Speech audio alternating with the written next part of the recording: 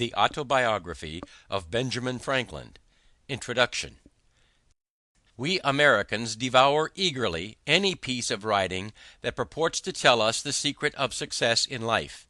Yet how often we are disappointed to find nothing but commonplace statements, or recipes that we know by heart but never follow.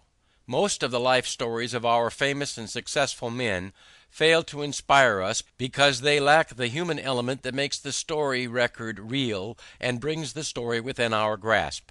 While we are searching far and near for some Aladdin's lamp to give coveted fortune, there is ready at our hand, if we will only reach out and take it, like the charm in Milton's Comus: unknown and like esteemed, and dull swain treads on it daily with his clouted shoon.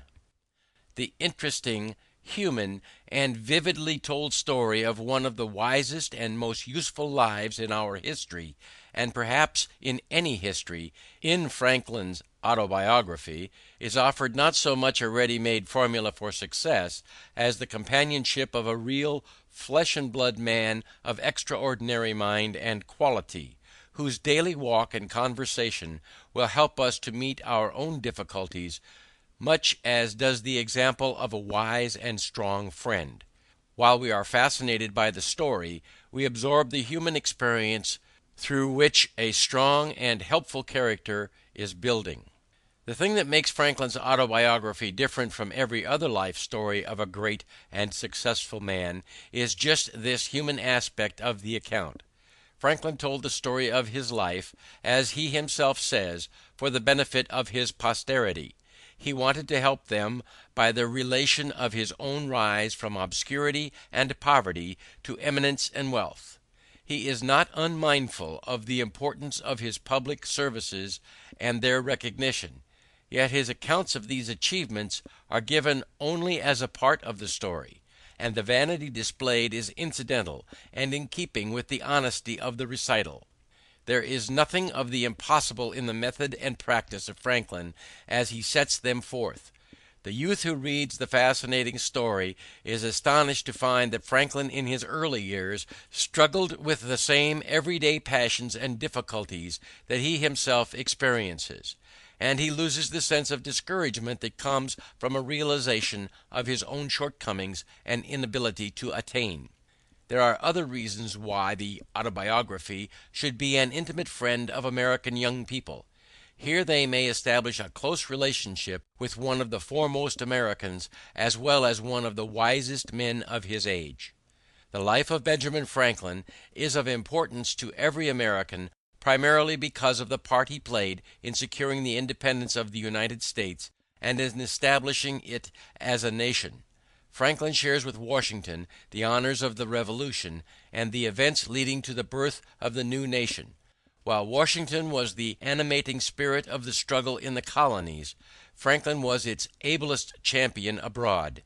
To Franklin's cogent reasoning and keen satire we owe the clear and forcible presentation of the American case in England and France, while to his personality and diplomacy as well as his facile pen we are indebted for the foreign alliance and the funds without which Washington's work must have failed. His patience, fortitude, and practical wisdom, coupled with self-sacrificing devotion to the cause of his country, are hardly less noticeable than similar qualities displayed by Washington. In fact, Franklin as a public man was much like Washington, especially in the entire disinterestedness of his public service. Franklin is also interesting to us because by his life and teachings he has done more than any other American to advance the material prosperity of his countrymen. It is said that his widely and faithfully read maxims made Philadelphia and Pennsylvania wealthy, while Poor Richard's pithy sayings, translated into many languages, have had a world-wide influence. Franklin is a good type of our American manhood. Although not the wealthiest or the most powerful, he is undoubtedly, in the versatility of his genius and achievements, the greatest of our self-made men. The simple yet graphic story in the autobiography of his steady rise from humble boyhood in a tallow chandler's shop, by industry, economy, and perseverance in self-improvement, to eminence, is the most remarkable of all the remarkable histories of our self-made men. It is in itself a wonderful illustration of the results possible to be attained in a land of unequaled opportunity by following Franklin's maxims. Franklin's fame, however, was not confined to his own country. Although he lived in a century notable for the rapid evolution of scientific and political thought and activity, yet no less a keen judge and critic than Lord Jeffrey, the famous editor of the Edinburgh Review, a century ago, said that, in one point of view, the name of Franklin must be considered as standing higher than any of the others which illustrated the 18th century. Distinguished as a statesman, he was equally great as a philosopher, thus uniting in himself a rare degree of excellence in both these pursuits, to excel in either of which is deemed the highest praise. Franklin has indeed been aptly called many-sided. He was eminent in science and public service, in diplomacy and in literature. He was the Edison of his day, turning his scientific discoveries to the benefit of his fellow men. He perceived the identity of lightning and electricity and set up the lightning rod. He invented the Franklin stove, still widely used, and refused to patent it. He possessed a masterly shrewdness in business and practical affairs. Carlyle called him the father of all the Yankees. He founded a fire company, assisted in founding a hospital, and improved the cleaning and lighting of streets. He developed journalism, established the American Philosophical Society, the Public Library in Philadelphia, and the University of Pennsylvania. He organized a postal system for the colonies, which was the basis of the present United States Post Office. Bancroft, the eminent historian, called him the greatest diplomat of his century. He perfected the Albany Plan of Union for the colonies. He is the only statesman who signed the Declaration of Independence, the Treaty of Alliance with France, the Treaty of Peace with England, and the Constitution. As a writer, he has produced, in his Autobiography and in Poor Richard's Almanac, two works that are not surpassed by similar writing. He received honorary degrees from Harvard and Yale, from Oxford and St. Andrews, and was made a Fellow of the Royal Society, which awarded him the Copley Gold Medal for improving natural knowledge. He was one of the 8 foreign associates of the French Academy of Science. The careful study of the autobiography is also valuable because of the style in which it is written. If Robert Louis Stevenson is right in believing that his remarkable style was acquired by imitation, then the youth who would gain the power to express his ideas clearly, forcibly, and interestingly cannot do better than to study Franklin's method. Franklin's fame in the scientific world was due almost as much to his modest, simple, and sincere manner of presenting his discoveries, and to the precision and clearness of the style in which he described his experiments, as to the results he was able to announce. Sir David Humphrey, the celebrated English chemist, himself an excellent literary critic, as well as a great scientist, said, "A singular felicity guided all Franklin's researches, and by very small means he established very grand truths. The style and manner of his publication on electricity are almost as worthy of admiration as the doctrine it contains." Franklin's place in literature is hard to determine because he was not primarily a literary man. His aim in his writings, as in his life work, was to be helpful to his fellow men. For him writing was never an end in itself, but always means to an end. Yet his success as a scientist, a statesman, and a diplomat, as well as socially, was in no little part due to his ability as a writer. His letters charmed all and made his correspondence eagerly sought. His political arguments were the joy of his party and the dread of his opponents.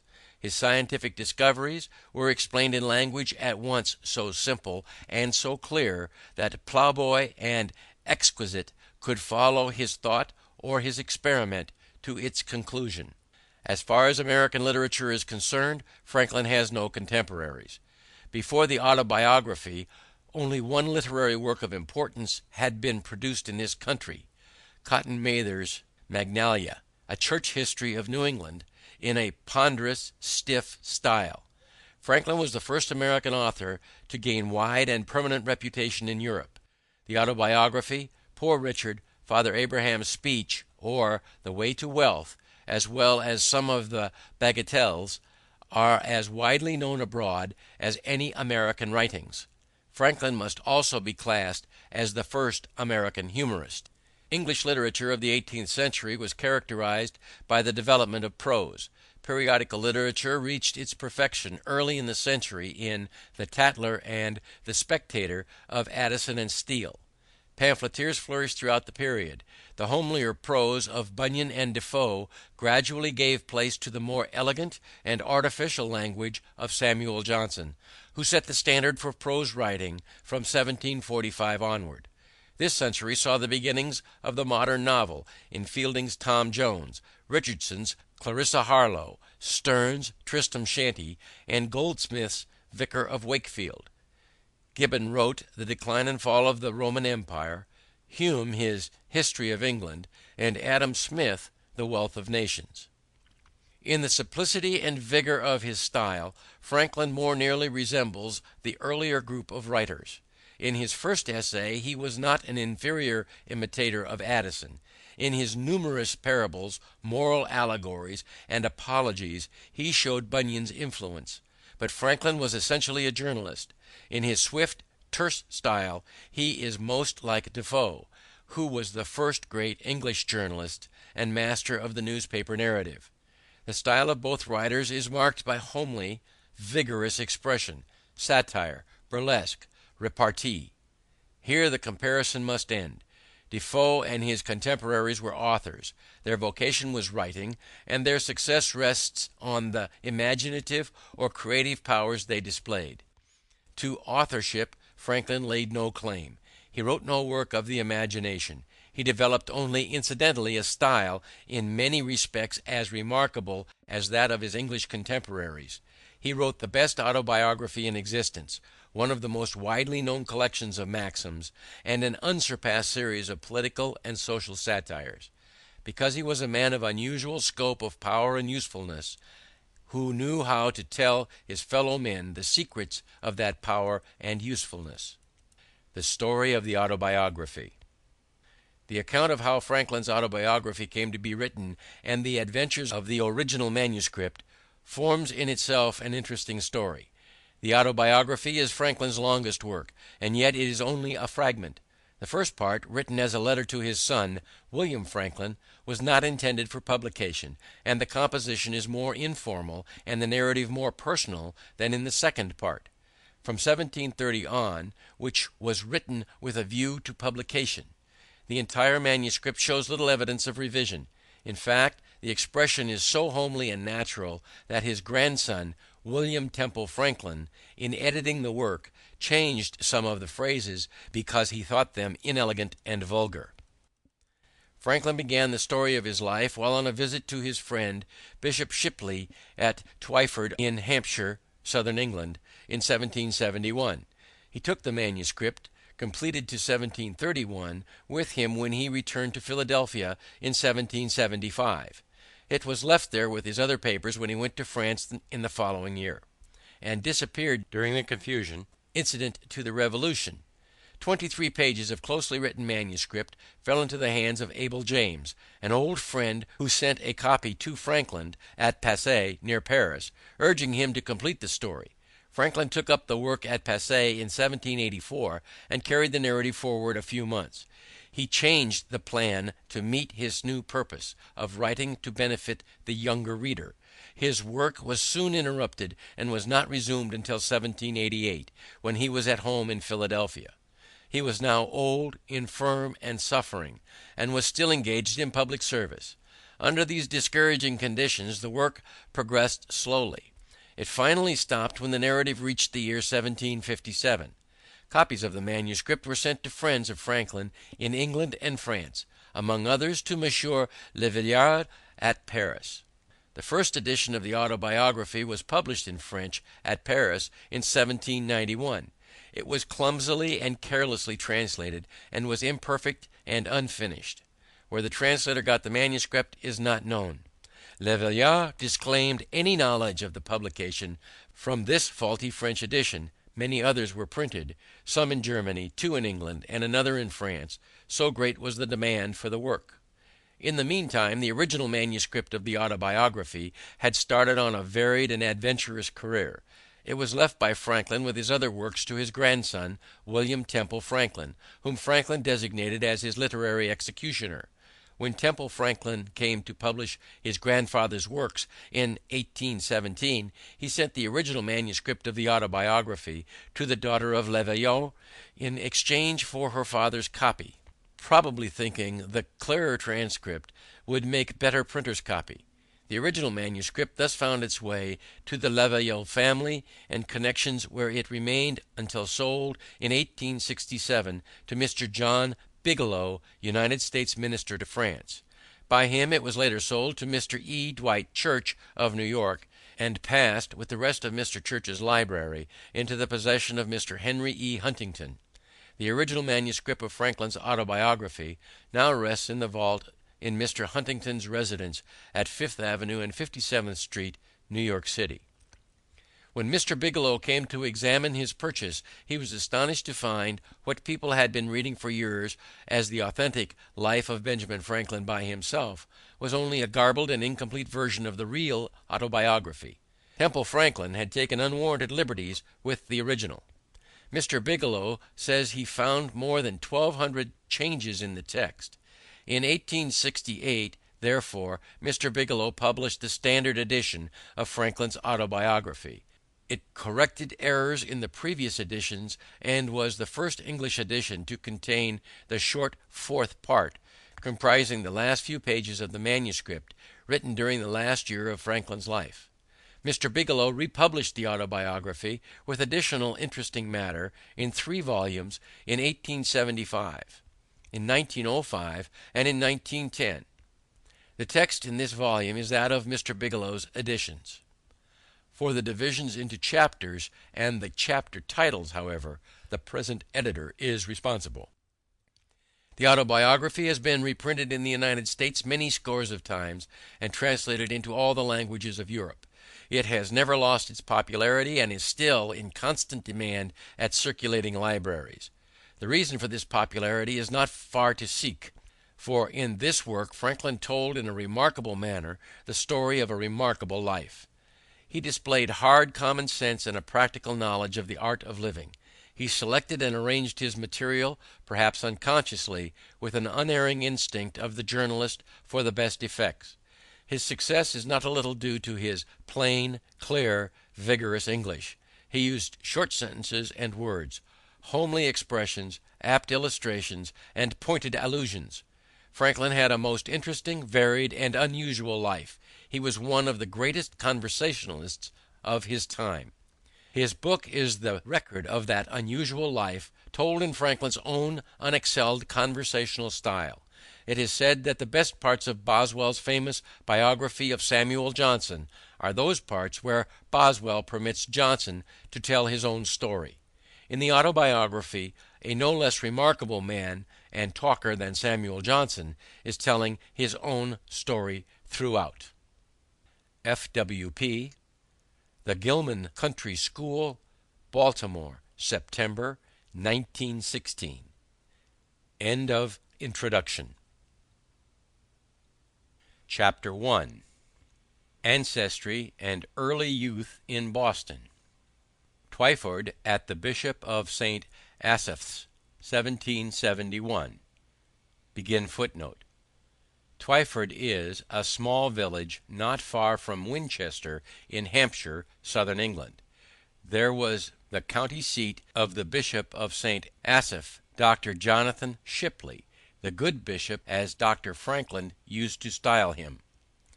Their relations were intimate and confidential. In his pulpit, and in the House of Lords as well as in society, the bishop always opposed the harsh measures of the crown towards the colonies. End footnote.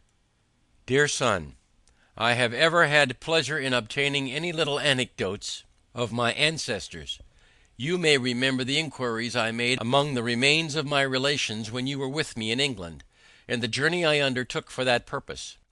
Imagining it may be equally agreeable to you to know the circumstances of my life, many of which you are yet unacquainted with, and expecting the enjoyment of a week's uninterrupted leisure in my present country retirement, I sit down to write them to you, for which I have besides some other inducements. Having emerged from the poverty and obscurity in which I was born and bred to a state of affluence and some degree of reputation in the world, and having gone so far through life with a considerable share of felicity, the conducting means I made use of, which with the blessing of God so well succeeded, my posterity may like to know, as they may find some of them suitable for their own situations, and therefore fit to be imitated. That felicity, when I reflect on it, has induced me sometimes to say, that were it offered to my choice, I would have no objection to a repetition of the same life from its beginning, only asking the advantages authors have in second edition to correct some faults of the first. So I might, besides correcting the faults, change some sinister accidents and events of it for others more favorable. But though this were denied, I should still accept the offer. Since such a repetition is not to be expected, the next thing most like living one's life over again seems to be a recollection of that life, and to make that recollection as durable as possible by putting it down in writing. Hereby, too, I shall indulge the inclination so natural in old men, to be talking of themselves and their own past actions, and I shall indulge it without being tiresome to others, who, through respect to age, might conceive themselves obliged to give me a hearing, since this may be read or not as anyone pleases. And lastly, I may as well confess it, since my denial of it will be believed by nobody, perhaps I shall a good deal gratify my own vanity.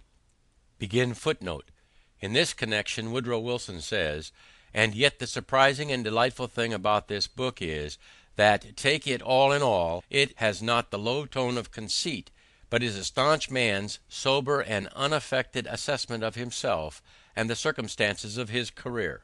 Gibbon and Hume, the great British historians, who were contemporaries of Franklin, express in their autobiographies the same feeling about the propriety of just self-praise. Indeed, I scarce ever heard or saw the introductory words, without vanity I may say, etc., with some vain thing immediately following. Most people dislike vanity in others, whatever share they have of it themselves, but I give it fair quarter whenever I meet with it, being persuaded that it is often productive to the good possessor, and to others that are within his sphere of action, and therefore in many cases it would not be altogether absurd if a man were to thank God for his vanity among the other comforts of life. And now I speak of thanking God, I desire with all humility to acknowledge that I owe the mentioned happiness of my past life to his kind providence, which led me to the means I used and gave them success. My belief of this induces me to hope, though I must not presume, that the same goodness will still be exercised toward me in continuing that happiness, or enabling me to bear a fatal reverse, which I may experience as others have done, the complexion of my future fortune being known to him only in whose power it is to bless to us even our afflictions.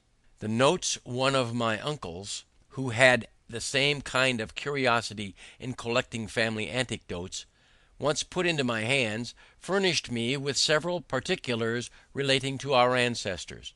From these notes I learned that the family had lived in the same village, Ecton, in Northamptonshire, for 300 years, and how much longer he knew not, perhaps from the time when the name of Franklin, that before was the name of an order of people, a small landowner, was assumed by then as a surname, when others took surnames all over the kingdom. On a freehold of about 30 acres, aided by the smith's business, which had continued in the family till his time, the eldest son being always bred to that business, a custom which he and my father followed as to their eldest sons. When I searched the registers at Ecton, I found an account of their births, marriages, and burials from the year 1555 only, and there being no registers kept in that parish at any time preceding. By that register I perceived that I was the youngest son of the youngest son for 5 generations back.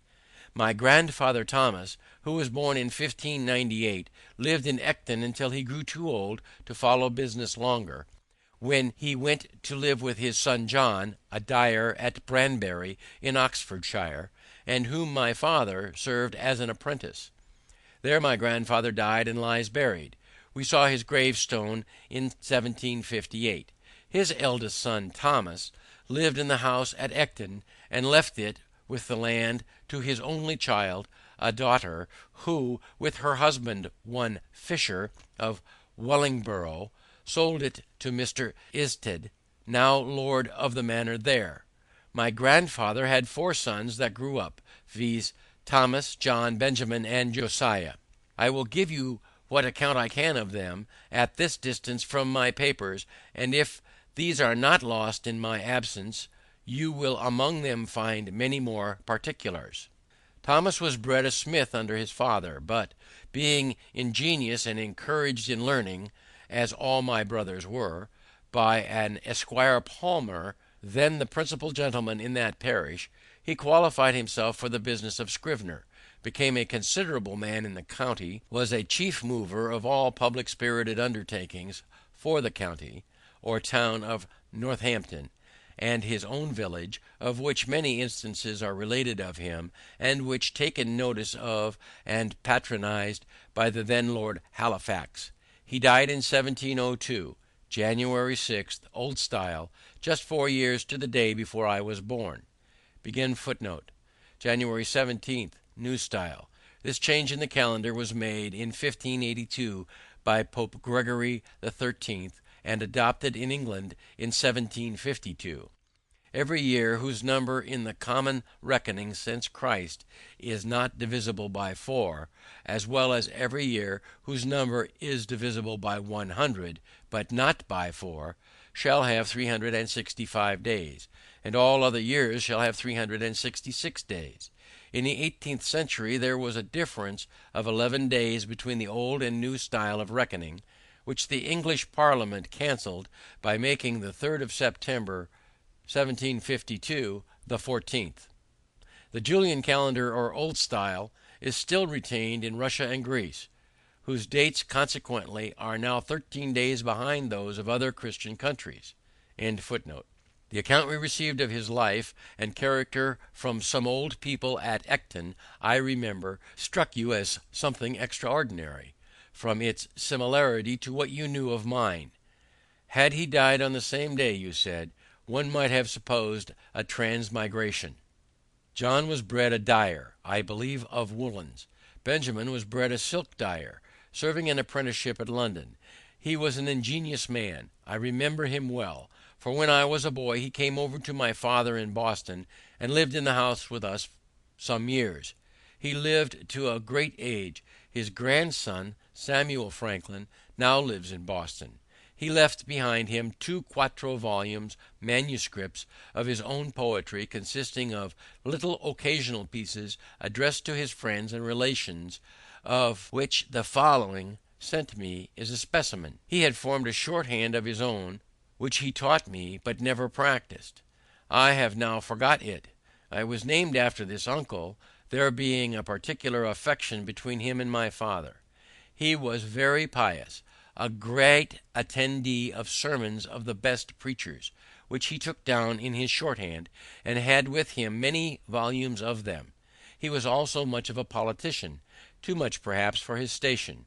There fell lately into my hands in London a collection he made of all the principal pamphlets relating to public affairs from 1641 to 1717. Many of the volumes are wanting, as appears by the numbering, but there still remain 8 volumes in folio, and 24 in quarto and in octavo. A dealer in old books met with them, and knowing me by my sometimes buying of him, he brought them to me. It seems my uncle must have left them here when he went to America, which was about 50 years since. There are many of his notes in the margins. The obscure family of ours was early in the Reformation, and continued Protestants through the reign of Queen Mary, when they were sometimes in danger of trouble on account of their zeal against popery. They had got an English Bible, and to conceal and secure it, it was fastened open with tapes under and within the cover of a joint stool. When my great-great-grandfather read it to his family, he turned up the joint stool upon his knees, turning over the leaves, then under the tapes. One of the children stood at the door to give notice if he saw the apparitor coming, who was an officer of the spiritual court. In that case the stool was turned down again upon its feet, when the Bible remained concealed under it as before. This anecdote I had from my uncle Benjamin. The family continued all of the Church of England till about the end of Charles II's reign, when some of the ministers had been outed for nonconformity, holding conventicles in North Hampshire. Benjamin and Joshua adhered to them, and so continued all their lives. The rest of the family remained with the Episcopal Church. Conventicles were secret gatherings of dissenters from the established church. Joshua, my father, married young, and carried his wife and 3 children into England about 1682. The conventicles having been forbidden by law, and frequently disturbed, induced some considerable men of his acquaintance to remove to that country, and he was prevailed with them to accompany them thither, where they expected to enjoy their mode of religion with freedom. By the same wife he had 4 children more born there, and by a second wife 10 more, in all 17, of which I remember 13 sitting at one time at his table, who all grew up to be men and women, and married. I was the youngest son, and the youngest child but 2, and was born in Boston, New England.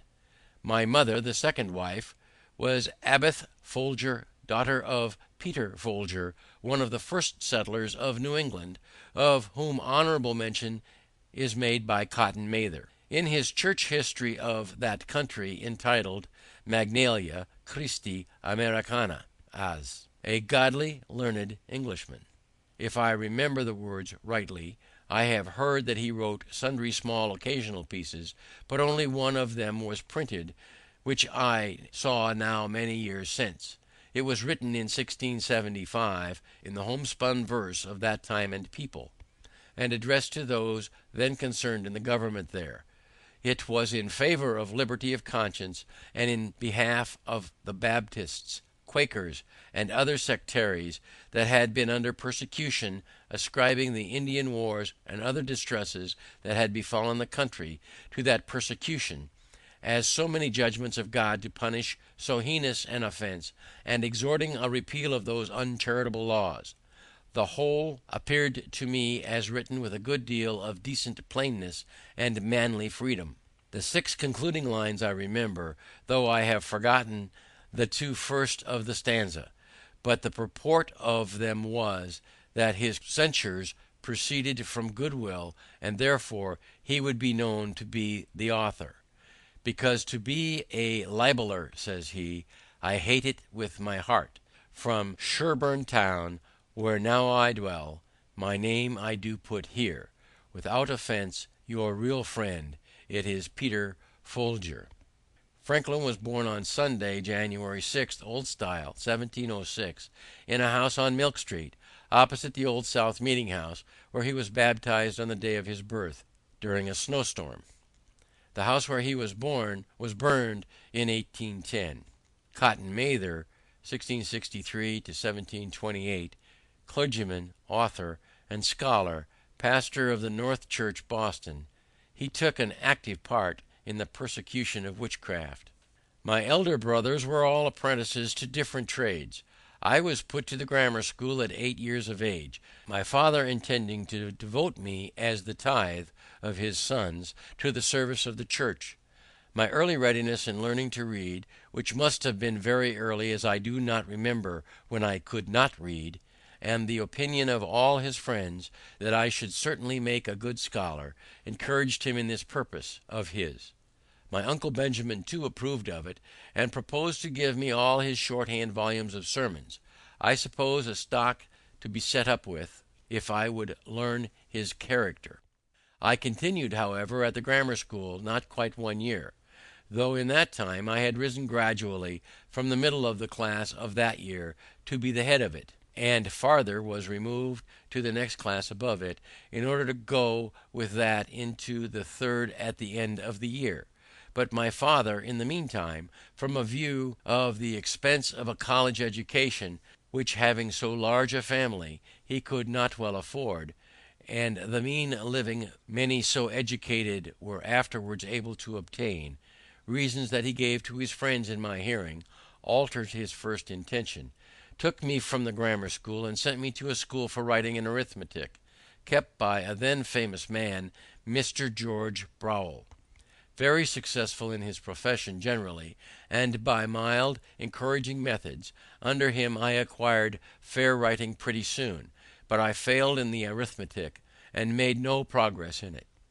At 10 years old I was taken home to assist my father in his business, which was that of a tallow chandler and soap boiler, a business he had not bred to, but had assumed on his arrival in New England, and on finding his dyeing trade would not maintain his family, being in little request. Accordingly I was employed in cutting wick for the candles, filling the dipping mould, and the moulds for cast candles, attending the shop, going of errands, etc. I disliked the trade, and had a strong inclination for the sea, but my father declared against it. However, living near the water, I was much in and about it, learned early to swim well, and to manage boats, and when in a boat or canoe with other boys, I was commonly allowed to govern, especially in any case of difficulty, and upon other occasions I was generally a leader among the boys, and sometimes led them into scrapes, of which I will mention one instance, as it shows an early projecting public spirit, though not then justly conducted. There was a salt marsh that bounded part of the mill pond, on the edge of which, at high water, we used to stand to fish for minnows. By much tramping we had made it a mere quagmire. My proposal was to build a wharf there fit for us to stand upon, and I showed my comrades a large heap of stones, which were intended for a new house near the marsh, and which would very well suit our purpose.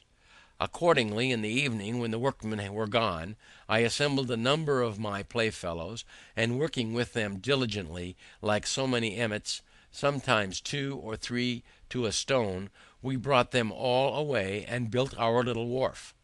The next morning the workmen were surprised at missing the stones, which were found in our wharf. Inquiry was made after the removers. We were discovered and complained of. Several of us were corrected by our fathers, and, though I pleaded the usefulness of the work, mine convinced me that nothing was useful which was not honest. I think you may like to know something of his person and character. He had an excellent constitution of body, was of middle stature, but well set, and very strong.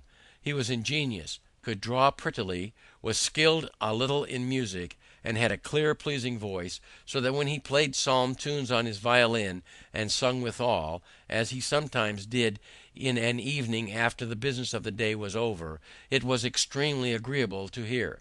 He had a mechanical genius too, and on occasion was very handy in the use of other tradesmen's tools, but his great excellence lay in a sound understanding and solid judgment in prudent matters, both in private and public affairs. In the latter, indeed, he was never employed. The numerous family he had to educate, and the straitness of his circumstances, kept him close to his trade. But I remember well his being frequently visited by leading people, who consulted him for his opinion in affairs of the town, or of the church he belonged to, and showed a good deal of respect for his judgment and advice.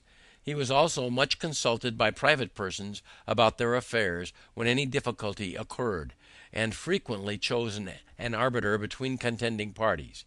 At his table he liked to have, as often as he could, some sensible friend or neighbour to converse with, and always took care to start some ingenious or useful topic for discourse, which might tend to improve the minds of his children. By this means he turned our attention to what was good, just, and prudent in the conduct of life, and little or no notice was ever taken of what related to the victuals on the table, whether it was well or ill dressed, in or out of season, of good or bad flavour, preferable or inferior to this or that other thing of the kind.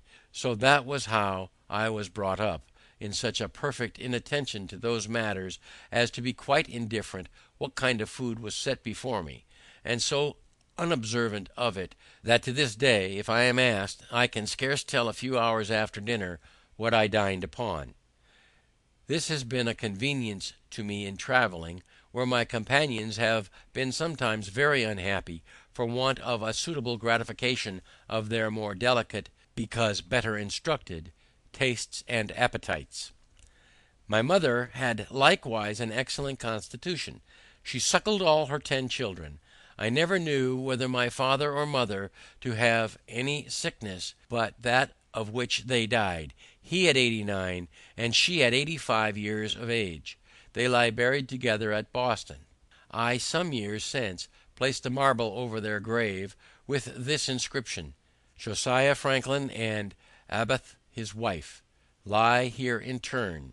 They lived lovingly together in wedlock 55 years, without an estate or any gainful employment. By constant labor and industry, with God's blessing, they maintained a large family comfortably, and brought up 13 children and 7 grandchildren reputably. From this instance, reader, be encouraged to diligence in thy calling, and distrust not Providence. He was a pious and prudent man, she a discreet and virtuous woman. Their youngest son, in faithful regard to their memory, places this stone. J.F., born 1655, died 1744, at 89.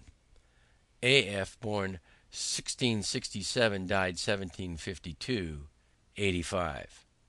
This marble having decayed, the citizens of Boston in 1827 erected in its place a granite obelisk, 21 feet high, bearing the original inscription quoted in the text, and another explaining the erection of the monument. By my rambling digressions I perceive myself to be grown old. I used to write more methodically, but one does not dress for private company as for a public ball. 'Tis perhaps only negligence. To return, I continued thus employed in my father's business for 2 years, that is, till I was 12 years old, and my brother John, who was bred to that business, having left my father, married and set up for himself at Rhode Island. There was all appearance that I was destined to supply his place and become a tallow chandler. But my dislike to the trade continuing, my father was under apprehensions that if he did not find one for me more agreeable, I should break away and go to sea, as his son Joshua had done, to his great vexation. He therefore sometimes took me to walk with him and see joiners, bricklayers, turners, braziers, etc., at their work, that he might observe my inclination and endeavour to fix it on some trade or other on land. It has ever since been a pleasure to me to see good workmen handle their tools, and it has been useful to me, having learnt so much by it as to be able to do little jobs myself in my house, when a workman could not readily be got, and to construct little machines for my experiments, while the intention of making the experiment was fresh and warm in my mind. My father at last fixed upon the cutler's trade, and my uncle Benjamin's son Samuel, who was bred to that business in London, being about that time established in Boston, I was sent to be with him some time on liking. But his expectations of a fee with me displeased my father. I was taken home again. End of chapter 1. Chapter 2. Beginning life as a printer. From a child I was fond of reading, and all the little money that came into my hands was ever laid out in books. Pleased with the Pilgrim's Progress, my first collection was of John Bunyan's works in separate little volumes. I afterwards sold them to enable me to buy R. Burton's Historical Collections. They were small chapman's books, and cheap, 40 or 50 in all. My father's little library consisted chiefly of books in polemic divinity, most of which I read, and have since often regretted that, at a time when I had such a thirst for knowledge, more proper books had not fallen in my way, since it was now resolved I should not be a clergyman. Plutarch's Lives there was, in which I read abundantly, and I still think that time spent to great advantage. There was also a book of Defoe's called An Essay on Projects, and another of Dr. Mather's called Essays to do Good, which perhaps gave me a turn of thinking that had an influence on some of the principal future events of my life. This bookish inclination at length determined my father to make me a printer, though he had already one son, James, of that profession. In 1717 my brother James returned from England with a press and letters to set up his business in Boston. I liked it much better than that of my father, but still had a hankering for the sea. To prevent the apprehended effect of such an inclination, my father was impatient to have me bound to my brother. I stood out some time, but at last was persuaded, and signed the indentures when I was yet but 12 years old. I was to serve as an apprentice till I was 21 years of age, only I was to be allowed journeyman's wages during the last year. In a little time I made great proficiency in the business, and became a useful hand to my brother. I now had access to better books. An acquaintance with the apprentice of booksellers enabled me sometimes to borrow a small one, which I was careful to return soon and clean. Often I sat up in my room reading the greatest part of the night, when the book was borrowed in the evening, and to be returned early in the morning, lest it should be missed or wanted. After some time an ingenious tradesman, Mr. Matthew Adams, who had a pretty collection of books, and who frequented our printing house, took notice of me, invited me to his library, and very kindly lent me such books as I chose to read. I now took a fancy to poetry, and made some little pieces. My brother, thinking it might turn to account, encouraged me, and put me on composing occasional ballads. One was called The Lighthouse Tragedy, and contained an account of the drowning of Captain Worthilake, with his 2 daughters. The other was a sailor's song on the taking of Teach, or Blackbeard, the pirate. They were wretched stuff in the Grub Street ballad style, and when they were printed he sent me out to the town to sell them. The first sold wonderfully, the event being recent, having made a great noise. This flattered my vanity, but my father discouraged me by ridiculing my performances, and telling me verse makers were generally beggars. So I escaped being a poet, most probably a very bad one, but as prose writing had been of great use to me in the course of my life, and was a principal means of my advancement, I shall now tell you how in such a situation I acquired what little ability I have in that way. There was another bookish lad in the town, John Collins by name, with whom I was intimately acquainted. We sometimes disputed, and very fond we were of argument, and very desirous of confuting one another, with disputatious turn. By the way, is apt to become a very bad habit, making people often extremely disagreeable in company, by the contradiction that is necessary to bring it into practice, and thence, besides souring and spoiling the conversation, is productive of disgusts and, perhaps, enmities where you may have occasion for friendship. I had caught it by reading my father's books of dispute about religion. Persons of good sense, I have since observed, seldom fall into it, except lawyers, university men, and men of all sorts that have been bred at Edinburgh. A question was once somehow or other started between Collins and me of the propriety of educating the female sex in learning, and their abilities for study. He was of the opinion that it was improper, and that they were naturally unequal to it. I took the contrary side, perhaps a little for the dispute's sake. He was naturally more eloquent, and had a ready plenty of words, and sometimes, as I thought, bore me down more by his fluency than by the strength of his reasons. As we parted without settling the point, and were not to see one another again for some time, I sat down to put my arguments in writing, which I copied fair and sent to him. He answered, and I replied. 3 or 4 letters of a side had passed when my father happened to find my papers and read them.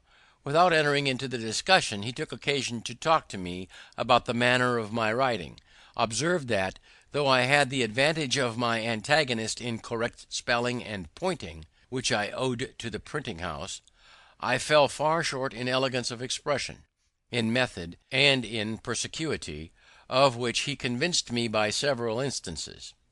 I saw the justice of his remarks, and hence grew more attentive to the manner in writing, and determined to endeavour at improvement. About this time I met with an odd volume of the Spectator. It was the third. I had never before seen any of them. I bought it, read it over and over, and was much delighted with it. I thought the writing excellent, and wished, if possible, to imitate it. With this view I took some of the papers, and making short hints of the sentiment in each sentence, laid them by a few days, and then, without looking at the book, tried to complete the papers again, by expressing each hinted sentiment at length, and as fully as it had been expressed before, in any subtle words which should come to hand. Then I compared my Spectator with the original, discovered some of my faults, and corrected them. But I found I wanted a stock of words, or a readiness in recollecting and using them, which I thought I should have acquired before that time if I had gone on making verses, since the continual occasion for words of the same import but of different length to suit the measure, or of different sound for the rhyme, would have laid me under a constant necessity of searching for variety, and also have tended to fix that variety in my mind and make me master of it. Therefore I took some of the tales and turned them into verse, and after a time, when I had pretty well forgotten the prose, turned them back again. I also sometimes jumbled my collections of hints into confusion, and after some weeks endeavoured to reduce them into the best order, before I began to form the full sentences and complete the paper. This was to teach me method in the arrangement of thoughts. By comparing my work afterwards with the original, I discovered many faults and amended them. But I sometimes had the pleasure of fancying that, in certain particulars of small import, I had been lucky enough to improve the method of the language, and this encouraged me to think I might possibly in time come to be a tolerable English writer, of which I was extremely ambitious. My time for these exercises and for reading was at night, after work, or before it began, in the morning, or on Sundays, when I contrived to be in the printing house alone, evading as much as I could the common attendance on pulpit worship which my father used to exact of me when I was under his care, and which indeed I still thought a duty, though I could not, as it seemed to me, afford time to practise it. A daily London journal comprising satirical essays on social subjects, published by Addison and Steele in 1711 and 1712, The Spectator, and its predecessor, The Tatler, 1709, marked the beginning of periodical literature. When about 16 years of age, I happened to meet with a book written by one Tryon, recommending a vegetable diet. I determined to go into it. My brother, being yet unmarried, did not keep house, but boarded himself and his apprentices in another family. My refusing to eat flesh occasioned an inconveniency, and I was frequently chided for my singularity. I made myself acquainted with Tyrone's manner of preparing some of his dishes, such as boiling potatoes or rice, making hasty pudding, and a few others, and then proposed to my brother that if he would give me weekly half the money he paid for my board, I would board myself. He instantly agreed to it, and I presently found that I could save half of what he paid me. This was an additional fund for buying books, but I had another advantage in it. My brother and the rest going from the printing house to their meals, I remained there alone, and, dispatching presently my light repast, which often was no more than a biscuit or a slice of bread, a handful of raisins, or a tart from the pastry cook's, and a glass of water, had the rest of the time till their return for study, in which I made the greatest progress, for that greater clearness of head and quicker apprehension which usually attended temperance in eating and drinking. And now it was being on some occasion made ashamed of my ignorance in figures, which I had twice failed in learning when at school, I took Crocker's book of arithmetic, and went through the whole by myself with great ease. I also read Seller and Shemmy's book of navigation, and became acquainted with the little geometry they contained, but never proceeded farther in that science. And I read about this time Locke on Human Understanding, and the Art of Thinking by Monsieur du Pont Royal. John Locke, 1632 to 1704, a celebrated English philosopher, founder of the so-called common sense school of philosophers. He drew up a constitution for the colonists of Carolina. A noted society of scholarly and devout men occupying the Abbey of Port Royal near Paris, who published learned books, among the one here referred to, better known as the Port Royal Logic. While I was intent on improving my language, I met with an English grammar, I think it was Greenwood's, at the end of which there were 2 little sketches of the arts of rhetoric and logic, the latter finishing with a specimen of a dispute with the Socratic method, and soon after I procured Xenophon's Memorable Things of Socrates, wherein there are many instances of the same method. I was charmed with it, adopted it, dropped my abrupt contradiction and positive argumentation, and put on the humble inquirer and doubter, and being then, from reading Shaftesbury and Collins, become a real doubter in many points of our religious doctrine. I found this method safest for myself, and very embarrassing to those against whom I used it. Therefore I took a delight in it, practised it continually, and grew very artful and expert in drawing people, even of superior knowledge, into concessions, the consequence of which they did not foresee, entangling them in difficulties out of which they could not extricate themselves, and so obtaining victories that neither myself nor my cause always deserved. I continued this method some few years, but gradually left it, retaining only the habit of expressing myself in terms of modest diffidence, never using, when I advanced anything that may possibly be disputed, the words certainly, undoubtedly, or any others that gave an air of positiveness to an opinion, but rather say, I conceive or apprehend a thing to be so and so. It appears to me, or I should think it so or so, for such and such reasons, or I imagine it to be so, or it is so if I am not mistaken. This habit, I believe, has been of great advantage to me when I have had occasion to inculcate my opinions and persuade men into measures that I have been from time to time engaged in promoting. And as the chief ends of conversation are to inform or to be informed, to please or to persuade, I wish well-meaning sensible men would not lessen their power of doing good by a positive, assuming manner that seldom fails to disgust, tends to create opposition, and to defeat every one of those purposes for which speech was given to us, to wit, giving or receiving information or pleasure. For if you would inform a positive and dogmatical manner, in advancing your sentiments may provoke contradiction and prevent a candid attention.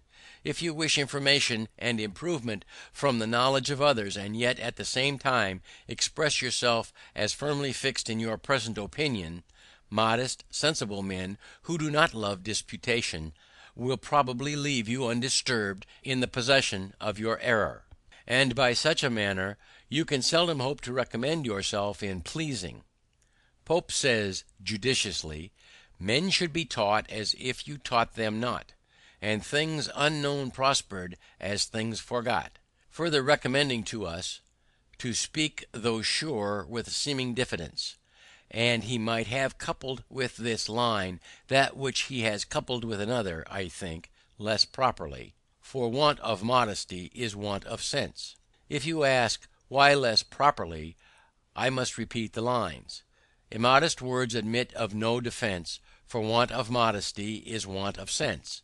Now is not want of sense, wherein a man is so unfortunate as to want it, some apology for his want of modesty, and would not the lines stand more justly thus? Immodest words admit but this defence, the want of modesty is want of sense. This, however, I submit to better judgments. Socrates confuted his opponents in an argument by asking questions so skilfully devised that the answers would confirm the questioner's position or show the error of the opponent. Alexander Pope, 1688 to 1744, the greatest English poet of the first half of the 18th century. My brother had in 1720 or 1721 begun to print a newspaper. It was the second that appeared in America, and was called the New England Courant. The only one before it was the Boston News Letter. I remember his being dissuaded by some of his friends from the undertaking, as not likely to succeed, one newspaper being in their judgment enough for America. At this time, 1771, there were not less than 25. He went on, however, with the undertaking, and after having worked in composing the types and printing off the sheets, I was employed to carry the papers through the streets to the customers. Franklin's memory does not serve him correctly here.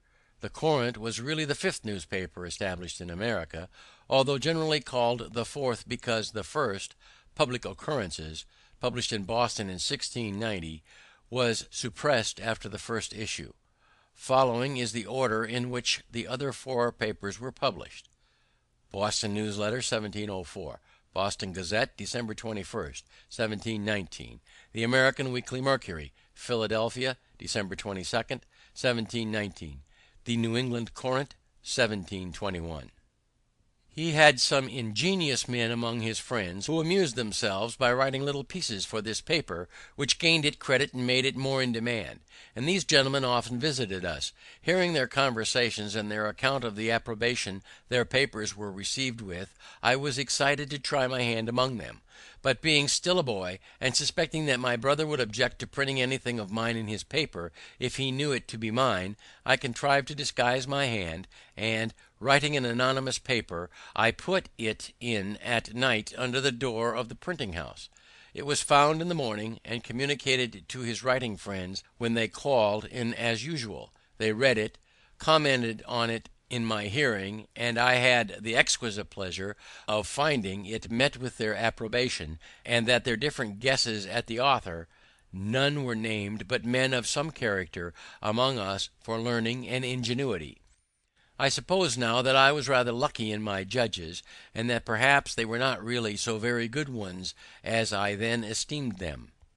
Encouraged, however, by this, I wrote and conveyed in the same way to the press several more papers which were equally approved, and I kept my secret till my small fund of sense for such performances was pretty well exhausted. And then I discovered it, when I began to be considered a little more by my brother's acquaintances, and in a manner that did not quite please him, as he thought, probably with reason, that it tended to make me too vain, and perhaps this might be one occasion of the differences that we began to have about this time. Though a brother, he considered himself as my master, and me as his apprentice, and accordingly expected the same services from me as he would from another, while I thought he deemed me too much in some he required of me, who, from a brother, expected more indulgence. Our disputes were often brought before our father, and I fancy I was either generally in the right, or else a better pleader, because the judgment was generally in my favor.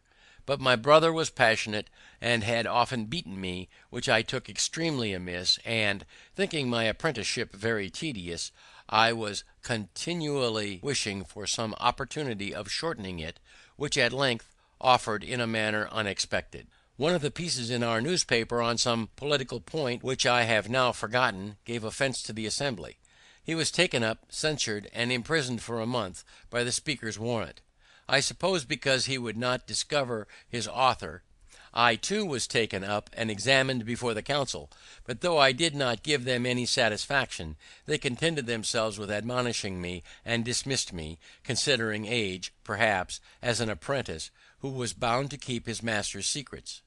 During my brother's confinement, which I resented a good deal, notwithstanding our private differences, I had the management of the paper, and I made bold to give our rulers some rubs in it, which my brother took very kindly, while others began to consider me in an unfavourable light, as a young genius that had a turn for libelling and satire. My brother's discharge was accompanied with an order of the House, a very odd one, that James Franklin could no longer print the paper called the New England Courant.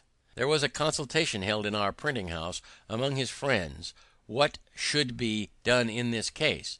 Some proposed to evade the order by changing the name of the paper, but my brother, seeing inconveniences in that, it was finally concluded on as a better way, to let it be printed for the future under the name of Benjamin Franklin, and to avoid the censure of the Assembly that might fall on him as still printing it by his apprentice.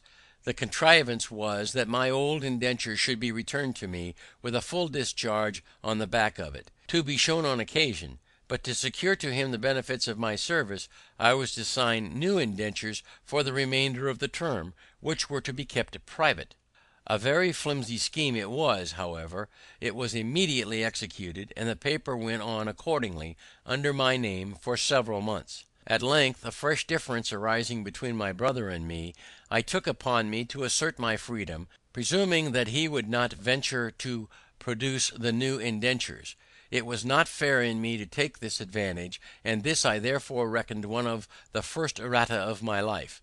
But the unfairness of it weighed little with me, when under the impressions of resentment for the blows his passion too often urged him to bestow upon me, though he was otherwise not an ill-natured man. Perhaps I was too saucy and provoking. When he found I would leave him, he took care to prevent my getting employment in any other printing house of the town, by going round and speaking to every master, who accordingly refused to give me work. I then thought of going to New York, as the nearest place where there was a printer, and I was rather inclined to leave Boston, when I reflected that I had already made myself a little obnoxious to the governing party, and from the arbitrary proceedings of the Assembly in my brother's case, it was likely I might, if I stayed, soon bring myself into scrapes; and farther, that my indiscreet disputations about religion began to make me pointed at with horror by good people as an infidel or atheist.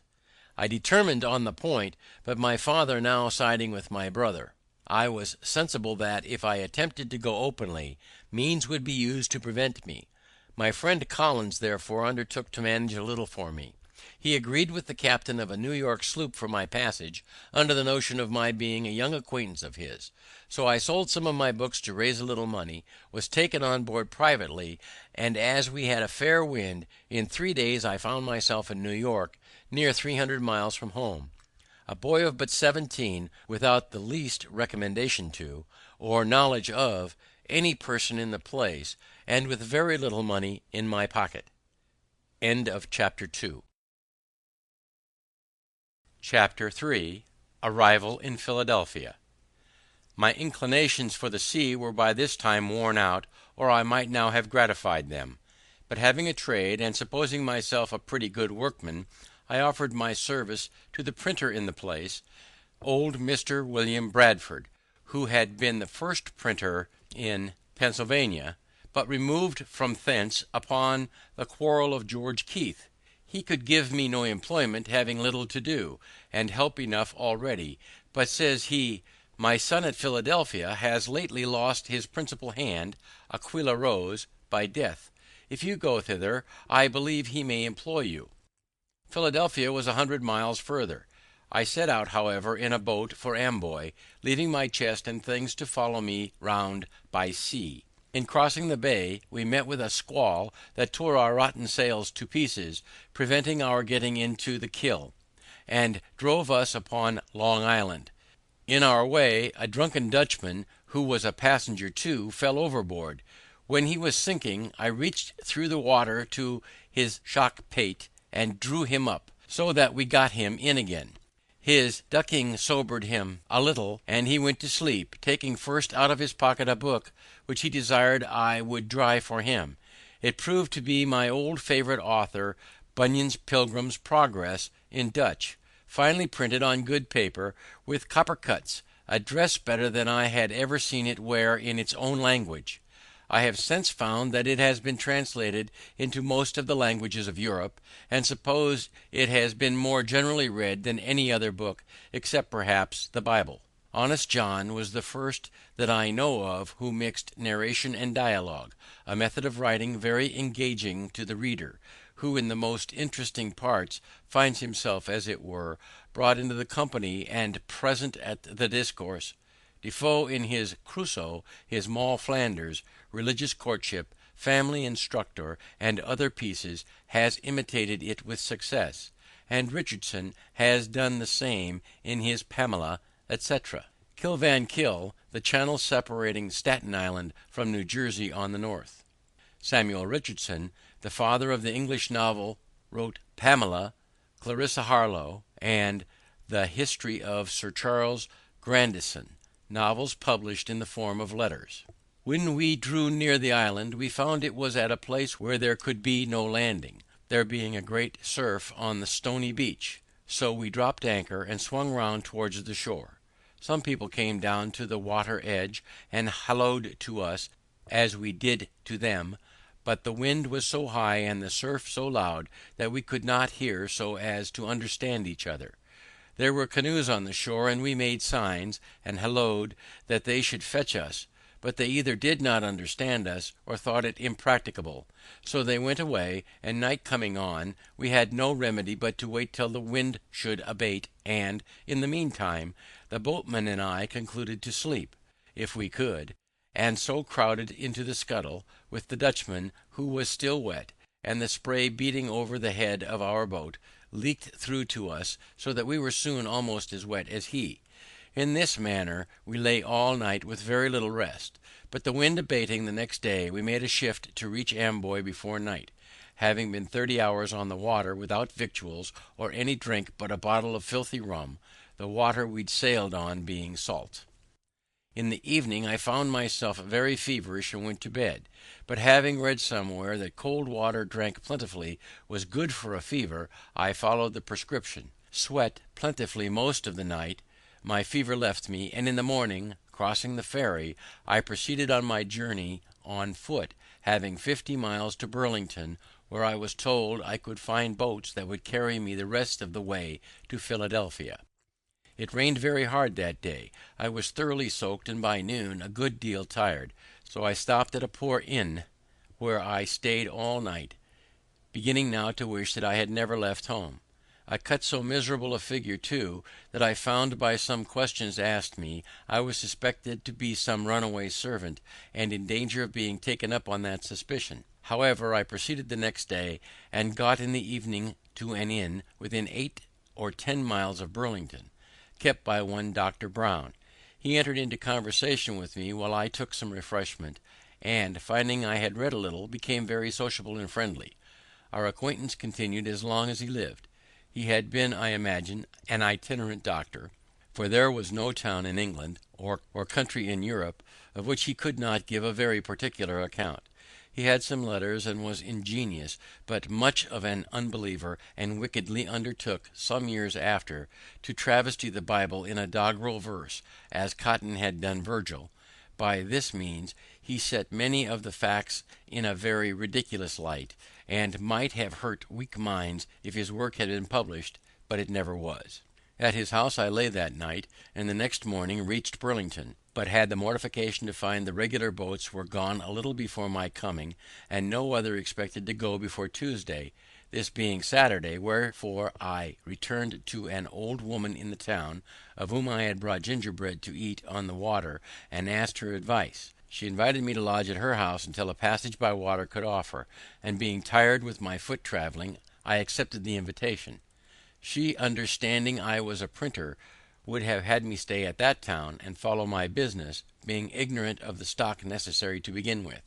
She was very hospitable, gave me a dinner of ox cheek and great good will, accepting only a pot of ale in return, and I thought myself fixed till Tuesday should come. However, walking in the evening by the side of the river, a boat came by, which I found was going towards Philadelphia, with several people in her. They took me in, and as there was no wind, we rowed all the way, and about midnight, not having yet seen the city, some of the company were confident we must have passed it, and would row no further. The others knew not where we were, so we were put toward the shore, got into a creek, landed near an old fence, with the rails of which we made a fire, that night being cold, in October, and there we remained till daylight. Then one of the company knew the place to be Cooper's Creek, a little above Philadelphia, which we saw as soon as we got out of the creek, and arrived there about 8 or 9 o'clock on the Sunday morning, and landed at the Market Street wharf. I have been the most particular in this description of my journey, and shall be so if my first entry into that city, that you may in your mind compare such unlikely beginnings with the future I have since made there. I was in my working dress, my best clothes being to come round by sea. I was dirty from my journey, my pockets were stuffed out with shirts and stockings, and I knew no soul nor where to look for lodging. I was fatigued with travelling, rowing, and want of rest. I was very hungry, and my whole stock of cash consisted of a Dutch dollar and about a shilling in copper. The latter I gave the people of the boat for my passage, who at first refused it on account of my rowing, but I insisted on their taking it, a man being sometimes more generous when he has but a little money than when he has plenty, perhaps through fear of being thought of to have but little. Then I walked up the street, gazing about till near the market house I met a boy with bread. I had made many a meal on bread, and inquiring where he got it, I went immediately to the baker's he directed me to in Second Street, and asked for biscuit, intending such as we had in Boston, but they, it seems, were not made in Philadelphia.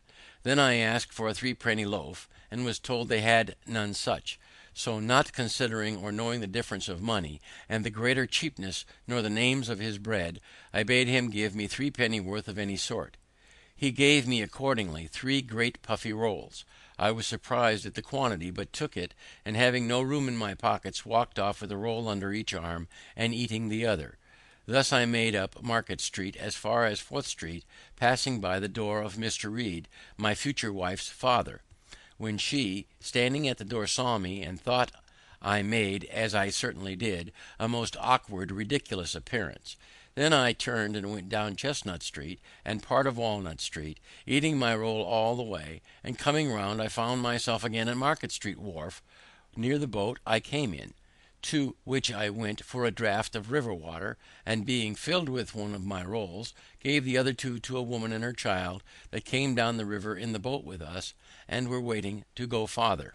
Thus refreshed, I walked again up the street, which by this time had many clean-dressed people in it, and who were all walking the same way. I joined them, and thereby was led to the great meeting-house of the Quakers near the market. I sat down among them, and, after looking round a while and hearing nothing said, being very drowsy through labour and want of rest the preceding night, I fell fast asleep, and continued so till the meeting broke up, when one was kind enough to rouse me. This was therefore the first house I was in, or slept in Philadelphia. Walking down again toward the street, and looking in the faces of people, I met a young Quaker man whose countenance I liked, and accosted him, requesting he would tell me where a stranger could get lodging. We were then near the sign of the Three Mariners. Here, says he, is one place that entertains strangers, but it is not a reputable house. If thee wilt walk with me, I'll show thee a better. He brought me to the Crooked Billet in Water Street, where I got a dinner, and while I was eating it, several sly questions were asked me, as it seemed to be suspected from my youth and appearance that I might be some runaway. After dinner my sleepiness returned, and being shown to a bed, I lay down without undressing, and slept till 6 in the evening, was called to supper, went to bed again very early, and slept sound till next morning. Then I made myself as tidy as I could, and went to Andrew Bradford the printer's. I found in the shop the old man, his father, whom I had seen in New York, and who, travelling on horseback, had got to Philadelphia before me. He introduced me to his son, who received me civilly, gave me a breakfast, but told me he did not at present want a hand, being lately supplied with one, But there was another printer in town lately set up, one Keimer, who, perhaps, might employ me. If not, I should be welcome to lodge at his house, and he would give me a little work to do now and then till fuller business should offer. The old gentleman said he would go with me to the new printer, and when we found him, "Neighbour," says Bradford, "I have brought to see you a young man of your business. Perhaps you may want such a one."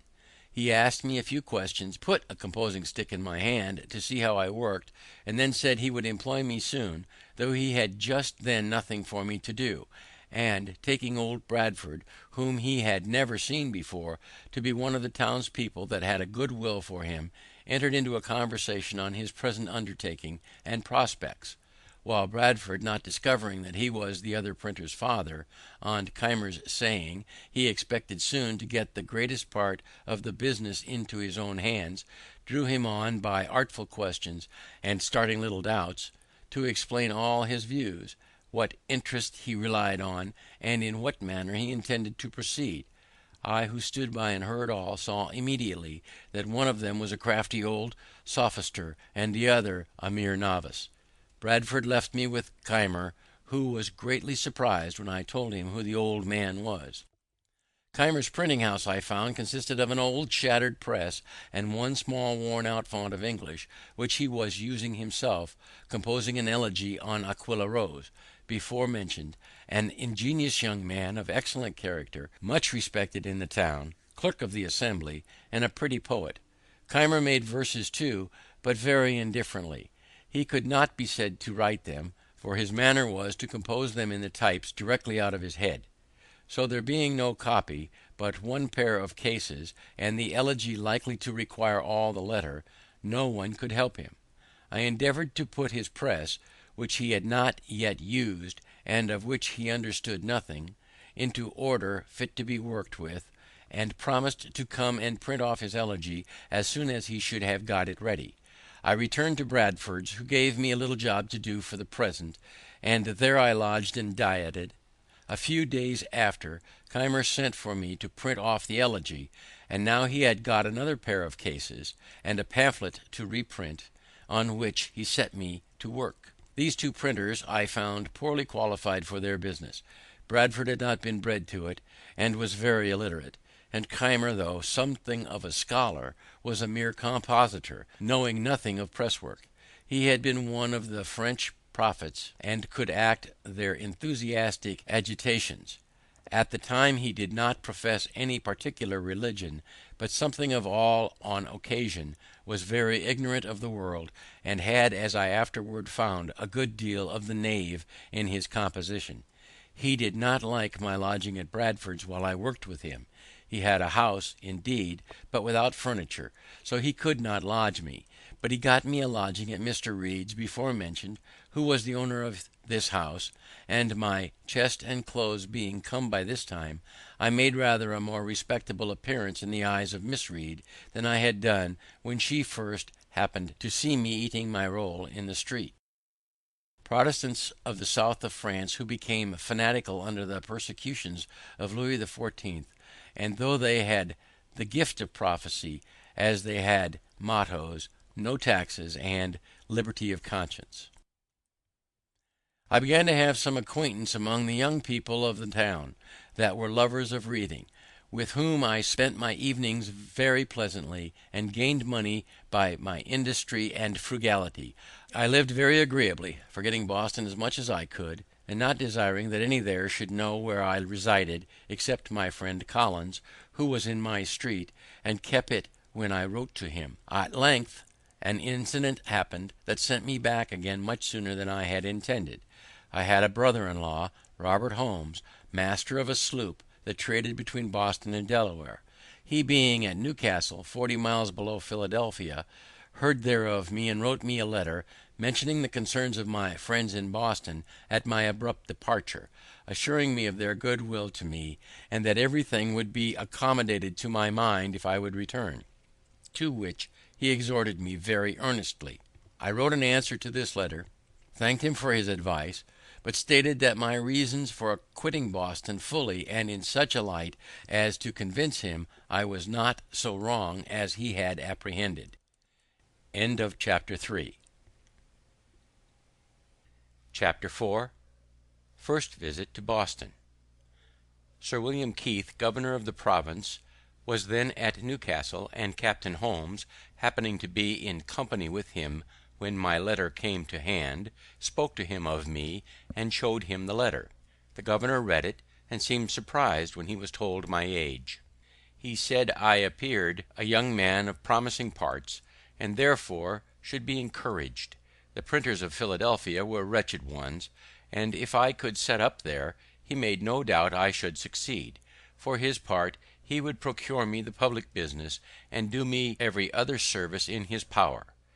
This my brother-in-law afterwards told me in Boston, but I knew as yet nothing of it when, one day, Keimer and I, being at work together near the window, we saw the governor and another gentleman, which proved to be Colonel French of Newcastle, finely dressed, come directly across the street to our house, and heard them at the door.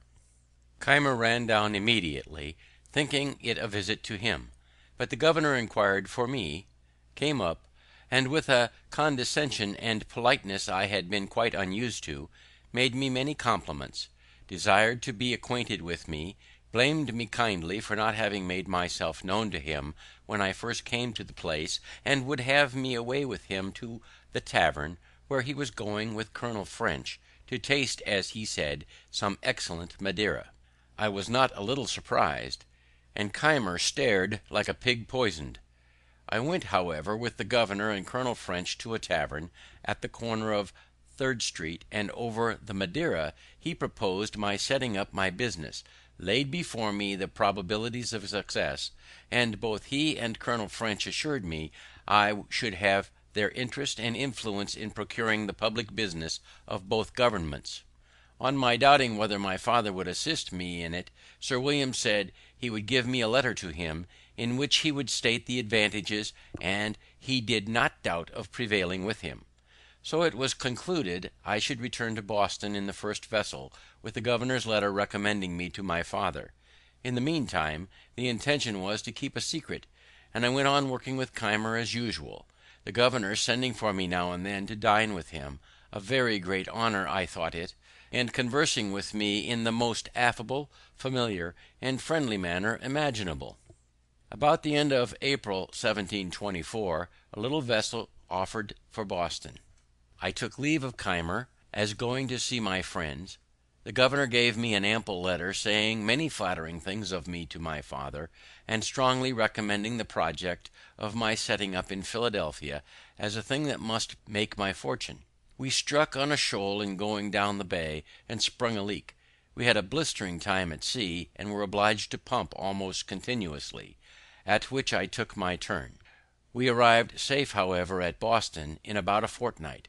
I had been absent 7 months, and my friends had heard nothing of me, for my brother Holmes was not yet returned, and had not written about me.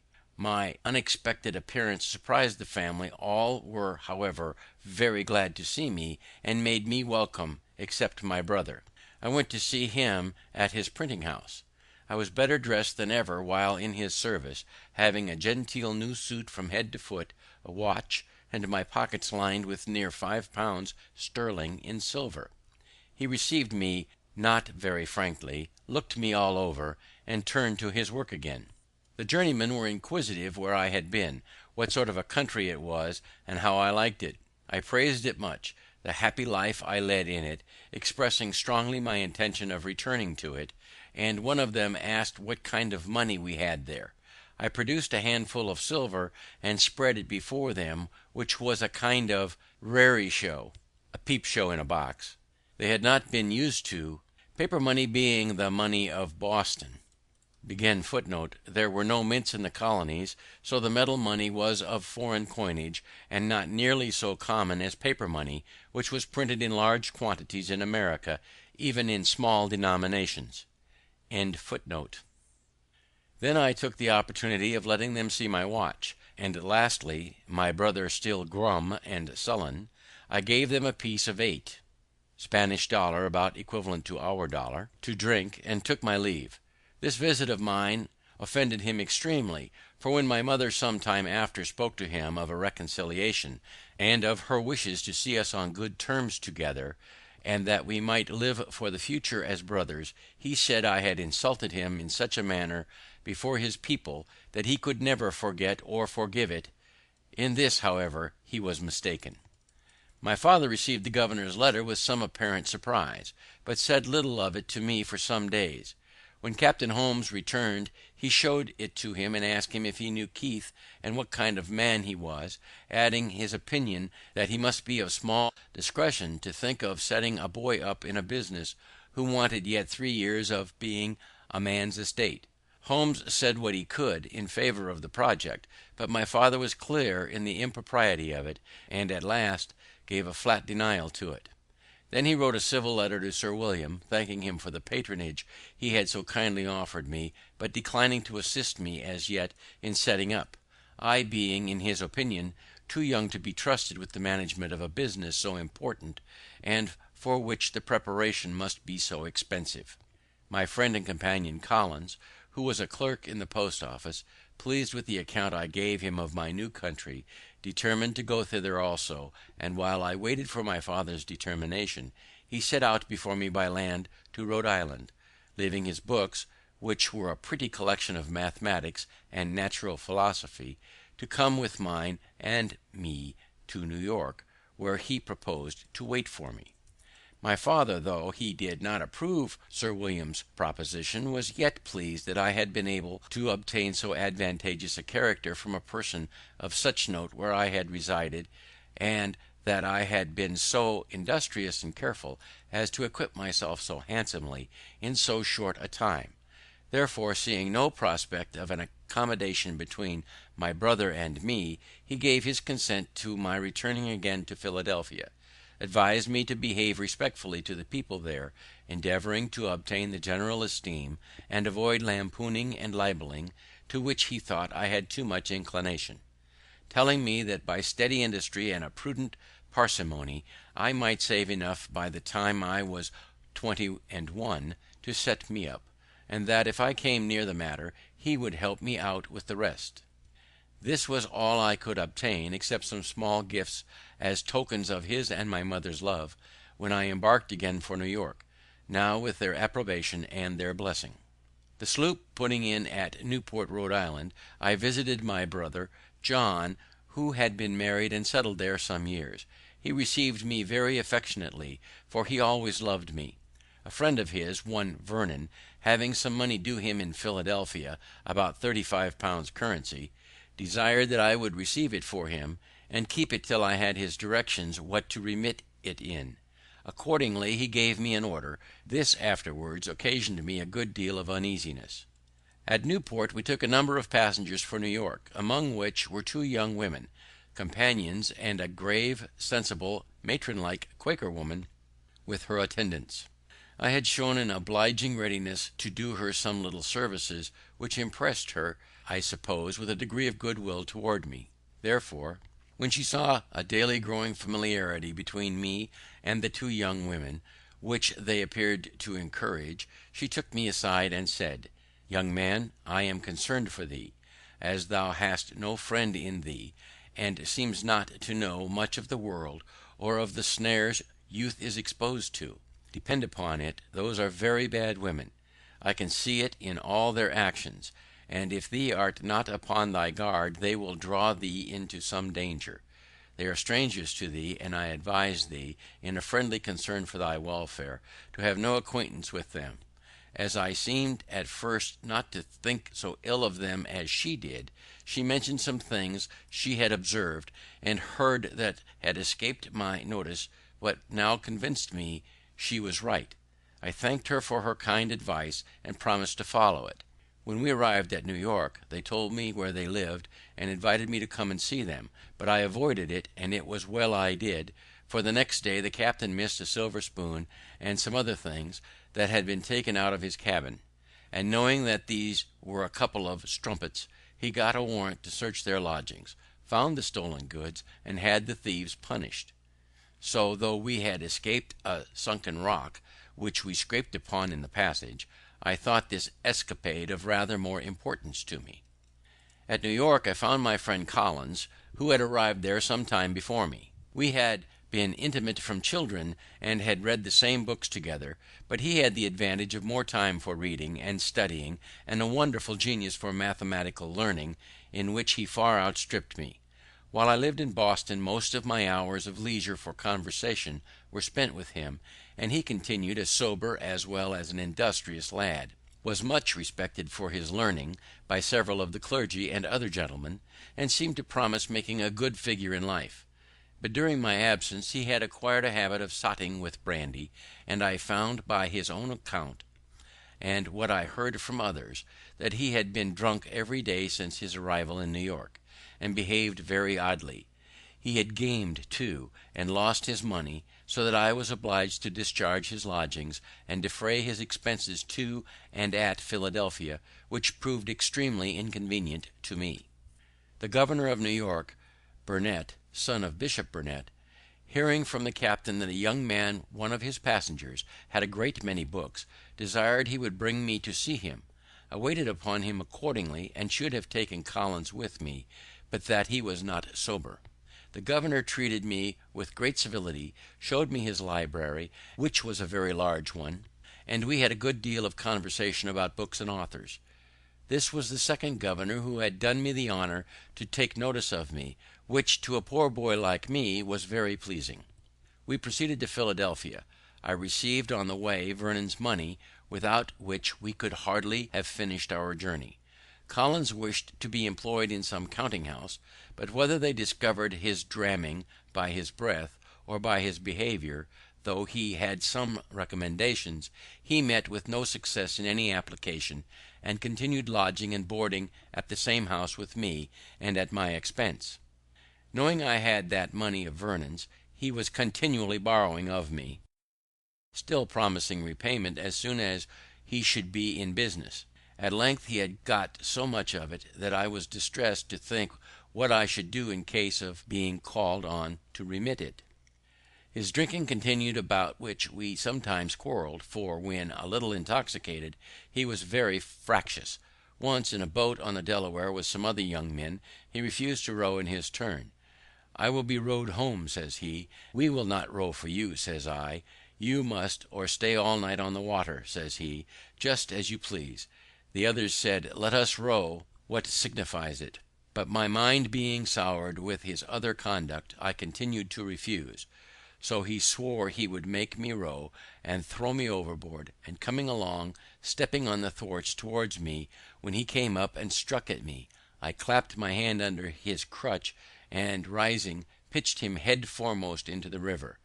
I knew he was a good swimmer, and so was under little concern about him, but before he could get round to lay hold of the boat, we had a few strokes pulled her out of his reach, and ever when he drew near the boat, we asked if he would row, striking a few strokes to slide her away from him. He was ready to die with vexation, and obstinately would not promise to row.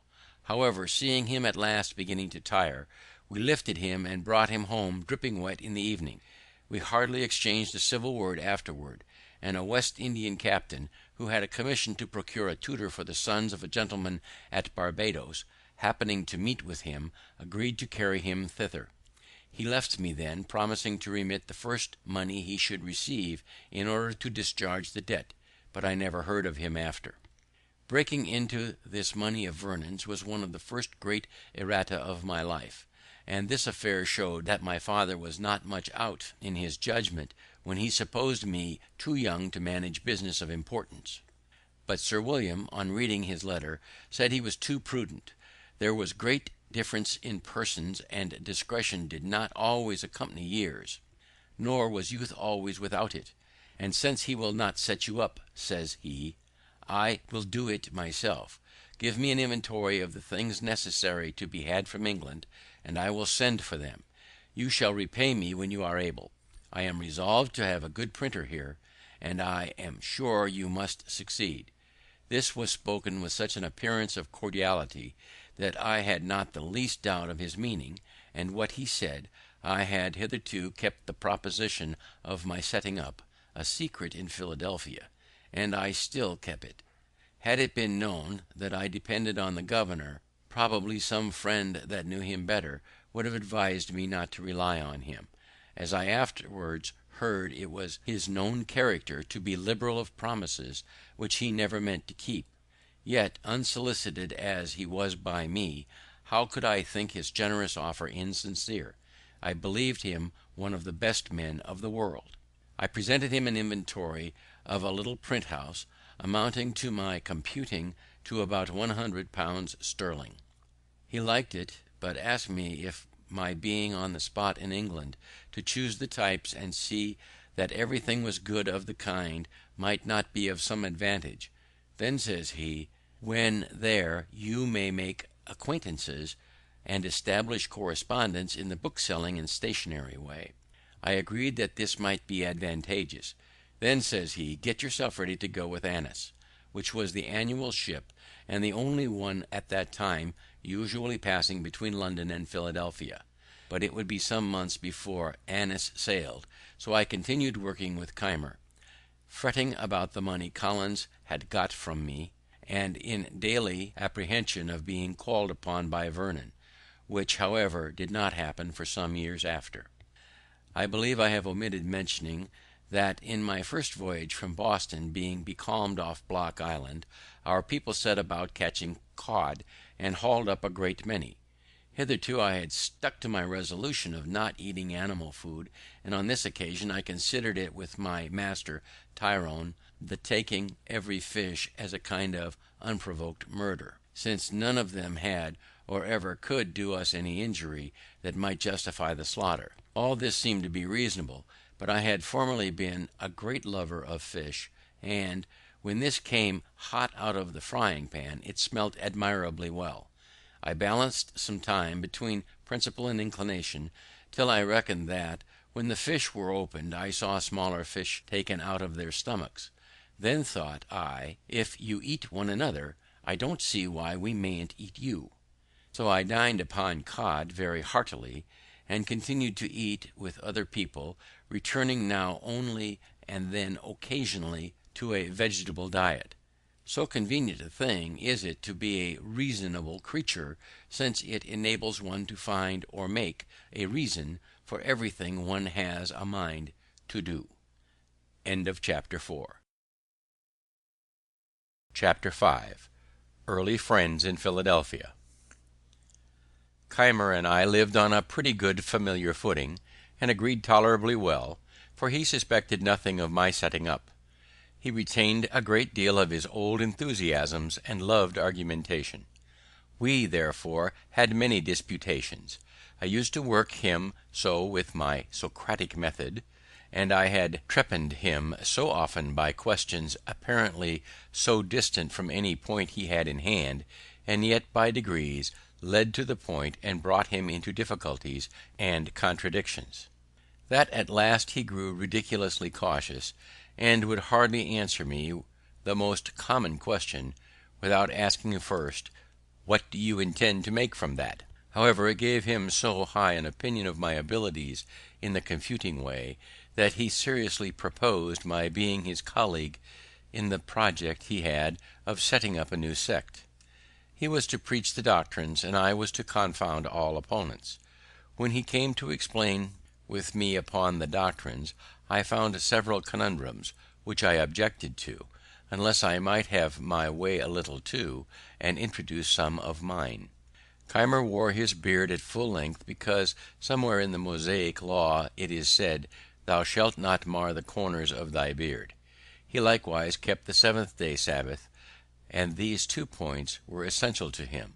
I disliked both, but agreed to admit them upon condition of his adopting the doctrine of using no animal food. I doubt, said he, my constitution will not bear that. I assured him it would, and that he would be better for it. He was usually a great glutton, and I promised myself some diversion in half starving him. He agreed to try the practice, if I would keep him company. I did so, and we held it for 3 months. We had our victuals dressed and brought to us regularly by a woman in the neighbourhood, who had from me a list of 40 dishes to be prepared for us at different times. in all which there were neither fish, flesh, nor fowl. The whim suited me the better at this time, from the cheapness of it, not costing us above 18 sterling each week. I have since kept several Lents most strictly, leaving the common diet for that, and that for the common, abruptly, without the least inconvenience; so that I think there is little in the advice of making those changes by easy gradations. I went on pleasantly, but poor Keimer suffered grievously, tired of the project, longed for the flesh pots of Egypt, and ordered a roast pig.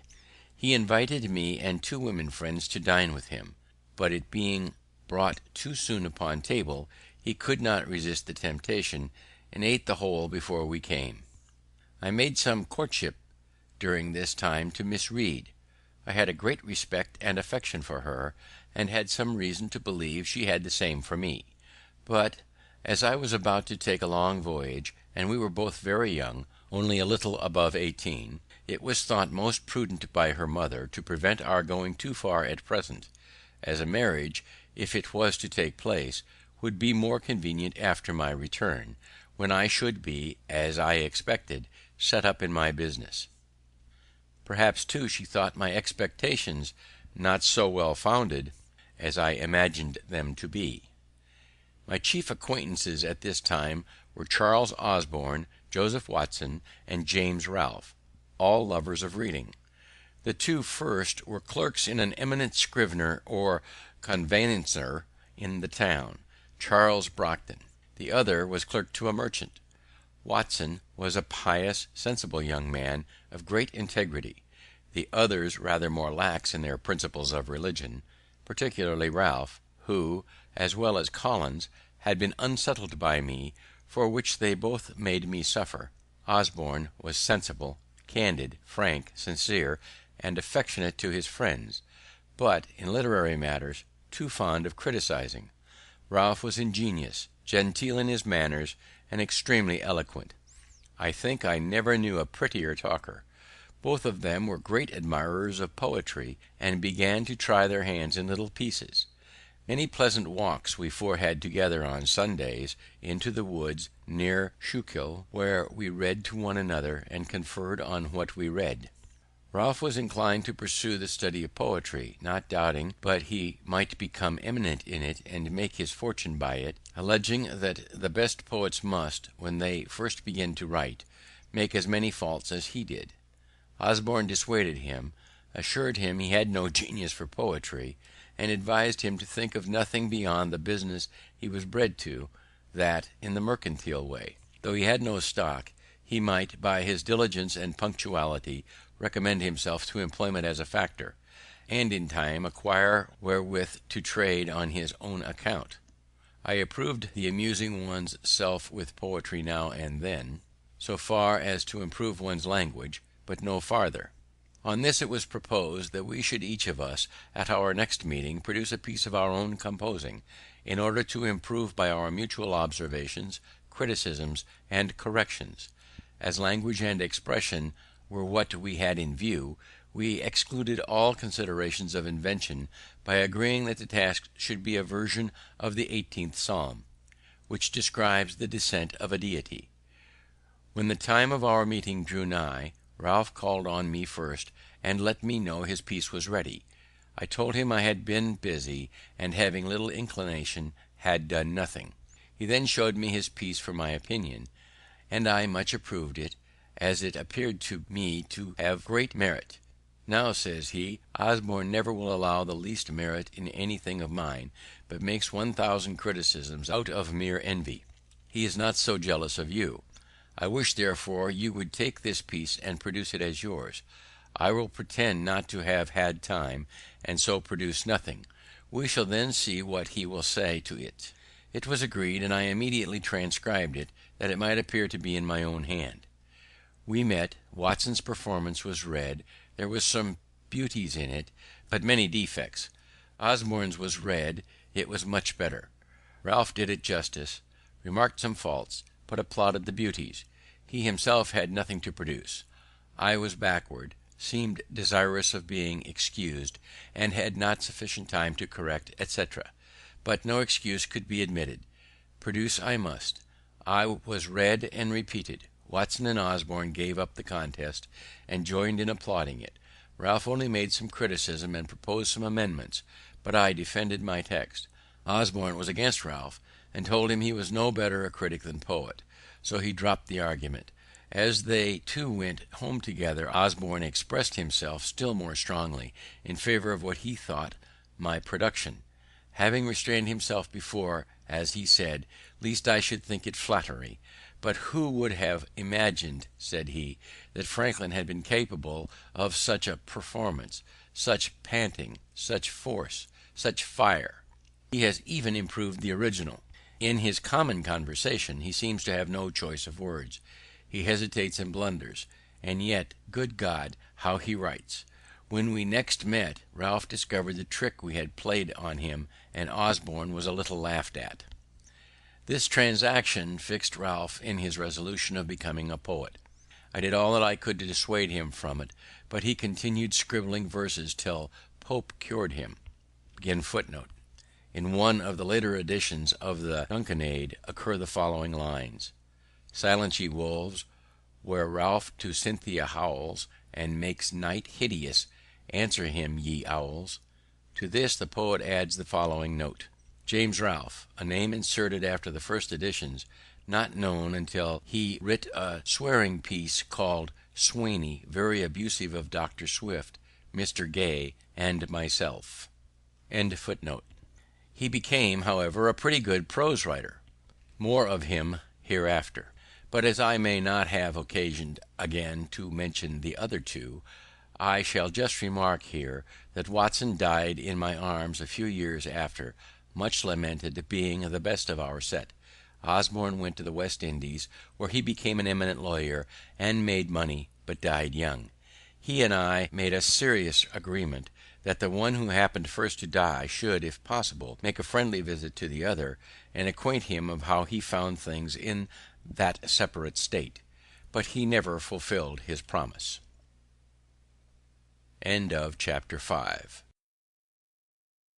Chapter 6. A first visit to London. The governor, seeming to like my company, had me frequently to his house, and his setting me up always mentioned as a fixed thing. I was to take with me letters recommendatory to a number of his friends, besides the letter of credit, to furnish me with the necessary money for purchasing the press and types, paper, etc. For these letters I was appointed to call at different times when they were to be ready, but a future time was still named. Thus we went on till the ship, whose departure too had been several times postponed, was on the point of sailing. Then, when I called to take my leave and receive the letters, his secretary, Dr. Bard, came out to me and said the governor was extremely busy in writing, but would be down at Newcastle before the ship, and there the letters would be delivered to me. Ralph, though married and having one child, had determined to accompany me in this voyage. It was thought he intended to establish a correspondence and obtain goods to sell on commission, but I found afterward that, through some discontent with his wife's relations, he proposed to leave her on their hands and never return again. Having taken leave of my friends, and interchanged some promises with Miss Reed, I left Philadelphia in the ship which anchored at Newcastle. The governor was there, but when I went to his lodgings, the secretary came to me from him with the civillest message in the world that he could not then see me, being engaged in business of the utmost importance, but should send the letters to me on board, and wished me heartily a good voyage and a speedy return, etc. I returned on board a little puzzled, but still not doubting. Mr. Andrew Hamilton, a famous lawyer of Philadelphia, had taken passage in the same ship for himself and son, and with Mr. Denham, a Quaker merchant, and Messrs.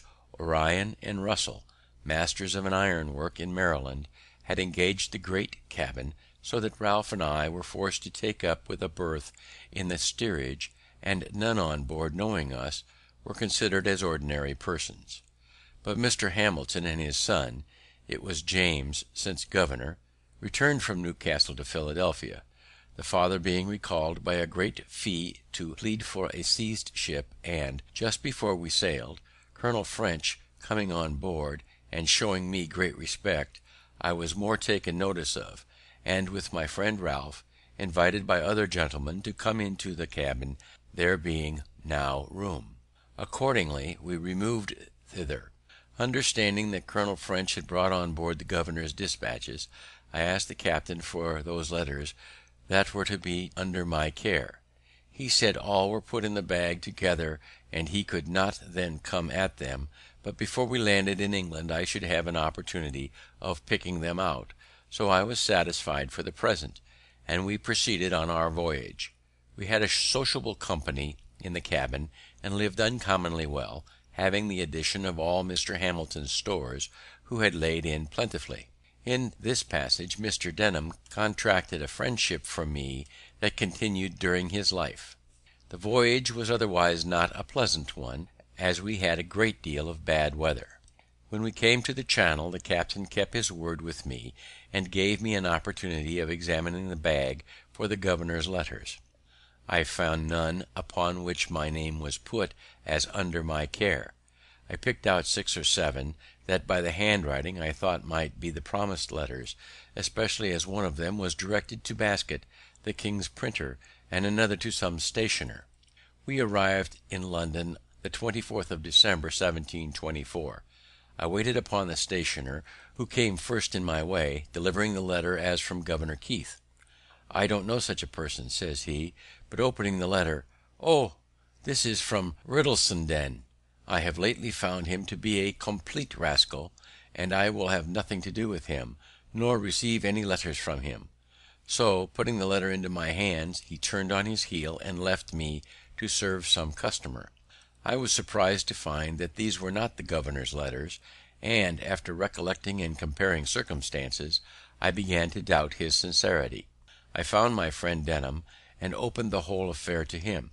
He let me into Keith's character, told me there was not in the least probability that he had written any letters for me, that no one who knew him had the smallest dependence on him, and he laughed at the notion of the governor's giving me a letter of credit, having, he said, no credit to give. On my expressing some concern about what I should do, he advised me to endeavour getting some employment in the way of my business. "Among the printers here," said he, "you will improve yourself, and when you return to America you will set up to greater advantage." We both of us happened to know, as well as the stationer, that Riddlesden, the attorney, was a very knave. He had half ruined Miss Read's father by persuading him to be bound for him. By this letter it appeared there was a secret scheme on foot to the prejudice of Hamilton, supposed to be then coming over with us, and that Keith was concerned in it with Riddlesden. Denham, who was a friend of Hamilton's, thought he ought to be acquainted with it.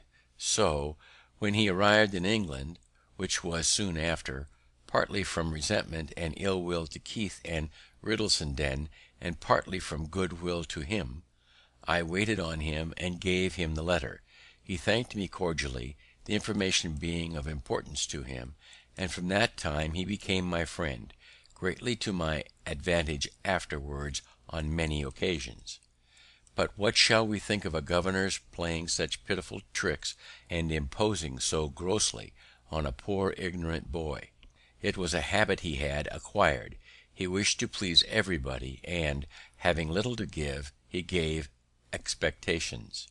He was otherwise an ingenious, sensible man, a pretty good writer, and a good governor for the people, though not for his constituents. The proprieties, whose instructions he sometimes disregarded, several of our best laws, were of his planning, and passed during his administration. Ralph and I were inseparable companions. We took lodgings together in Little Britain, at 3 shillings and 6 a week, as much as we could then afford. He found some relations, but they were poor, and unable to assist him. He now let me know his intentions of remaining in London, and that he never meant to return to Philadelphia. He had brought no money with him, the whole he could muster having been expended paying his passage. I had 15 pistoles, so he borrowed occasionally of me to subsist while he was looking out for business. He first endeavoured to get into the playhouse, believing himself qualified for an actor; but Wilkes, to whom he applied, advised him candidly not to think of that employment, as it was impossible he should succeed in it.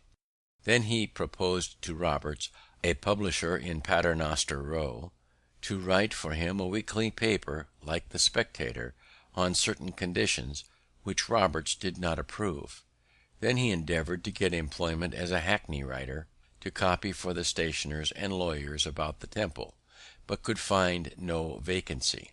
I immediately got into work at Palmer's, then a famous printing house in Bartholomew Close, and there I continued near a year. I was pretty diligent, but spent with Ralph a good deal of my earnings in going to plays and other places of amusement. We had together consumed all of my pistoles, and now just rubbed on from hand to mouth. He seemed quite to forget his wife and child, and I by degrees my engagements with Miss Read, to whom I never wrote more than one letter, and that was to let her know I was not likely soon to return. That was another of the great errata of my life, which I should wish to correct if I were to live it over again. In fact, by our expenses, I was constantly kept unable to pay my passage. At Palmer's I was employed in composing for the second edition of Wollaston's Religion of Nature. Some of his reasonings not appearing to me well founded, I wrote a little metaphysical piece in which I made remarks on them.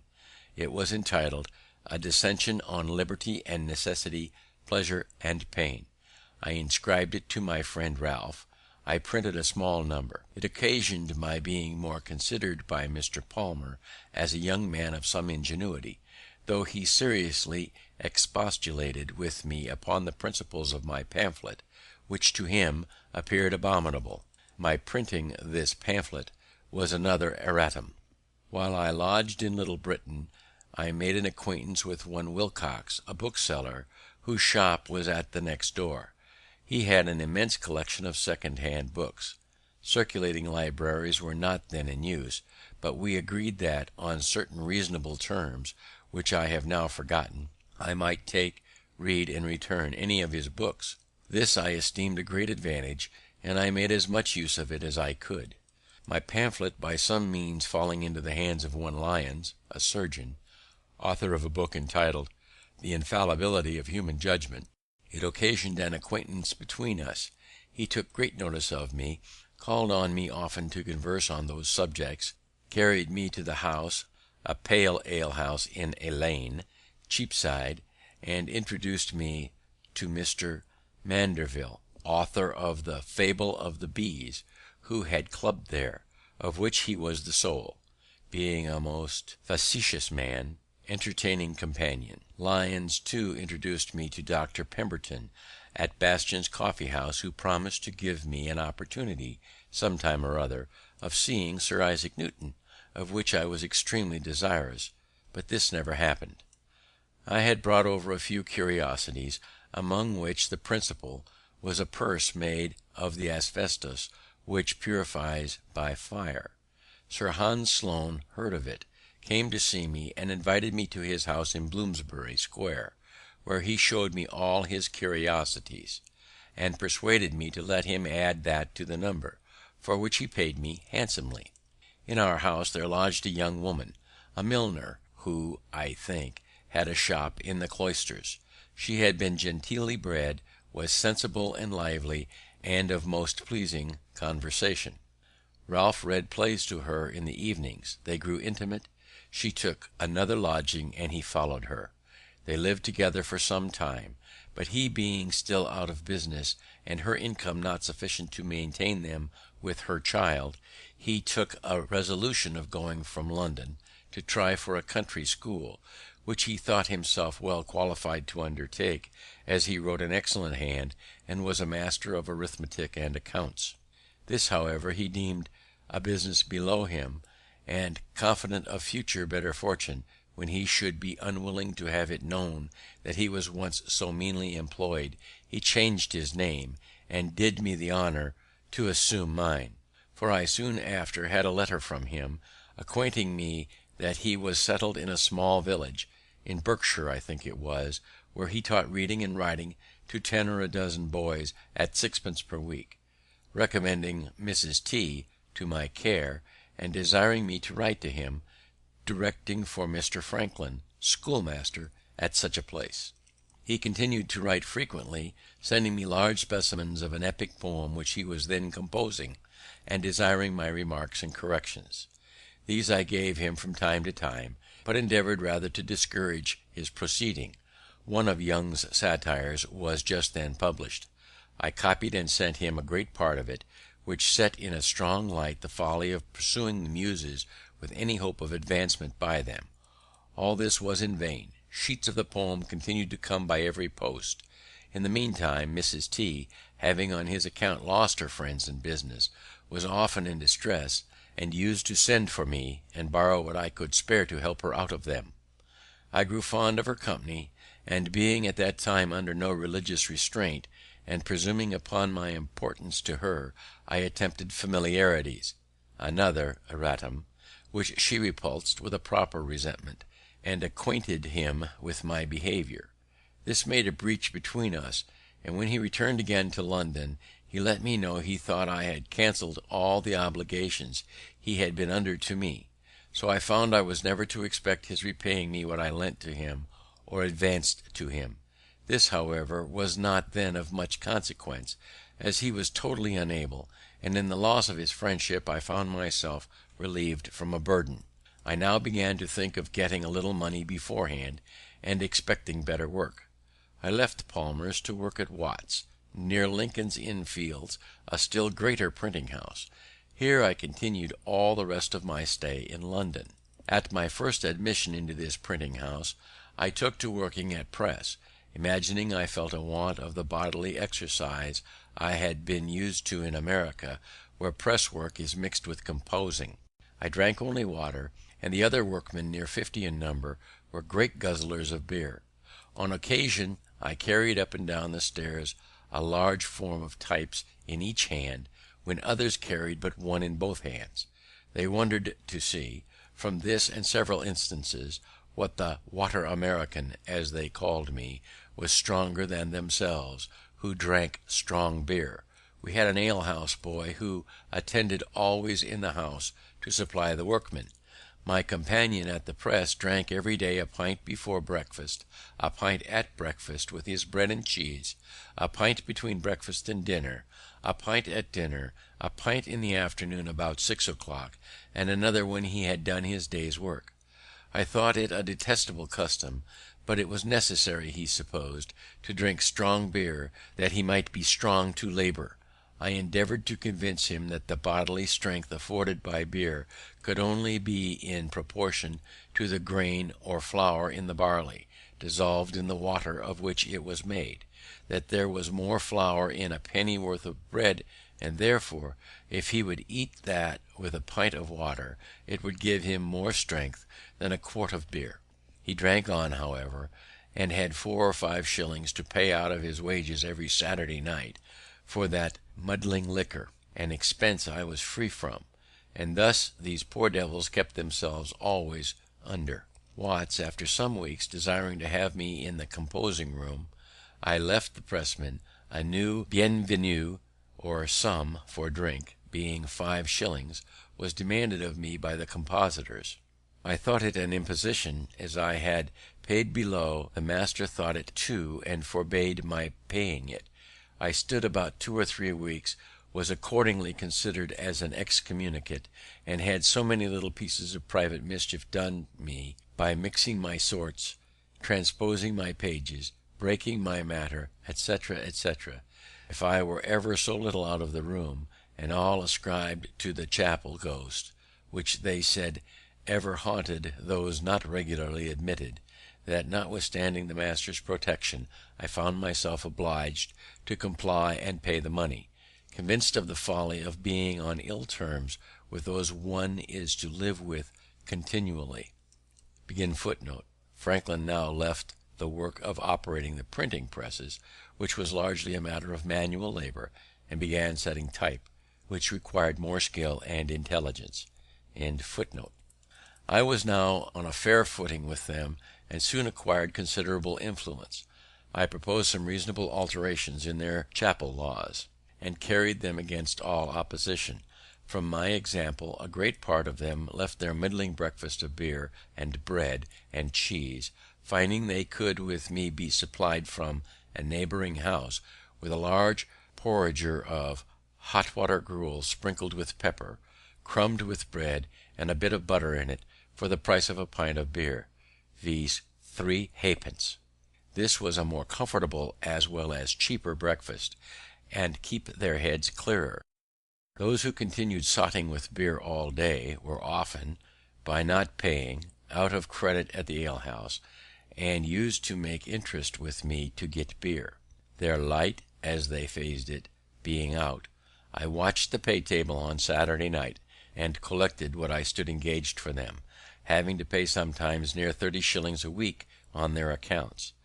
Thus, and my being esteemed a pretty good rigite, that is, a jocular verbal satirist, supported my consequence in the society. My constant attendance, I never making a St. Monday, recommended me to the master, and my uncommon quickness at composing occasioned my being put upon all work of dispatch, which was generally better paid. So I went now very agreeably. A printing house is called a chapel, because Caxton, the first English printer, did his printing in a chapel connected with Westminster Abbey. St. Monday is a holy day taken to prolong the dissipation of Saturday's wages. My lodging in Little Britain being too remote, I found another in Duke Street opposite the Roman Chapel. It was 2 pair of stairs backwards, at an Italian warehouse. A widow lady kept the house. She had a daughter and a maid servant, and a journeyman who attended the warehouse, but lodged abroad. After sending to inquire my character at the house where I had last lodged, she agreed to take me at the same rate, 3 shillings 6pence per week, cheaper, as she said, from the protection she expected in having a man lodge in the house.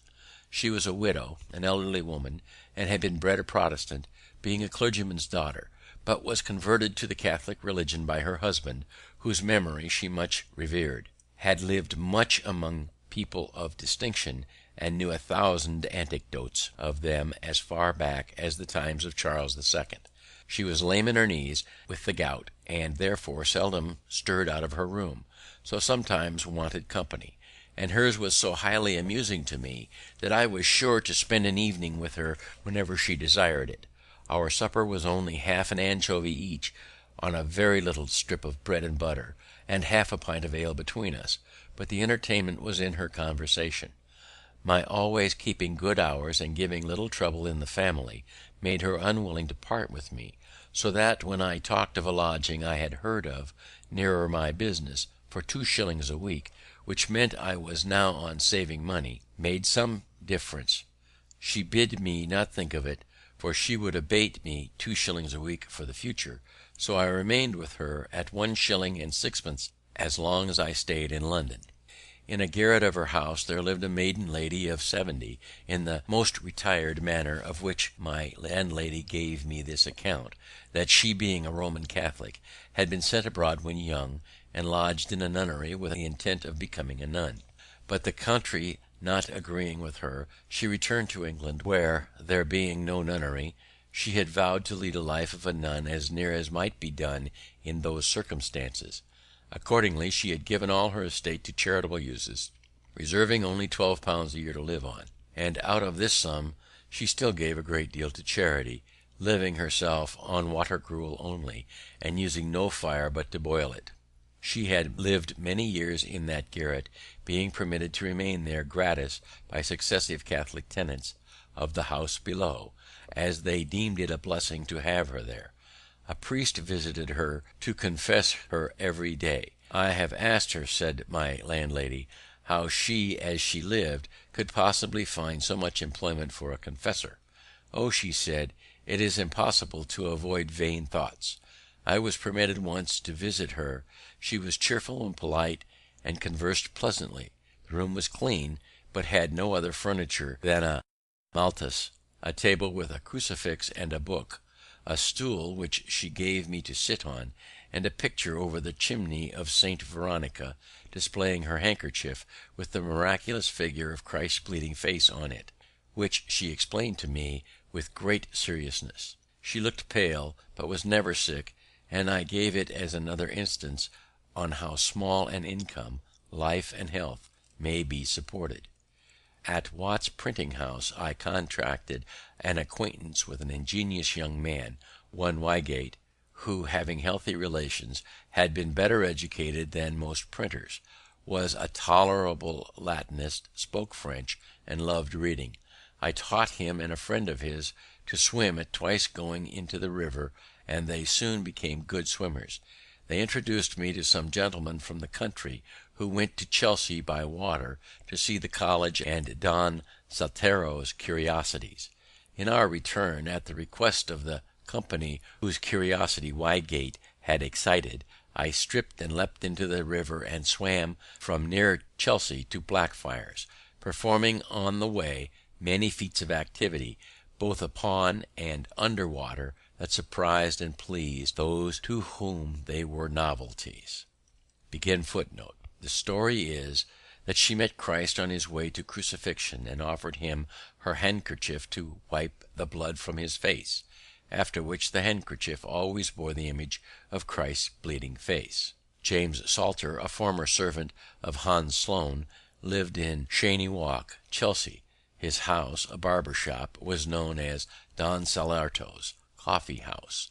The curiosities were in glass cases, and constituted an amazing and motley collection: a petrified crab from China, a liquefied hog, Job's tears, Madagascar lances, William the Conqueror's flaming sword, and Henry VIII's coat of mail. The swim was of about 3 miles. I had from a child been ever delighted in this exercise, had studied and practised all Trevnor's motions and positions, added some of my own, aiming at the graceful and easy as well as the useful. All these I took this occasion of exhibiting to the company, and was much flattered by their admiration; and Wygate, who was desirous of becoming a master, grew more and more attached to me on that account, as well as from the similarity of our studies. He at length proposed to me travelling all over Europe together, supporting ourselves everywhere by working at our business. I was once inclined to it, but mentioned it to my good friend Mr. Denham, with whom I often spent an hour when I had leisure. He dissuaded me from it, advising me to think only of returning to Pennsylvania, which he was now about to do. I must record one trait of this good man's character. He had formerly been in business at Bristol, but failed in debt to a number of people, compounded, and went to America. There, by a close application to business as a merchant, he acquired a plentiful fortune in a few years. Returning to England in the ship with me, he invited his old creditors to an entertainment, at which he thanked them for the easy composition they had favoured with him, and, when they expected nothing but the treat, every man at the first remove found under his plate an order on a banker for the full amount of the unpaid remainder with interest. He now told me he was about to return to Philadelphia, and should carry over a great quantity of goods in order to open a store there. He proposed to take me over as his clerk, to keep his books, in which he would instruct me, copy his letters, and attend the store. He added that as soon as I should be acquainted with mercantile business, he would promote me by sending me with a cargo of flour and bread, etc., to the West Indies, and procure me commission from others which would be profitable, and, if I managed well, would establish me handsomely. The thing pleased me, for I was grown tired of London, remembering with pleasure the happy months I had spent in Pennsylvania, and wished again to see it. Therefore I immediately agreed on the terms of £50 a year, about $167, Pennsylvania money; less, indeed, than my present gettings as a compositor, but affording a better prospect. I took leave of printing as though for ever, and was daily employed in the new business, going about it with Mr. Denham among the tradesmen to purchase various articles and seeing them packed up. doing errands, calling upon workmen to dispatch, etc. And when all was on board, I had a few days' leisure. On one of these days I was, to my surprise, sent for by a great man I knew only by name, a Sir William Wyndham, and I waited upon him. He had heard by some means or other of my swimming from Chelsea to Blackfriars, and my teaching Wygate and another young man to swim in a few hours. He had two sons about to set out on their travels. He wished to have them first taught swimming, and proposed to gratify me handsomely if I would teach them. They were not yet come to town, and my stay was uncertain, so I could not undertake it. But from this incident I thought it likely that if I were to remain in England and open a swimming school, I might get a good deal of money, and it struck me so strongly that the overture seemed sooner made me, perhaps I should not so soon have returned to America. After many years, you and I had something of more importance to do with one of these sons of Sir William Wyndham, become Earl of Egmont, which I shall mention in its place. Thus I spent about 18 months in London. Most part of the time I worked hard at my business, and spent but little upon myself, except in seeing plays and in books. My friend Ralph had kept me poor. He owed me about £27, which I was now never likely to receive, a great sum out of my small earnings. I loved him, notwithstanding, for he had many admirable qualities. I had by no means improved my fortune, but I had picked up some very ingenious acquaintance, whose conversation was of great advantage to me, and I had read considerably. Chapter 7. Beginning business in Philadelphia. We sailed from Gravesend on the 23rd of July, 1726. For the incidents of the voyage, I refer you to my journal, where you will find them all minutely related. Perhaps the most important part of that journal is the plan to be found in it, which I formed at sea for regulating my future conduct in life. It is the more remarkable as being formed when I was so young, and yet being pretty faithfully adhered to quite through to old age. Footnote: the journal is not found in the manuscript journal, which was left among Franklin's papers.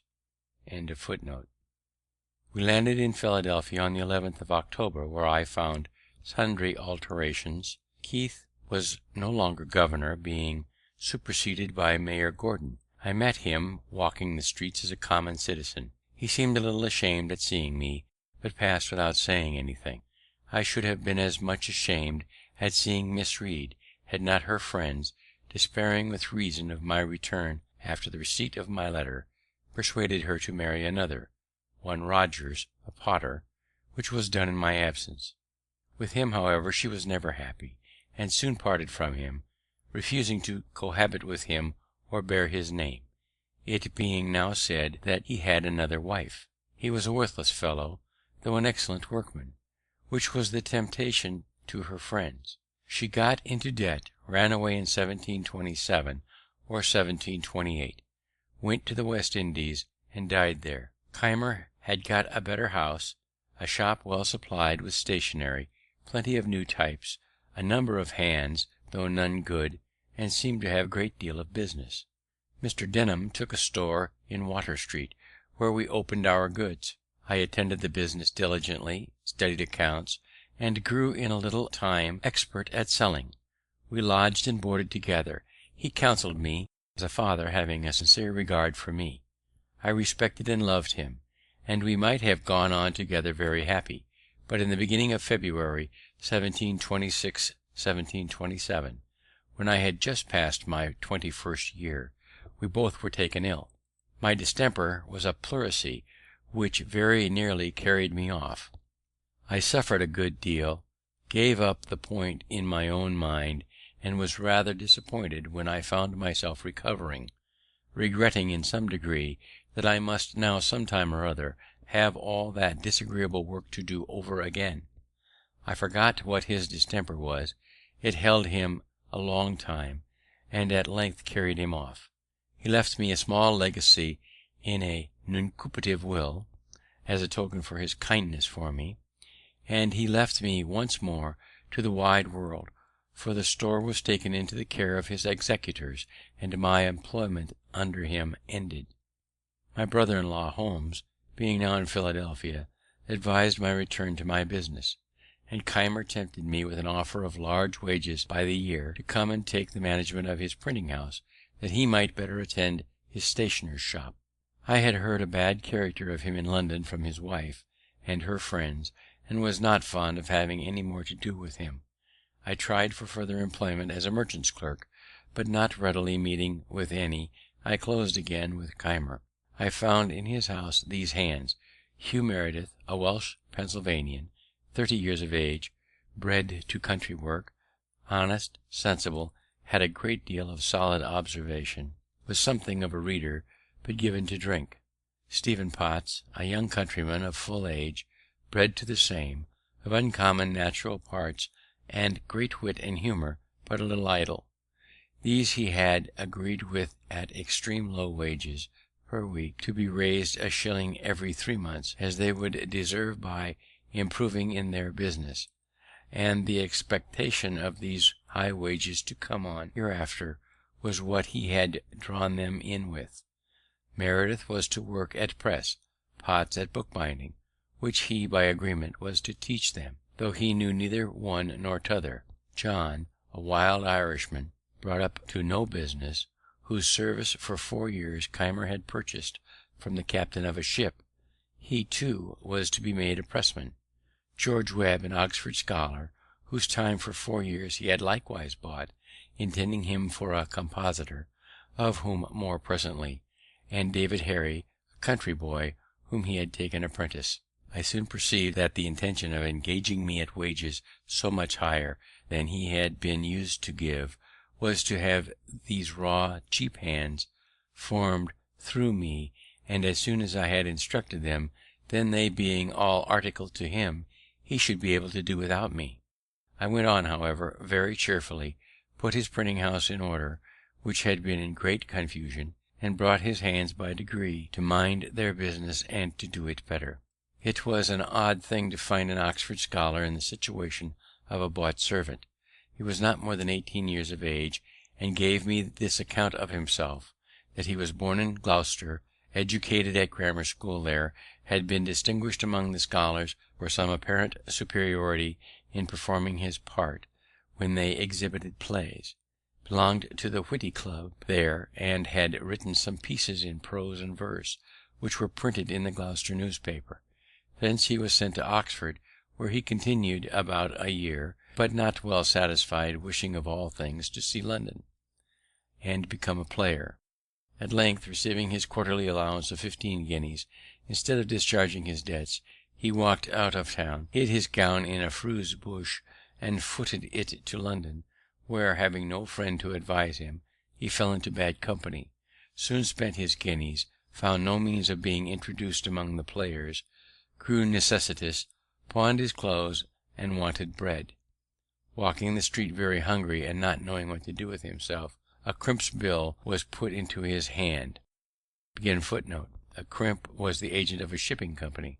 Crimps were sometimes employed to decoy men into such service as is here mentioned. Offering immediate entertainment and encouragement to such as would bind themselves to serve in America. He went directly, signed the indenture, was put into the ship, and came over, never writing a line to acquaint his friends what was become of him. He was lively, witty, good-natured, and a pleasant companion, but idle, thoughtless, and imprudent to the last degree. John the Irishman soon ran away. With the rest I began to live very agreeably, for they all respected me the more, as they found Keimer incapable of instructing them, and that from me they learned something daily. We never worked on Saturday, that being Keimer's Sabbath, so I had 2 days for reading. My acquaintance with the ingenious people in the town increased. Keimer himself treated me with great civility and apparent regard, and nothing now made me uneasy but my debt to Vernon, which I was yet unable to pay, being hitherto but a poor economist. He, however, kindly made no demand of it. Our printing house often wanted sorts, and there was no letter founder in America. I had seen types cast at James in London, but without much attention to the matter. However, I now contrived a mould, made use of the letters we had as puncheons, struck the matrices in lead, and thus supplied in a pretty tolerable way all the deficiencies. I also engraved several things on occasion. I made the ink. I was warehouseman and everything, and in short, quite a factotum. But however serviceable I might be, I found that my services became every day of less importance as the other hands improved in the business, and when Keimer paid my second quarter's wages, he let me know that he felt them too heavy, and thought I should make an abatement. He grew by degrees less civil, put on more of the master, frequently found fault, was captious, and seemed ready for an outbreak. I went on, nevertheless, with a good deal of patience, thinking that his encumbered circumstances were partly the cause. At length a trifle snapped our connection, for the great noise happening near the court house. I put my head out of the window to see what was the matter. Keimer, being in the street, looked up and saw me, called out to me in a loud voice and angry tone to mind my business, adding some reproachful words that nettled me the more for their publicity, all of the neighbours who were looking out on the same occasion being witness how I was treated. He came up immediately into the printing house, continued the quarrel, high words passed on both sides. He gave me a quarter's warning we had stipulated, expressing a wish that he had not been obliged so long a warning. I told him his wish was unnecessary, for I would leave him that instant, and so taking my hat walked out of doors, desiring Meredith, whom I saw below, to take care of some things I left, and bring them to my lodgings. Meredith came accordingly in the evening, when we talked my affair over. He had conceived great regard for me, and was very unwilling that I should leave the house while he remained in it. He dissuaded me from returning to my native country, which I began to think of. He reminded me that Keimer was in debt for all he possessed, that his creditors began to be uneasy, that he kept his shop miserably, sold often without profit for ready money, and often trusted without keeping accounts, that he must therefore fail, which would make a vacancy I might profit of. I objected my want of money. He then let me know how his father had a high opinion of me, and from some discourse that had passed between them, he was sure he would advance money to set me up, if I would enter into partnership with him. My time, says he, will be out with Keimer in the spring. By that time we may have our press and types in from London. I am sensible I am no workman, if you like it. Your skill in the business shall be set against the stock I furnish, and we will share the profits equally. The provision was agreeable, and I consented. His father was in town, and approved of it, the more as he saw I had great influence with his son, had prevailed on him to abstain long from dram drinking, and he hoped might break him of that wretched habit entirely. When we came to be so closely connected, I gave an inventory to the father, who carried it to a merchant. The things were sent for. The secret was to be kept until they should arrive, and in the meantime I was to get work, if I could, at the other printing house. But I found no vacancy there, and so remained idle a few days, while Keimer, on a prospect of being employed to print some paper money in New Jersey, which would require cuts and various types that I only could supply, and apprehending Bradford might engage me and get the job from him, sent me a very civil message, that old friends should not part for a few words, the effect of sudden passion, and wishing me to return. Meredith persuaded me to comply, as it would give more opportunity for his improvement under my daily instruction. So I returned, and we went on more smoothly than for some time before. The New Jersey job was obtained. I contrived a copperplate press for it, the first that had been seen in the country. I cut several ornaments and checks for the bills. We went together to Burlington, where I executed the whole to satisfaction, and he received so large a sum for the work as to be enabled thereby to keep his head much longer above water. At Burlington I made an acquaintance with many principal people of the province. Several of them had been appointed by the Assembly's committee to attend the press, and take care that no more bills were printed than the law directed. They were therefore by turns constantly with us, and generally he who attended brought with him a friend or two for company. My mind having been much more improved by reading than Keimer's, I supposed it was for that reason my conversation seemed to be more valued. They had me to their houses, introduced me to their friends, and showed me much civility, while he, though the master, was a little neglected. In truth, he was an odd fish, ignorant of the common life, fond of rudely opposing received opinions, slovenly to extreme dirtiness, enthusiastic in some points of religion, and a little knavish withal. We continued there near 3 months, and by the time I could reckon among my acquired friends Judge Allen, Samuel Bustill, the secretary of the province, Isaac Pearson, Joseph Cooper, and several of the Smiths, members of the Assembly, and Isaac Decow, the surveyor general. The latter was a shrewd, sagacious old man, who told me that he began for himself when young by wheeling clay for brickmakers, learned to write after he was of age, carried the chain for surveyors who taught him surveying, and he now by his industry acquired a good estate, and says he, "I foresee that you will soon work this man out of his business, and make a fortune in it at Philadelphia." He had not then the least intimation of my intention to set up there or anywhere. These friends were afterwards of great use to me, as I occasionally was to some of them. They all continued their regard for me as long as they lived. Before I enter upon my public appearance in business, it may be well to let you know the then state of my mind with regard to my principles and morals, that you may see how far those influenced the future events of my life. My parents had early given me religious impressions, and brought me through my childhood piously in the dissenting way. But I was scarce 15 when, after doubting by turns of several points, as I found them disputed in the different books I read, I began to doubt of revelation itself. Some books against deism fell into my hands. They were said to be the substance of sermons preached by Boyle's lectures. It happened that they wrought an effect on me quite contrary to what was intended by them, for the arguments of the deists, which were quoted to be refuted, appeared to me much stronger than the refutations. In short, I soon became a thorough deist.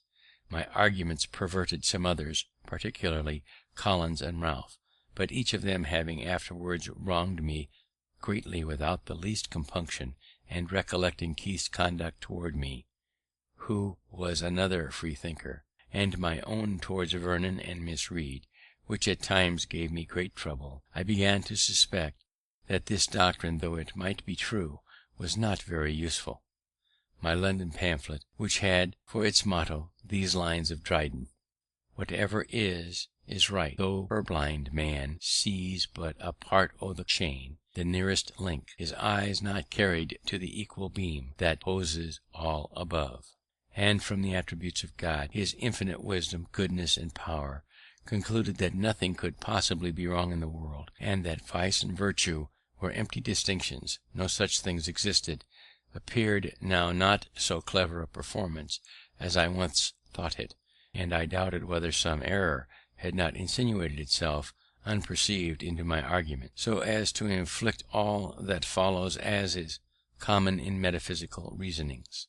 I grew convinced that truth, sincerity, integrity in dealings between man and man were of the utmost importance to the felicity of life, and I formed written resolutions, which still remain in my journal book, to practice them ever while I lived.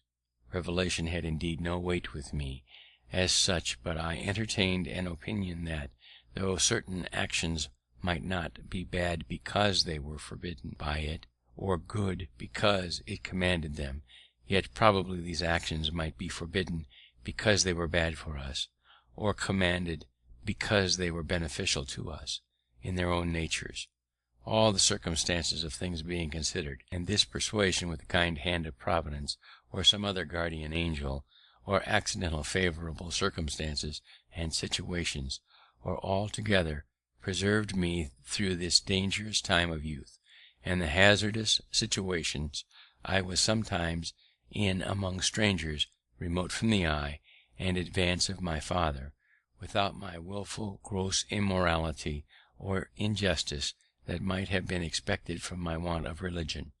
I say wilfully, because the instances I have mentioned had something of necessity in them. From my youth, inexperience, and the naivety of others, I had therefore a tolerable character to begin the world with. I valued it properly, and determined to perceive it. We had not been long returned to Philadelphia before the new types arrived from London. We settled with Keimer, and left him by his consent before he heard of it. We found a house to hire near the market, and took it. To lessen the rent, which was then but £24 a year, though I have since known it to let for 70, we took in Thomas Godfrey, a glazier, and his family, who were to pay a considerable part of it to us, and we board with them. We had scarce opened our letters and put our press in order, before George House, an acquaintance of mine, brought a countryman to us whom he had met in the street inquiring for a printer.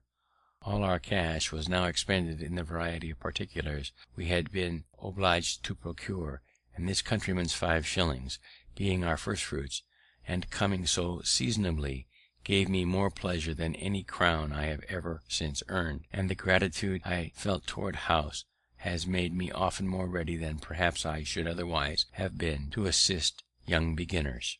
There are croakers in every country, always boding its ruin.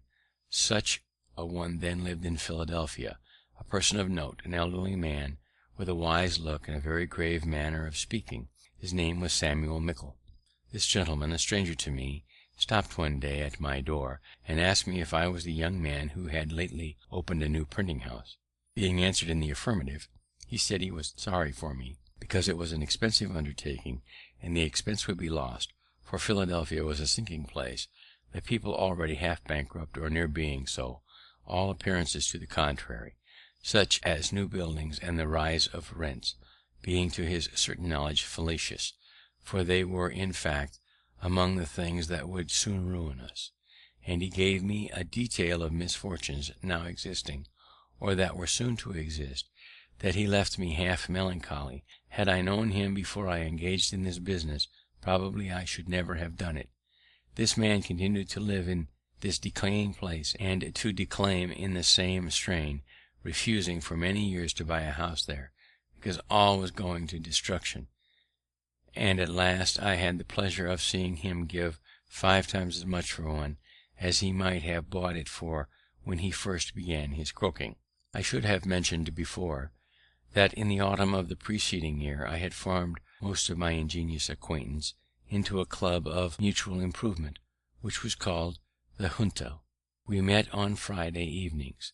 The rules that I drew up required that every member, in his turn, should produce 1 or more queries on any point of morals, politics, or natural philosophy, to be discussed by the company, and once in 3 months produce and read an essay of his own writing on any subject he pleased.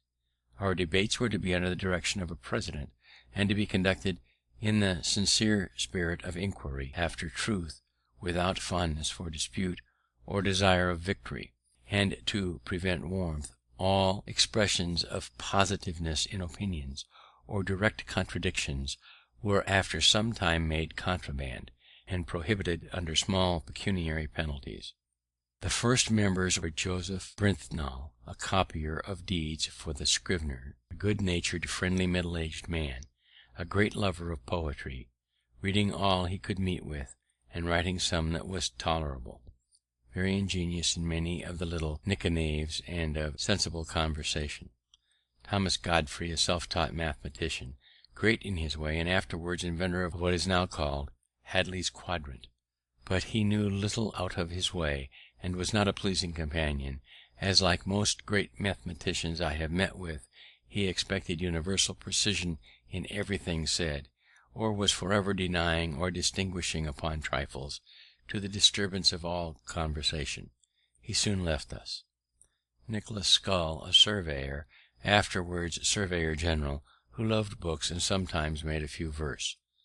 William Parson, bred a shoemaker, but, loving reader, had acquired a considerable share of mathematics, which he first studied with a view to astrology, that he afterwards laughed at it. He also became surveyor general. William Moggridge, a joiner, a most exquisite mechanic, and a solid sensible man. Hugh Meredith, Stephen Potts, and George Webb I have characterized before. Robert Grace, a young gentleman of some fortune, generous, lively, and witty, a lover of punning and of his friends; and William Coleman, then a merchant's clerk about my age, who had the coolest, clearest head and best heart, and the exactest morals of almost any man I ever met with. He became afterwards a merchant of great note, and one of our provincial judges.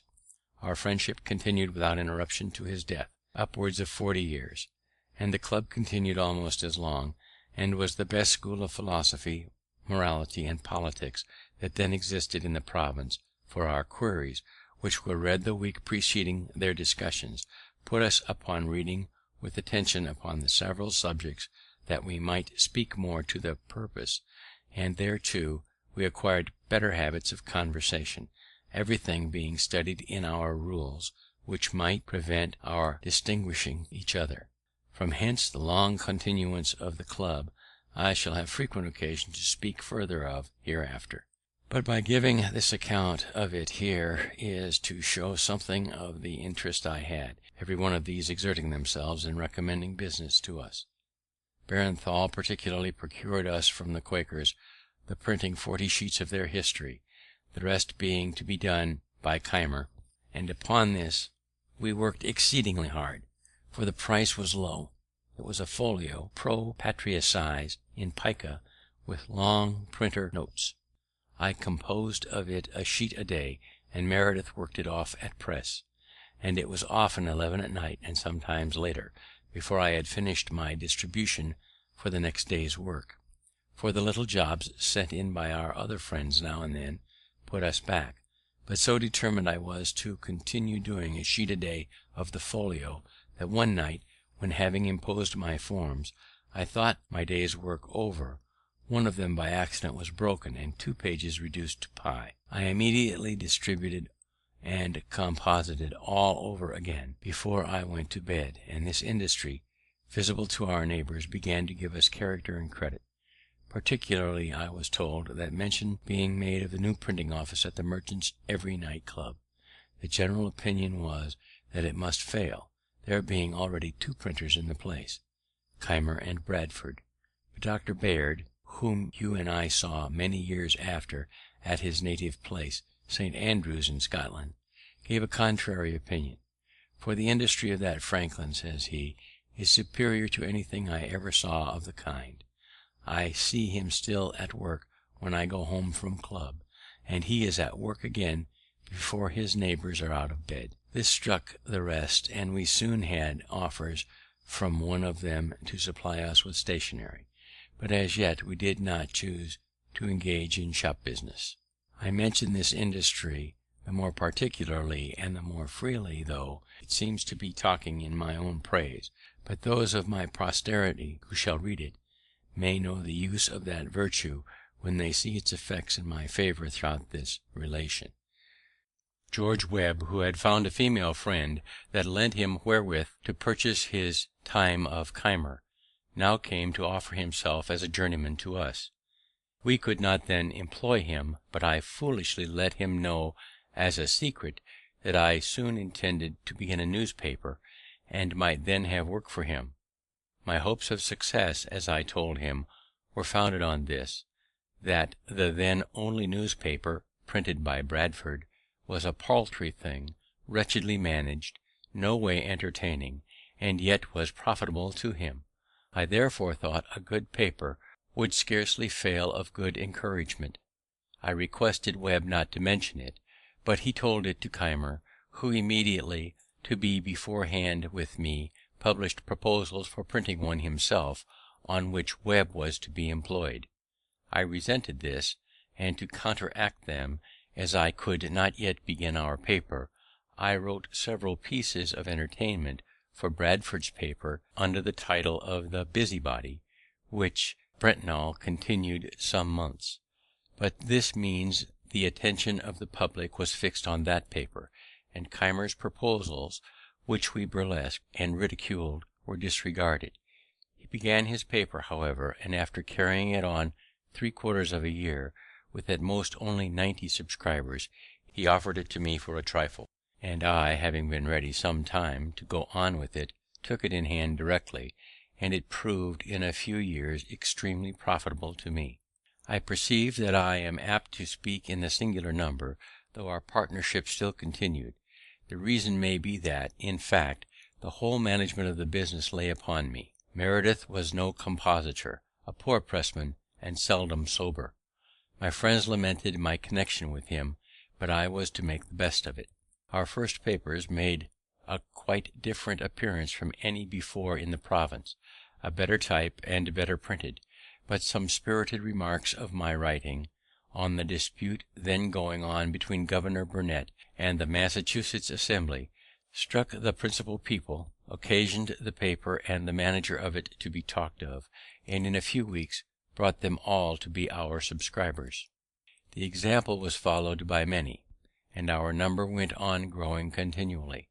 This was one of the first good effects of my having learnt a little scribble. Another was, that the leading men, seeing a newspaper now in the hands of one who could also handle a pen, thought it convenient to oblige and encourage me. Bradford still printed the votes and laws and other public business. He had printed an address of the House to the governor in a coarse, blundering manner.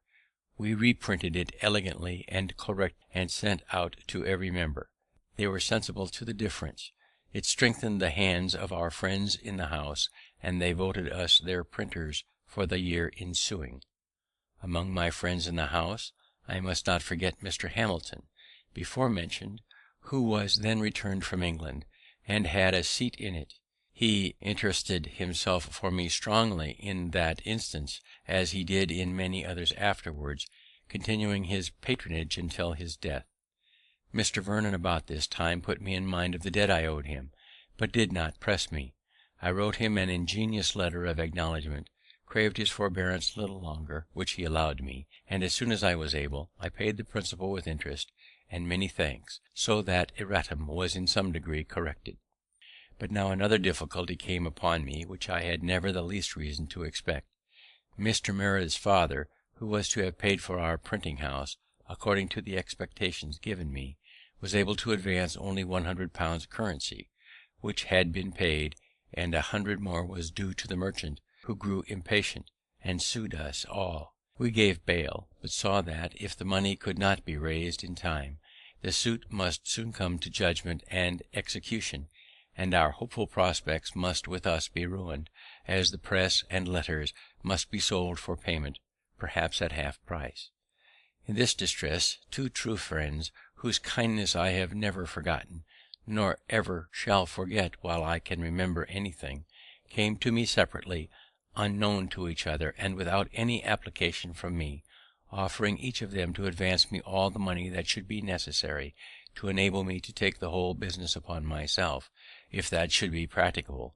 But they did not like my continuing the partnership with Meredith, who, as they said, was often seen drunk in the streets, and playing at low games in alehouses, much to our discredit.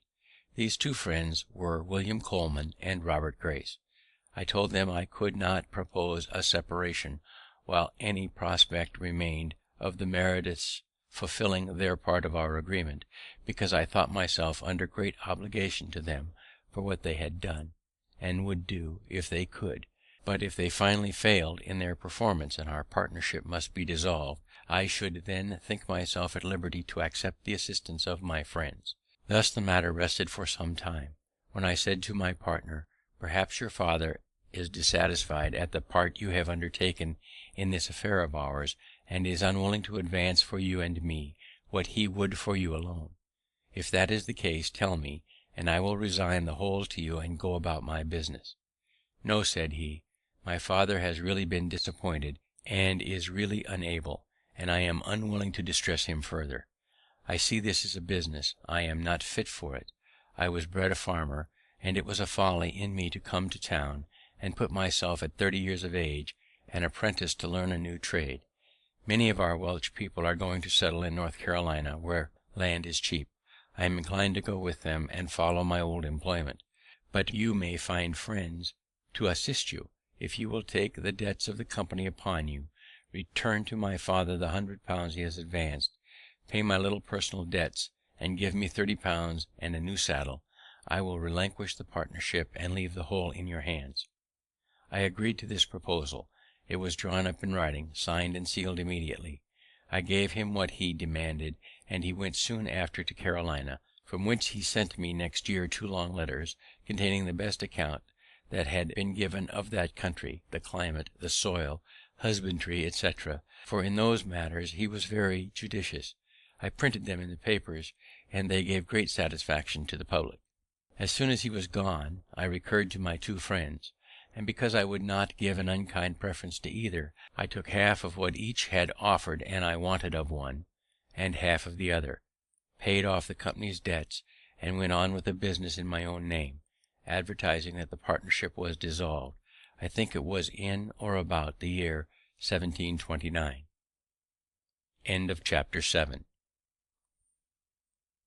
Chapter 8. Business Success and First Public Service. About this time there was a cry among the people for more paper money, only £15,000 being extant in the province, and that soon to be sunk. The wealthy inhabitants opposed any addition, being against all paper currency, from an apprehension that it would depreciate, as it had done in New England, to the prejudice of all creditors. We had discussed this point in our junta, where I was on the side of an addition, being persuaded that the first small sum, struck in 1723, had done much good by increasing the trade, employment, and number of inhabitants in the province.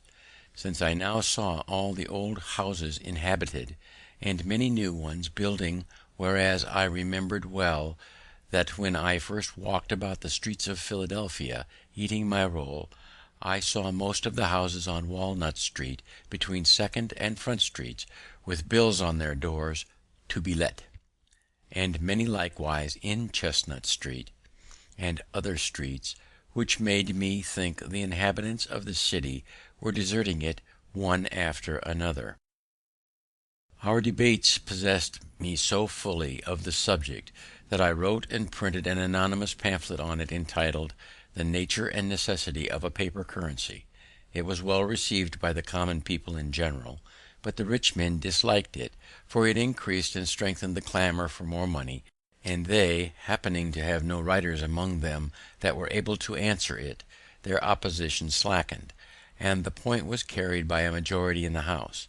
My friends there, who conceived I had been of some service, thought fit to reward me by employing me in printing the money, a very profitable job, and a great help to me. This was another advantage gained by my being able to write. The utility of this currency became by time and experience so evident as never afterward to be much disputed, so that it grew soon to £55,000, and in 1739 to £80,000, since which it rose during war to upwards of £350,000. Trade, building, and inhabitants all the while increased, though I now think there are limits beyond which the quantity may be hurtful. Paper money is a promise to pay its face value in gold or silver. When a state or nation issues more such promises, then there is likelihood of its being able to redeem. The paper representing the promises depreciates in value. Before the success of the colonies in the Revolution was assured, it took hundreds of dollars of their paper money to buy a pair of boots. I soon after obtained, through my friend Hamilton, the printing of the Newcastle paper money, another profitable job, as I then thought it, small things appearing great to those in small circumstances. And these to me were really great advantages, as they were great encouragements. He procured for me also the printing of the laws and votes of the government, which continued in my hand as long as I followed the business. I now opened a little stationer's shop. I had in it blanks of all sorts, the correctest that ever appeared among us, being assisted in that by my friend Brentnall. I had also paper, parchment, chapman's books, etc. One Whitemarsh, a compositor I had known in London, an excellent workman, now came to me and worked with me continuously and diligently, and I took an apprentice the son of Aquila rose. I began gradually to pay off the debt I was under for the printing house. In order to secure my credit and character as a tradesman, I took care not only to be in reality industrious and frugal, but to avoid all appearances to the contrary. I dressed plainly. I was seen in no places of idle diversion. I never went out a-fishing or shooting. A book, indeed, sometimes debauched me from my work, but that was seldom. Snug, and gave no scandal, and to show I was not above my business, I sometimes brought home the paper I purchased at the stores through the streets on a wheelbarrow, thus being esteemed as an industrious, thriving young man, and paying duly for what I bought. The merchants who imported stationery solicited my custom; others proposed supplying me with books. I went on swimmingly. In the meantime, Keimer's credit and business declining daily, he was at last forced to sell his printing house to satisfy his creditors. He went to Barbados, and there lived some years in very poor circumstances. His apprentice, David Harry, whom I had instructed while I worked with him, set up in his place at Philadelphia, having bought his materials. I was at first apprehensive of a powerful rival in Harry, as his friends were very able and had a good deal of interest. I therefore proposed a partnership to him, which he, fortunately for me, rejected with scorn. He was very proud, dressed like a gentleman, lived expensively, took much diversion and pleasure abroad, ran in debt, and neglected his business, upon which all business left him, and finding nothing to do, he followed Keimer to Barbados, taking the printing house with him. There this apprentice employed his former master as a journeyman. They quarrelled often. Harry went continually behindhand, and at length was forced to sell his types and return to his country work in Pennsylvania. The person that bought them employed Keimer to use them, but in a few years he died. There remained now no competitor with me in Philadelphia, but the old one, Bradford, who was rich and easy, did a little printing now and then by straggling hands, but was not very anxious about the business. However, he kept the post office. It was imagined he had better opportunities of obtaining news. His paper was thought a better distributor of advertisements than mine, and therefore had many more, which was a profitable thing to him, and a disadvantage to me; for though I did indeed receive and send papers by the post, yet the public opinion was otherwise, for what I did send was by bribing the writers, who took them privately, Bradford being unkind enough to forbid it, which occasioned some resentment on my part, and I thought so meanly of him for it, that, when I afterward came into his situation, I took care never to imitate it.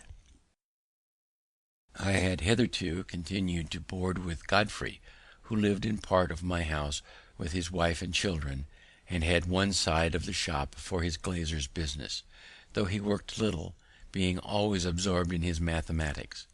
Mrs. Godfrey projected a match for me with a relation's daughter, took opportunities of bringing us often together, till a serious courtship on my part ensued, the girl being in herself very deserving. The old folks encouraged me by continual invitations to supper, and by leaving us together, till at length it was time to explain. Mrs. Godfrey managed our little treaty. I let her know that I expected as much money with their daughter as would pay off my remaining debt for the printing house, which I believe was not then above £100. She brought me word they had no such sum to spare. I said they might mortgage their house in the loan office. The answer to this, after some days, was, that they did not approve the match; that on inquiry of Bradford, they had been informed the printing business was not a profitable one; that types would soon be worn out and more wanted; that S. Keimer and D. Harry had failed one after the other, and I should probably soon follow them, and therefore I was forbidden the house and the daughter shut up. Whether this was a real change of sentiment or only artifice, on a supposition of our being too far engaged in affection to retract, and therefore that we should steal a marriage, which would leave them at liberty to give or withhold what they pleased, I know not, but I suspect the latter. resented it, and went no more. Mrs. Godfrey brought me afterwards some more favourable accounts of their disposition, and would have drawn me on again, but I declared absolutely my resolution to have nothing more to do with that family. This was resented by the Godfreys. We differed, and they removed, leaving me the whole house, and I resolved to take no more inmates.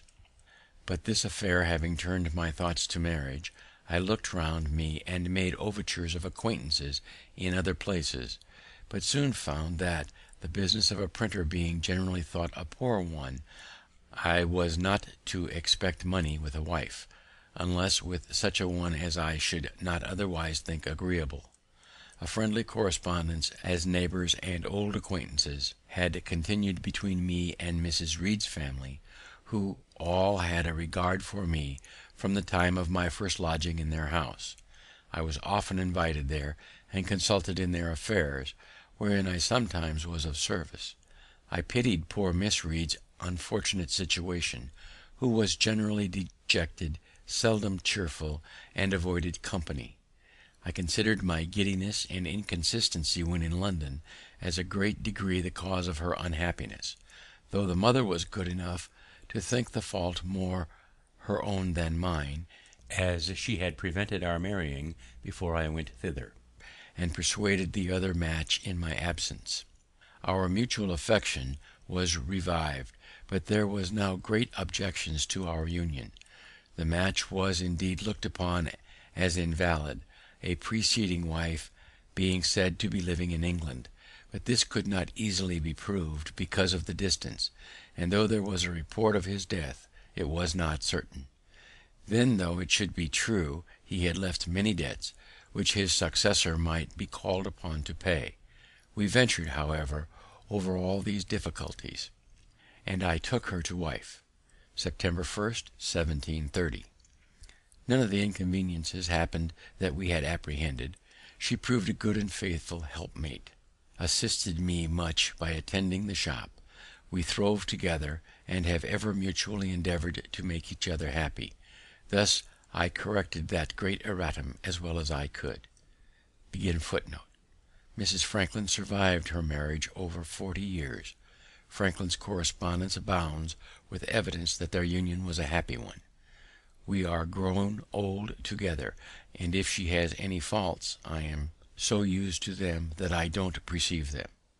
The following is a stanza from one of Franklin's own songs written for the junta: Of their Chloes and Phyllises poets may prate, I sing my plain country Joan. These 12 years my wife, still the joy of my life, blessed day that I made her my own.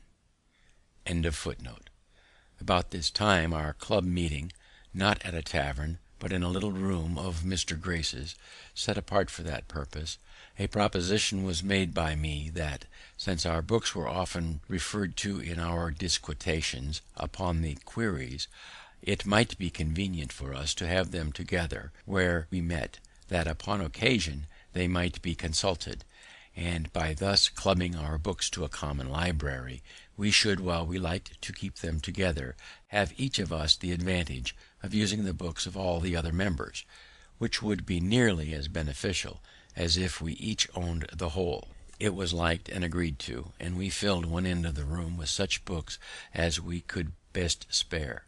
The number was not so great as we expected, and though they had been of great use, yet some inconveniences occurring for want of due care of them, the collection, after about a year, was separated, and each took his books home again. And now I set on foot my first project of a public nature, that for a subscription library. I drew up the proposals, got them put into the form by our great scrivener Brockton, and, by the help of my friends in the junta, procured 50 subscribers of 40 shillings each to begin with, and 10 shillings a year for 50 years, the term our company was to continue. We afterwards obtained a charter, the company being increased to 100, thus the mother of all the North American subscription libraries, now so numerous. It is become a great thing itself, and continually increasing. These libraries have improved the general conversation of the Americans, made the common tradesmen and farmers as intelligent, and most gentlemen from other countries, and perhaps have contributed in some degree to the stand so generally made through the colonies in defense of their privileges. Thus far was written with the intention expressed in the beginning, and therefore contains several little family anecdotes of no importance to others. What follows was written many years after, in compliance with the advice contained in these letters, and accordingly intends for the public.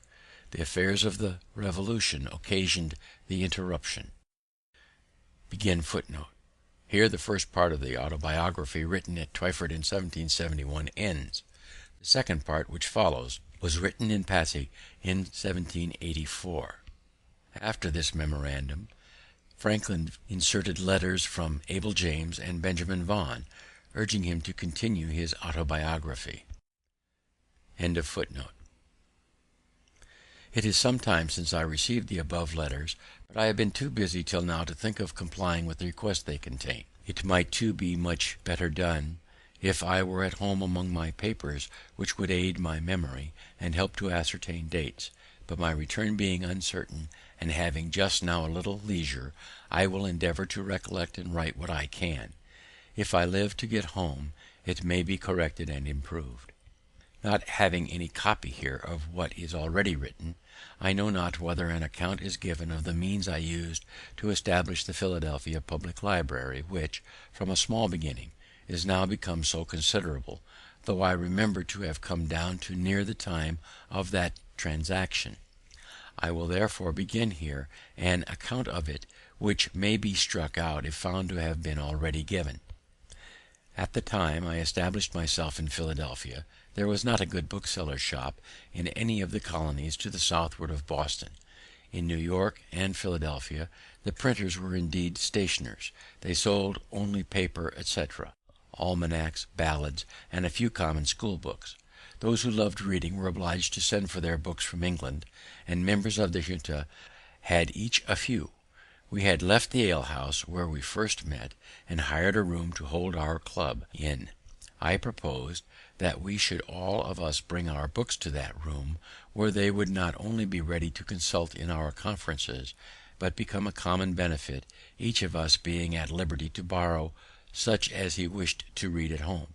This was accordingly done, and for some time contented us. Finding the advantage of this little collection, I proposed to render the benefit from books more common, by commencing a public subscription library.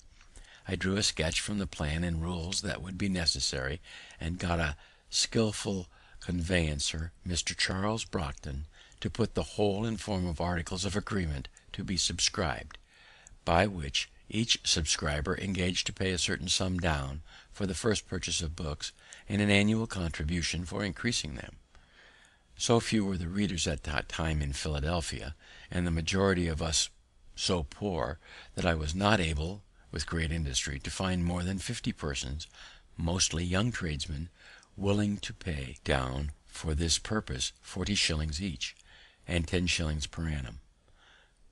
On this little fund we began. The books were imported. The library was opened one day in the week for lending to the subscribers, on their promissory notes to pay double the value if not duly returned.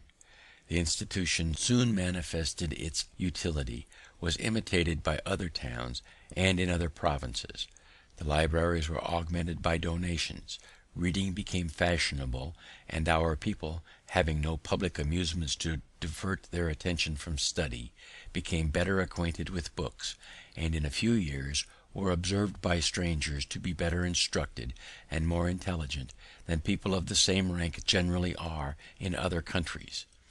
When we were about to sign the above mentioned articles, which were to be binding on us, our heirs, etc., for 50 years, Mr. Brockton, the scrivener, said to us, "You are young men, but it is scarcely probable that any of you will live to see the expiration of the term fixed in this instrument. A number of us, however, are yet living, but the instrument was after a few years rendered null by a charter that incorporated and gave perpetuity to the company." The objections and reluctances I met with in soliciting the subscriptions made me soon feel the impropriety of presenting oneself as the proposer of any useful project that might be supposed to raise one's reputation in the smallest degree above that of one's neighbours, when one has need of their assistance to accomplish that project. I therefore put myself as much as I could out of sight, and stated it was a scheme of a number of friends, who requested me to go about and propose it to such as they thought lovers of reading. In this way my affair went on more smoothly, and I ever after practised it on such occasions, and from my frequent successes can heartily recommend it. The present little sacrifice of your vanity will afterward be amply repaid, if it remains a while uncertain to whom the merit belongs. Someone more vain than yourself will be encouraged to claim it, and then even envy will be disposed to you justice by plucking those assumed feathers and restoring them to their right owner. The library afforded me the means of improvement by constant study, for which I set apart an hour or two each day, and thus repaired in some degree the loss of the learned education my father once intended for me. Reading was the only amusement I allowed myself. I spent no time in taverns, games, or frolics of any kind, and my industry in my business continued as indefatigable as it was necessary. I was indebted for my printing house. I had a young family coming on to be educated, and I had to contend with for business 2 printers, who were established in the place before me. My circumstances, however, grew daily easier. My original habits of frugality continued, and my father having, among his instructions to me when a boy, frequently repeated a proverb of Solomon, "Seest thou a man diligent in his calling, he shall stand before kings, he shall not stand before mean men," I from thence considered industry as a means of obtaining wealth and distinction, which encouraged me, though I did not think that I should ever literally stand before kings, which, however, has since happened, for I have stood before 5, and even had the honour of sitting down with one, the King of Denmark, to dinner. We have an English proverb that says, "He that would thrive must ask his wife." It was lucky for me that I had one as much disposed to industry and frugality as myself. She assisted me cheerfully in my business, folding and stitching pamphlets, tending shop, purchasing old linen rags for the paper makers, etc., etc. We kept no idle servants. Our table was plain and simple, our furniture of the cheapest. For instance, my breakfast was a long time break and milk, no tea, and I ate it out of a 2-penny earthen porringer with a pewter spoon. But mark how luxury will enter families, and make a progress in spite of principle. Being called one morning to breakfast, I found it in a china bowl, with a spoon of silver. They had been bought for me without my knowledge by my wife, and had cost her the enormous sum of 23 shillings, for which she had no excuse or apology to make, but that she thought her husband deserved a silver spoon and a china bowl as well as any of his neighbours. This was the first appearance of plate and china in our house, which afterward, in a course of years, as our wealth increased, augmented gradually to several £100 in value. I had been religiously educated as a Presbyterian, and thought some of the dogmas of that persuasion, such as the eternal decrees of God, election, reprobation, etc., appeared to me unintelligible, others doubtful, and I early absented myself from the public assemblies of the sect. Sunday being my study day, I never was without some religious principles. I never doubted, for instance, the existence of the Deity, that he made the world and governed it by his providence, that the most acceptable service of God was the doing good to man, that our souls are immortal, and that all crime will be punished and virtue rewarded, either here or hereafter. These I esteemed the essentials of every religion, and being to be found in all the religions we had in our country, I respected them all though with different degrees of respect, as I found them more or less mixed with other articles, which, without any tendency to inspire, promote, or confirm morality, served principally to divide us, and made us unfriendly to each other. This respect to all, with an opinion that the worst had some good effects, induced me to avoid all discourse that might tend to lessen the good opinion another might have of his own religion; and as our province increased in people, and new places of worship were continually wanted, and generally erected by voluntary contribution, my mite for such purpose, whatever might be the sect, was never refused. Though I seldom attended any public worship, I had still an opinion of its propriety and its utility when rightly conducted, and I regularly paid my annual subscription for the support of the only Presbyterian minister or meeting we had in Philadelphia. He used to visit me sometimes as a friend, and admonished me to attend his administrations, and I was now and then prevailed on to do so, once for 5 Sundays successively. Had he been, in my opinion, a good preacher, perhaps I might have continued, notwithstanding the occasion I had for the Sunday's leisure in my course of study; but his discourses were chiefly either polemic arguments or explanations of the particular doctrines of our sect, and were all to me very dry, uninteresting, and unedifying, since not a single moral principle was inculcated or enforced, their aim seeming to be rather to make us Presbyterians than good citizens. At length he took for his text that verse of the 4th chapter of Philippians: "Finally, brethren, whatsoever things are true, honest, just, pure, lovely, or of good report, if there be any virtue or any praise, think on these things." And I imagined in a sermon on such a text he would not miss of having some morality; but he confined himself to the 5 points only, as meant by the apostle, viz: 1. Keeping holy the Sabbath day. 2. Being diligent in reading the Holy Scriptures. 3. Attending duly the public worship. 4. Partaking of the sacrament. 5. Paying a due respect to God's ministers. These might be all good things, but as they were not the kind of good things that I expected from that text, I despaired of ever meeting with them from any other, was disgusted, and attended his preaching no more. I had some years before composed a little liturgy, or form of prayer, for my own private use, viz. in 1728, entitled Articles of Belief and Act of Religion. I returned to the use of this, and went no more to the public assemblies.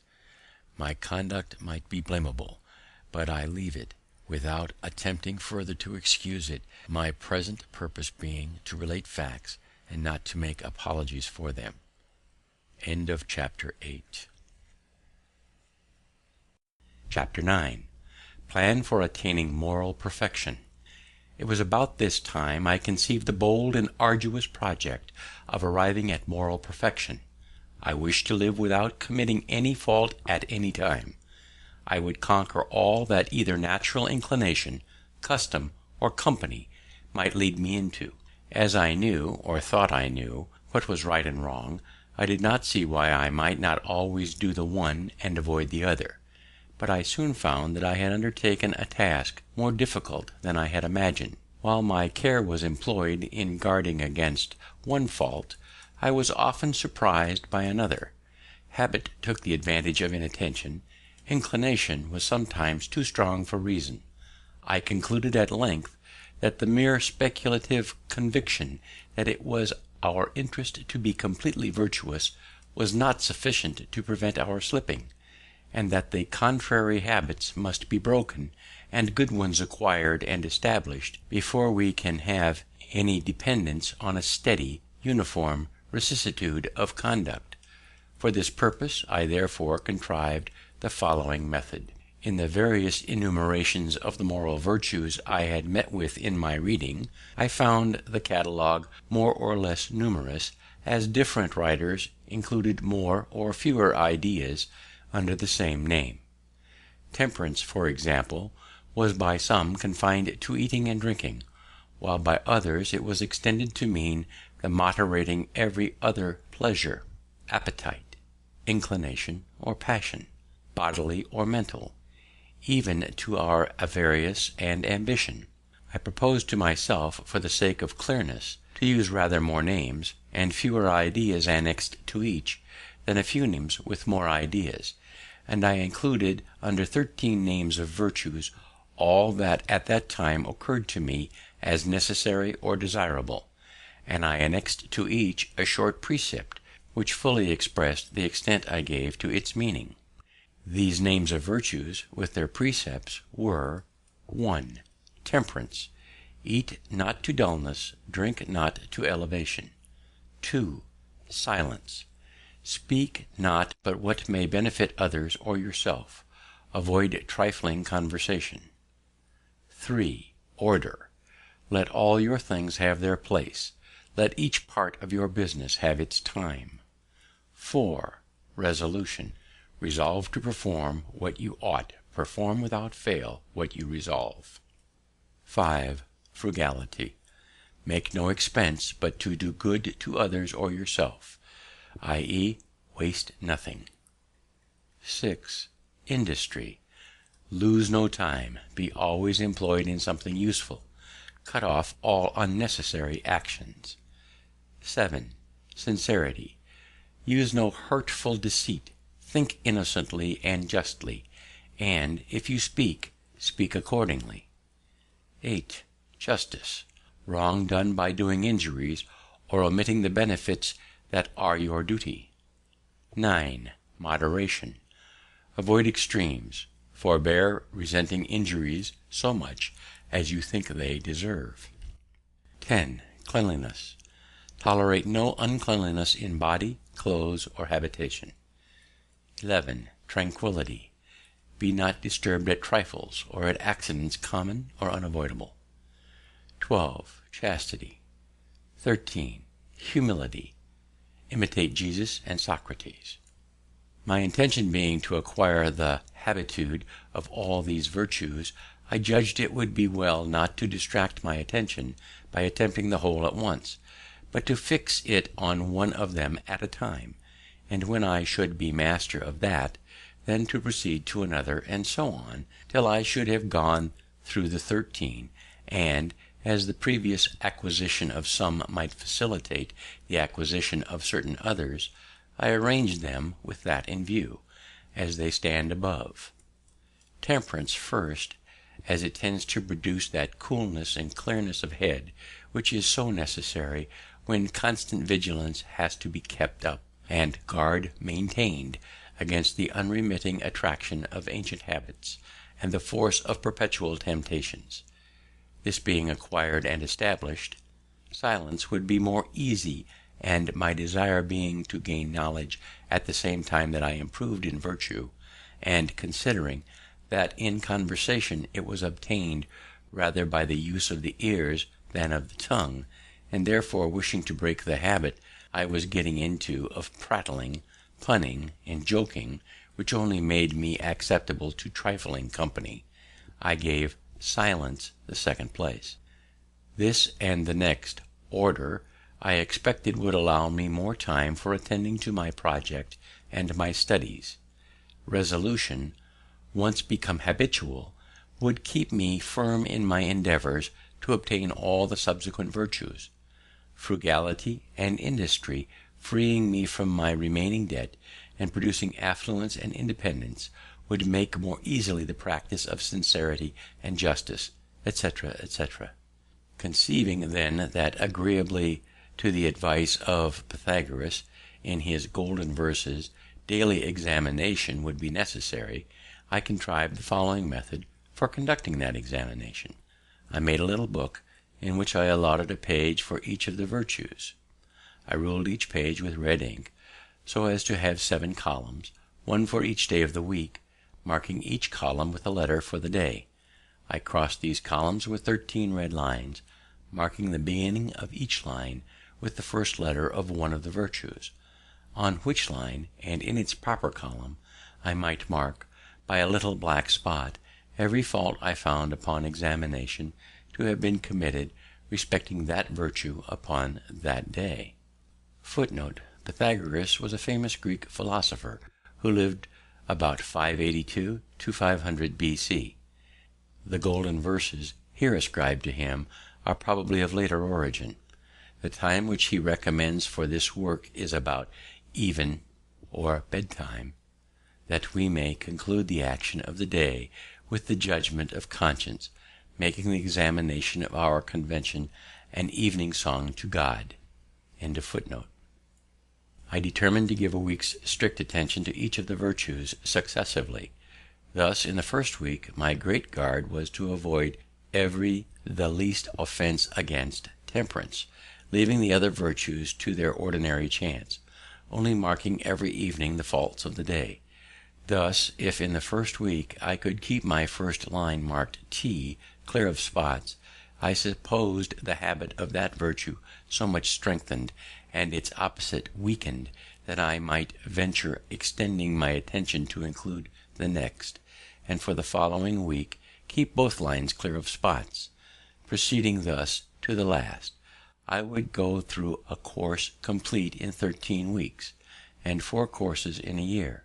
And like him who, having a garden to weed, does not attempt to eradicate all the bad herbs at once, which would exceed his reach and his strength, but works on one of the beds at a time, and having accomplished the first, proceeds to a second, so I should have, I hoped, the encouraging pleasure of seeing on my pages the progress I made in virtue by clearing successively my lines of their spots, till at the end, by a number of courses, I should be happy in viewing a clean book after a 13 weeks' daily examination. This my little book had for its motto these lines from Addison's Cato: "Here will I hold, if there is a power above us, and that there is, all nature cries aloud, through all her works, he must delight in virtue, and that which he delights in must be happy." Another from Cicero: "O philosophy, guide of life! O searcher out of virtue and exterminator of vice! One day spent well and in accordance with thy precepts is worth an immortality of sin." Tusculan Inquiries, Book 5. Another of the Proverbs of Solomon, speaking of wisdom or virtue: "Length of days is in her right hand, and in her left hand riches and honor. Her ways are ways of pleasantness, and all her paths are peace."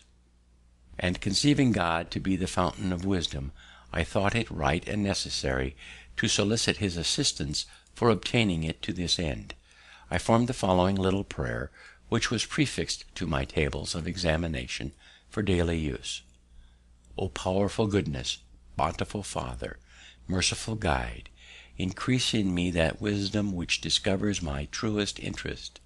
Strengthen my resolution to perform what that wisdom dictates. Accept my kind offices to thy other children as the only return in my power for thy continual favors to me." I used also sometimes a little prayer which I took from Thomson's poems, viz: "Father of light and life, thou good supreme, O teach me what is good, teach me thyself. Save me from folly, vanity, and vice, from every low pursuit, and fill my soul with knowledge, conscious peace, and virtue pure, sacred, substantial, never fading bliss." The precept of order, requiring that every part of my business should have its allotted time, one page of my little book contained the following scheme employed for the 24 hours of a natural day: 5. Rise, wash, and address. 6. Powerful goodness. Contrive day's business, and take the resolution of the day. 7. Prosecute the present study and breakfast.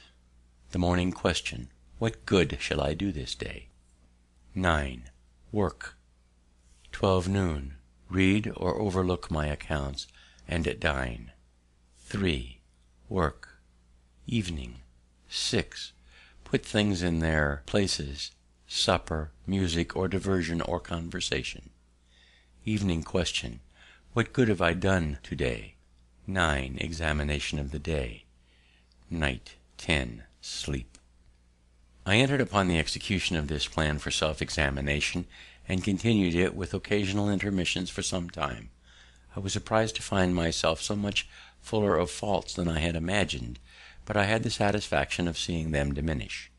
To avoid the trouble of renewing now and then my little book, which, by scraping out the marks on the paper of old faults to make room for new ones in a new course, became full of holes, I transferred my tables and precepts to the ivory leaves of a memorandum book, on which the lines were drawn with red ink, that made a durable stain, and on those lines I marked my faults with a black lead pencil, which marks I could easily wipe out with a wet sponge. After a while I went through one course only in a year, and afterward only one in several years, till at length I omitted them entirely, being employed in voyages and business abroad, with a multiplicity of affairs that interfered, but I always carried my little book with me. My scheme of order gave me the most trouble, and I found that, though it might be practicable where a man's business was such as to leave him the disposition of his time, that of a journeyman printer, for instance, it was not possible to be exactly observed by a master, who must mix with the world, and often receive people of business at their own hour. Order, too, with regard to places for things, papers, etc., I found extremely difficult to acquire. I had not been early accustomed to it, and, having an exceeding good memory, I was not so sensible of the inconvenience attending want of method. This article therefore cost me so much painful attention, and my faults in it vexed me so much, and I made so little progress in amendment, and had such frequent relapses, that I was almost ready to give up the attempt, and content myself with a faulty character in that respect, like the man who, in buying an axe for a smith, my neighbour desired to have the whole of its surface as bright as the edge. The smith consented to grind it bright for him, if he would turn the wheel. He turned while the smith pressed the broad face of the axe hard and heavily on the stone, which made the turning of it very fatiguing. The man came every now and then from the wheel to see how the work went on, and at length would take his axe as it was, without further grinding. "No," said the smith, turn on, we shall have it bright by and by, as yet it is only speckled." "Yes," says the man, "but I think I like a speckled axe best." And I believe this may have been the case with many who, having, for want of some such means as I employed, found the difficulty of obtaining good and breaking bad habits in other points of vice and virtue, have given up the struggle, and concluded that a speckled axe was best. For something that pretended to be reason was every now and then suggested to me, that such extreme nicety as I exacted of myself might be a kind of foppery in morals, which, if it were known, it would make me ridiculous; that a perfect character might be attended with the inconvenience of being envied and hated, and that a benevolent man should allow a few faults in himself to keep his friends in countenance. Footnote: Professor McMaster tells us that when Franklin was American agent in France, his lack of business order was a source of annoyance to his colleagues and friends. Strangers who came to see him were amazed to behold papers of the greatest importance scattered in the most careless way over the table and floor. End footnote. In truth, I found myself incorrigible with respect to order, and now I am grown old and my memory bad, I feel very sensibly the want of it. But on the whole, though I never arrived at the perfection I had been so ambitious of obtaining, but fell far short of it, yet I was, by the endeavour, a better and a happier man than I otherwise should have been, if I had not attempted it, as those who aim at perfect writing by imitating the engraved copies, though they never reach the wished for excellence of those copies, their hand is mended by the endeavour, and is tolerable while it continues fair and legible. It may be well my posterity should be informed that to this little artifice, with the blessing of God, their ancestor owed the constant felicity of his life down to his 79th year, in which this is written: "What reverses may attend the remainder is in the hand of Providence; but, if they arrive, the reflection on past happiness enjoyed ought to help his bearing them with more resignation." To temperance he ascribes his long continued health, and what is still left to him of a good constitution; to industry and frugality, the early easiness of his circumstances and acquisition of his fortune, with all that knowledge that enabled him to be a useful citizen, and obtain for him some degree of reputation among the learned; sincerity and justice, the confidence of his country, and the honorable employs it conferred upon him; and to the joint influence of the whole mass of the virtues. Even in the imperfect state he was able to acquire them; all that evenness of temper, and that cheerfulness in conversation, which makes his company still sought for, and agreeable even to his younger acquaintance. I hope, therefore, that some of my descendants may follow the example, and reap the benefit. Footnote: while there can be no question that Franklin's moral improvement and happiness were due to the practice of these virtues, yet most people will agree that we shall have to go back of his plan for the impelling motive to a virtuous life. Franklin's own suggestion that the scheme smacks of foppery in morals seems justified. Woodrow Wilson well puts it: "Men do not take fire from such thoughts unless something deeper, which is missing here, shines through them." What may have seemed to the 18th century a system of morals seems to us nothing more vital than a collection of the precepts of good sense and sound conduct. What redeems it from pettiness in this book is the scope of power and of usefulness to be seen in Franklin himself, who set these standards up in all seriousness and candor for his own life. See Galatians chapter 5 for the Christian plan of moral perfection. End footnote. It will be remarked that though my scheme was not wholly without religion, there was in it no mark of any of the distinguishing tenets of any particular sect. I had purposely avoided them, for being fully persuaded of the utility and excellency of my method, and that it might be serviceable to people in all religions, and intending some time or other to publish it, I would not have anything in it that should prejudice anyone of any sect against it. I proposed writing a little comment on each virtue, in which I would have shown the advantages of possessing it, and the mischiefs attending to its opposite vice, and I should have called my little book The Art of Virtue, because it would have shown the means and manner of obtaining virtue, which would have distinguished it from the mere exhortation to be good, that does not instruct and indicate the means, but is like the apostle's man of verbal charity, who only, without showing to the naked and hungry how or where they might clothe or victual, exhorted them to be fed and clothed. James chapter 2 verses 15 and 16. Footnote: nothing so likely to make a man's fortune as virtue. End footnote. But it so happened that my intention of writing and publishing this comment was never fulfilled. I did indeed from time to time put down short hints of the sentiments, reasonings, etc., to be made use of in it, some of which I have still by me, but the necessary close attention to private business in the earlier part of my life, and public business since, have occasioned my postponing it, for it being connected to my mind with a great and extensive project that required the whole man to execute, and which an unforeseen succession of employs prevented my attending to, it has hitherto remained unfinished. In this piece it was my design to explain and enforce this doctrine, that vicious actions are not hurtful because they are forbidden, but forbidden because they are hurtful.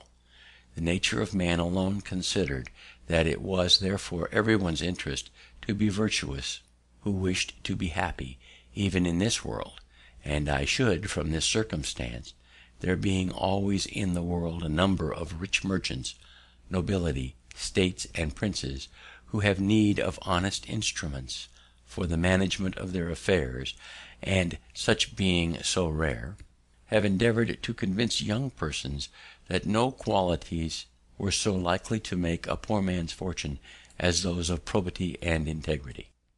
My list of virtues contained at first but 12, but a Quaker friend having kindly informed me that I was generally thought proud, that my pride showed itself frequently in conversation, that I was not content in being in the right when discussing any point, but was overbearing and rather insolent, of which he convinced me by mentioning several instances, I determined, endeavouring to cure myself, if I could, of this vice or folly among the rest, and I added humility to my list, giving an extensive meaning to the word. I cannot boast of much success in acquiring the reality of this virtue, but I had a good deal with regard to the appearance of it. I made it a rule to forbear all direct contradictions to the sentiments of others, and all positive assertion of my own. I even forbid myself, agreeably to the old laws of our junto, the use of every word or expression in the language that imported a fixed opinion, such as certainly, undoubtedly, etc., and I adopted instead of them I conceive, I apprehend, or I imagine a thing to be so and so, or it so appears to me at present. When another asserted something that I thought an error, I denied myself the pleasure of contradicting him abruptly, and of showing immediately some absurdity in his proposition, and in answering I began by observing that in certain cases or circumstances his opinion would be right, but in the present case there appeared or seemed to me some differences, etc. I soon found the advantage of this change in my manner. The conversations I engaged in went more pleasantly. The modest way in which I proposed my opinions procured them a readier reception and less contradictions. I had less mortifications when I was found to be in the wrong, and I more easily prevailed with others to give up their mistakes and join with me when I happened to be in the right.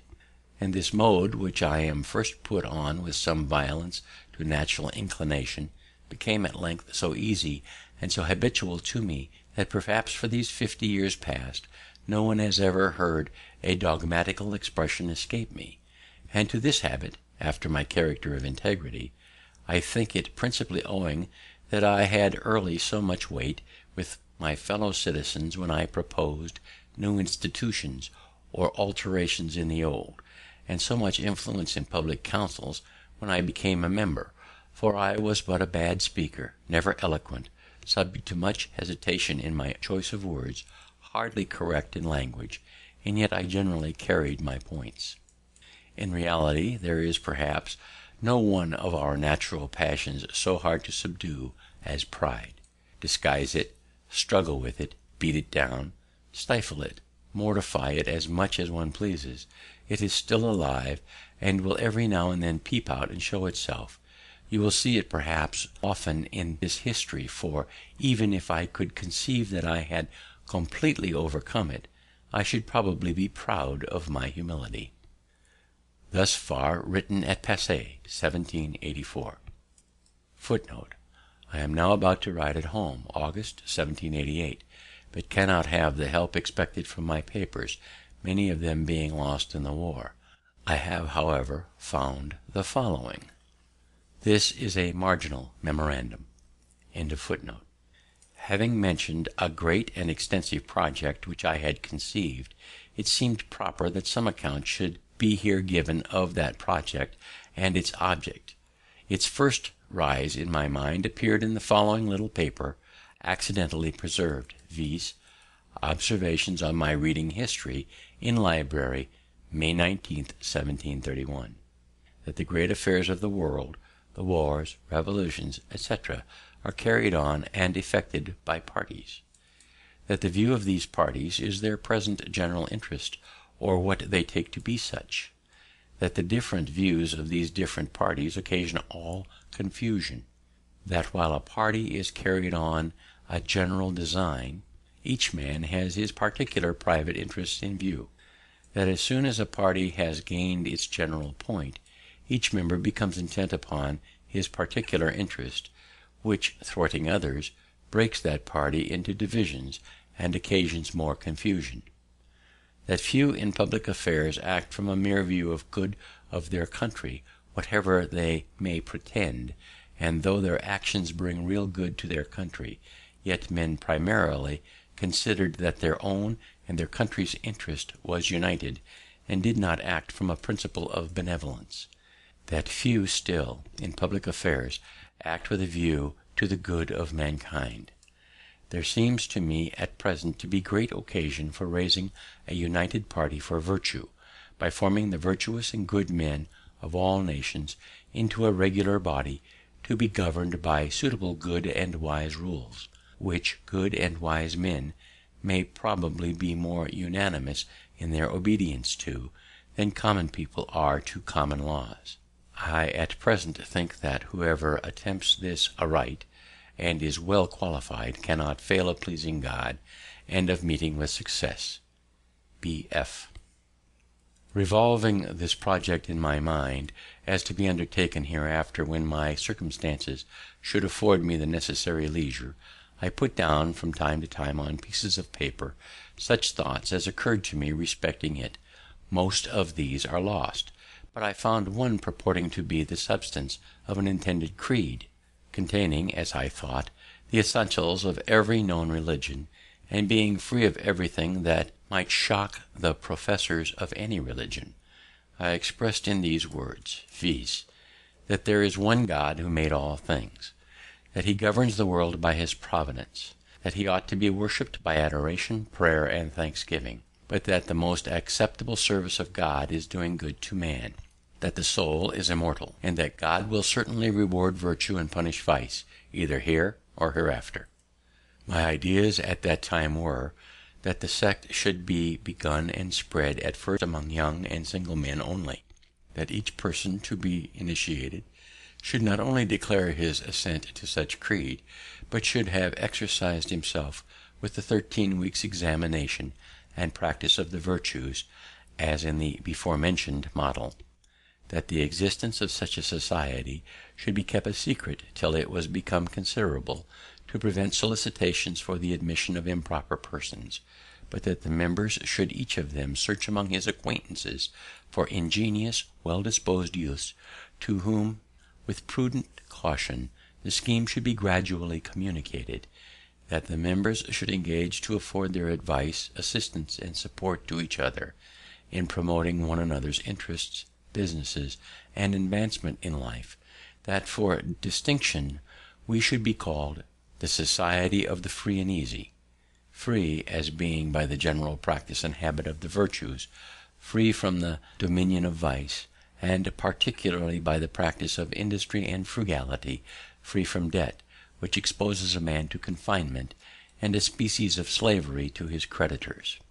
This is as much as I can now recollect of the project, except that I communicated it in parts to 2 young men, who adopted it with some enthusiasm; but my then narrow circumstances, and the necessity I was under of sticking close to my business, occasioned my postponing the further prosecution of it at that time; and my multifarious occupations, public and private, induced me to continue postponing, so that it has been omitted till I have no longer strength or activity left sufficient for such an enterprise, though I am still of opinion that it was a practicable scheme, and might have been very useful by forming a great number of good citizens; and I was not discouraged by the seeming magnitude of the undertaking, as I have always thought that one man of tolerable abilities may work great changes, and accomplish great affairs among mankind,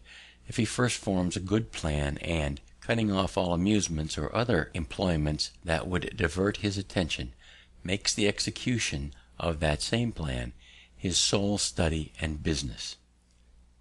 Chapter 9. Chapter 10. Poor Richard's Almanac and other activities. In 1732 I first published my almanac under the name of Richard Saunders. It was continued by me about 25 years, commonly called Poor Richard's Almanac. I endeavoured to make it both entertaining and useful, and it accordingly came to be in such demand that I reaped considerable profit from it, vending annually near 10,000, and observing that it was generally read, scarce any neighbourhood in the province being without it. I considered it as a proper vehicle for conveying instruction among the common people, who bought scarcely any other books. I therefore filled all the little spaces that occurred between the remarkable days in the calendar with proverbial sentences, chiefly such as inculcated industry and frugality as the means of procuring wealth, and thereby securing virtue, it being more difficult for a man in want to act always honestly, as, to use here one of those proverbs, it is hard for an empty sack to stand upright. The almanac at that time was a kind of periodical, as well as a guide to natural phenomena and the weather. Franklin took his title from Poor Robin, a famous English almanac, and from Richard Saunders, a well-known almanac publisher. These proverbs, which contained the wisdom of many ages and nations, I assembled and formed into a connected discourse prefixed to the almanac of 1757, as the harangue of a wise old man to the people attending an auction. The bringing all these scattered counsels thus into a focus enabled them to make greater impression. The piece being universally approved, was copied in all the newspapers of the continent, reprinted in Britain on a broadside to be stuck up in houses. 2 translations were made of it in French, and great numbers bought by the clergy and gentry to distribute gratis among their poor parishioners and tenants. In Pennsylvania, as it discouraged useless expense in foreign superfluities, some thought it had its share of influence in producing that growing plenty of money which was observable for several years after its publication. I considered my newspaper also as another means of communicating instruction, and in that view frequently reprinted in it extracts from the Spectator and other moral writers, and sometimes published little pieces of my own, which had been first composed for reading in our junto. Of these are a Socratic dialogue, tending to prove that, whatever might be his parts and abilities, a vicious man could not properly be called a man of sense, and a discourse on self-denial, showing that virtue was not secure till its practice became a habitude, and was free from the opposition of contrary inclinations. These may be found in the papers about the beginning of 1735. In the conduct of my newspaper I carefully excluded all libelling and personal abuse, which is of late years become so disgraceful to our country. Whenever I was solicited to insert anything of that kind, and the writers pleaded, as they generally did, the liberty of the press, and that a newspaper was like a stage-coach in which any one who could pay had a right to a place, my answer was that I would print the piece separately if desired, and the author might have as many copies as he pleased to distribute himself, but that I would not take upon me to spread his detraction, and that, having contracted with my subscribers to furnish them with what might be either useful or entertaining, I could not fill their papers with private altercations, in which they had no concern, without doing them manifest injustice. Now many of our printers make no scruple of gratifying the malice of individuals by false accusations of the fairest characters among ourselves, augmenting animosity even to the producing of duels, and are, moreover, so indiscreet as to print scurrilous reflections on the government of neighbouring states, and even on the conduct of our best national allies, which may be attended with the most pernicious consequences. These things I mention as a caution to young printers, and that they may be encouraged not to pollute their presses and disgrace their profession by such infamous practices, but refuse steadily, as they may see by my example that such a course of conduct will not, on the whole, be injurious to their interests. In 1733 I sent one of my journeymen to Charleston, South Carolina, where a printer was wanting. I furnished him with a press and letters on an agreement of partnership, by which I was to receive 1/3 of the profits of the business, paying 1/3 of the expense. He was a man of learning, and honest, but ignorant in matters of account, and though he sometimes made me remittances, I could get no account from him, nor any satisfactory state of our partnership while he lived. On his decease, the business was continued by his widow, who, being born and bred in Holland, where, as I have been informed, the knowledge of accounts makes a part of female education, she not only sent me as clear a state as she could find of the transactions past, but continued to account with the greatest regularity and exactness every quarter afterwards, and managed the business with such success that she not only brought up reputably a family of children, but at the expiration of the term was able to purchase of me the printing house and establish her son in it.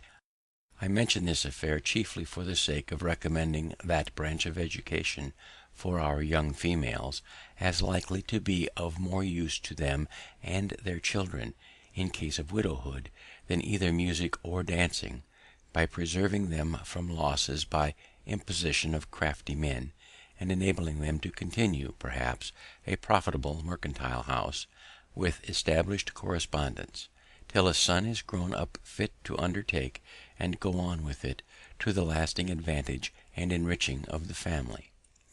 About the year 1734 there arrived among us from Ireland a young Presbyterian preacher named Hemphill, who delivered with a good voice and apparently extempore most excellent discourses, which drew together considerable numbers of different persuasions, who joined in admiring them. Among the rest, I became one of his constant hearers, his sermons pleasing me, as they had little of the dogmatical kind, but inculcated strongly the practice of virtue, or what in the religious style are called good works.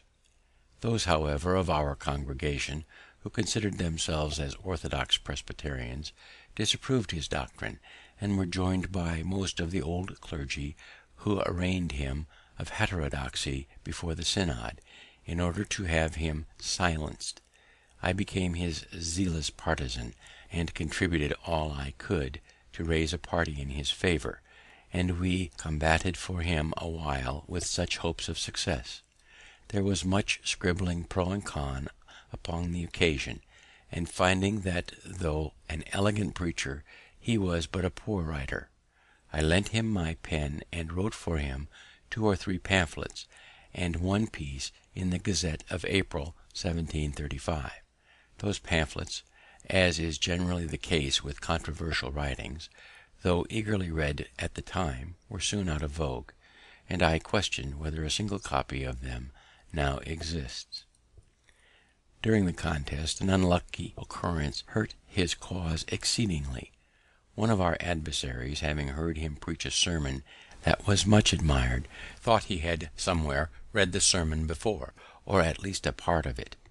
On search, he found the part quoted at length in one of the British reviews from a discourse of Dr. Foster's. This detection gave many of our party disgust, who accordingly abandoned his cause, and occasioned our more speedy discomfiture in the synod. I stuck by him, however, as I rather approved his giving us good sermons composed by others than bad ones of his own manufacture, though the latter was the practice of our common teachers. He afterward acknowledged to me that none of those he preached were his own, adding that his memory was such as enabled him to retain and repeat any sermon after one reading only. On our defeat he left us in search elsewhere of better fortune, and I quitted the congregation, never joining it after, though I continued many years my subscription for the support of its ministers. I had begun in 1733 to study languages. I soon made myself so much a master of the French as to be able to read the books with ease. I then undertook the Italian. An acquaintance who was also learning it used often to tempt me to play chess with him. Finding this took up too much of the time I had to spare for study, I at length refused to play any more, unless on this condition, that the victor in every game should have a right to impose a task, either in parts of the grammar to be got by heart, or in translations, etc., which tasks the vanquished was to perform upon honour before our next meeting. As we played pretty equally, we thus beat one another into that language. I afterwards, with a little painstaking, acquired as much of the Spanish as to read their books also. I have already mentioned that I had only 1 year's instruction in a Latin school, and that when very young, after which I neglected that language entirely. But when I had attained an acquaintance with the French, Italian, and Spanish, I was surprised to find, on looking over a Latin Testament, that I understood so much more of that language than I had imagined, which encouraged me to apply myself again to the study of it, and I met with more success, as those preceding languages had greatly smoothed my way. From these circumstances I have thought that there is some inconsistency in our common mode of teaching languages. We are told that it is proper to begin first with Latin, and, having acquired that, it will be more easy to attain those modern languages which are derived from it. And yet we do not begin with the Greek in order more easily to acquire the Latin. It is true that if you can clamber and get to the top of a staircase without using the steps, you will more easily gain them in descending; but certainly if you begin with the lowest, you will more easily ascend to the top, and I would therefore offer it to the consideration of those who superintend the education of our youth, whether, since many of those who begin with the Latin quit the same after spending some years without having made any great proficiency, and what they have learnt become almost useless, so that their time has been lost, it would not have been better to have begun with the French, proceeding to the Italian, etc. For though after spending the same time they should quit the study of languages and never arrive at the Latin, they would, however, have acquired another tongue or two, that, being in modern use, might be serviceable to them in the common life. The authority of Franklin, the most eminently practical man of his age, in favour of reversing the study of the dead languages till the mind has reached a certain maturity, is confirmed by the confession of one of the most eminent scholars of any age. Our seminaries of learning, says Gibbon, do not exactly correspond with the precept of a Spartan king, that the child should be instructed in the arts which will be useful to the man, since a finished scholar may emerge from the head of Westminster or Eton in total ignorance of the business and conversation of English gentlemen in the latter end of the 18th century. But these schools may assume the merit of teaching all that they pretend to teach, the Latin and Greek languages. After 10 years' absence from Boston, and having become easy in my circumstances, I made a journey thither to visit my relations, which I could not sooner well afford. In returning, I called at Newport to see my brother, then settled there with his printing house. Our former differences were forgotten, and our meeting was very cordial and affectionate. He was fast declining in his health, and requested of me that, in case of his death, which he apprehended not far distant, I would take home his son, then but 10 years of age, and bring him up to the printing business. This I accordingly performed, sending him a few years to school before I took him into the office. His mother carried on the business till he was grown up, when I assisted him with an assortment of new types, those of his father's being in a manner worn out. Thus it was that I made my brother ample amends for the service I had deprived him of by leaving him so early. In 1736 I lost one of my sons, a fine boy of 4 years old, by the smallpox, taken in the common way. I long regretted bitterly, and still regret, that I had not given it to him by inoculation. This I mention for the sake of parents who omit that operation, on the supposition that they should never forgive themselves if a child died under it; my example showing that the regret may be the same either way, and that therefore the safer should be chosen. Our club, the Junto, was found so useful and afforded such satisfaction to the members, that several were desirous of introducing their friends, which could not well be done without exceeding what we had settled as a convenient number, viz. 12. We had from the beginning made it a rule to keep our institution a secret, which was pretty well observed. The intention was to avoid applications of improper persons for admittance, some of whom, perhaps, we might find it difficult to refuse. I was one of those who were against any addition to our number, but, instead of it, made in writing a proposal that every member separately should endeavour to form a subordinate club, with the same rules respecting queries, etc., and without informing them of the connection to the Junto. The advantages proposed were, the improvement of so many more young citizens by the use of our institutions, our better acquaintance with the general statements of the inhabitants on any occasion, as the Junto member might propose what queries we should desire, and was to report at the Junto what passed in his separate club; the promotion of our particular interests in business by more extensive recommendation, and the increase of our influence in public affairs, and our power of doing good, by spreading through the several clubs the sentiment of the Junto. This project was approved, and every member undertook to form his club, but they did not all succeed.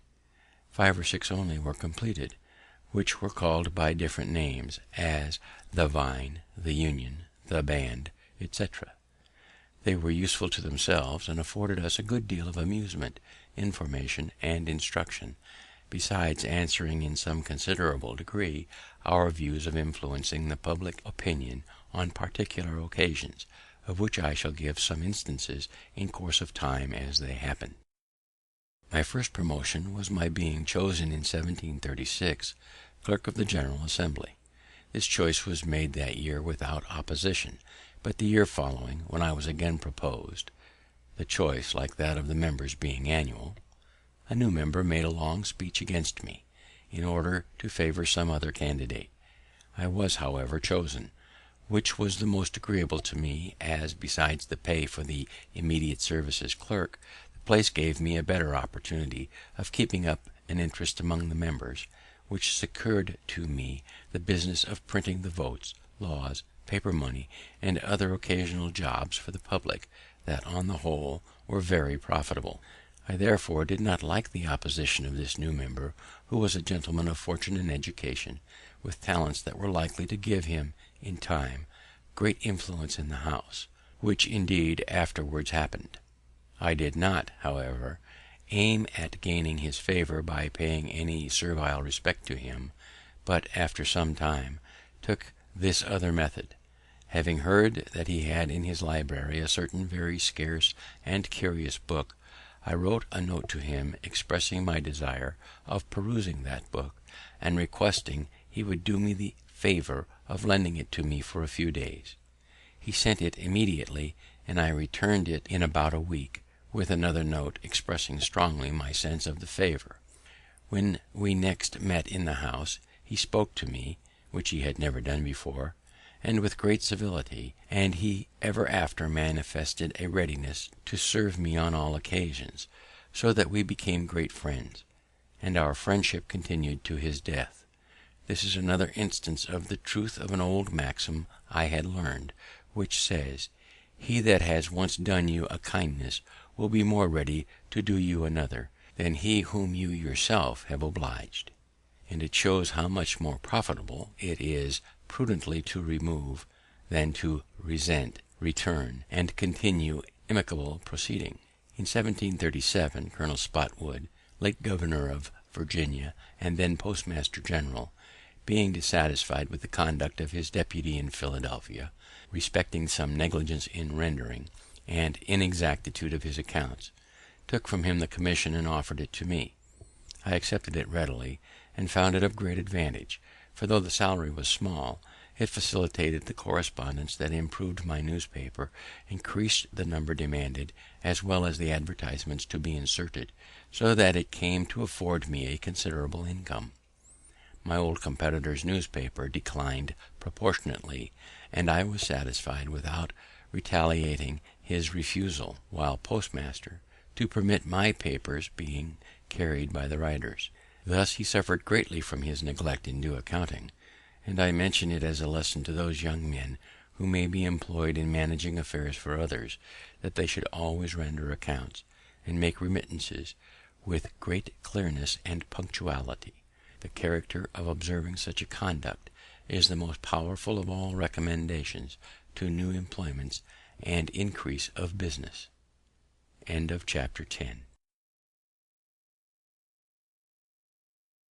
Chapter 11. Interest in public affairs. I began now to turn my thoughts a little to public affairs, beginning, however, with small matters. The city watch was one of the first things that I conceived to want regulation.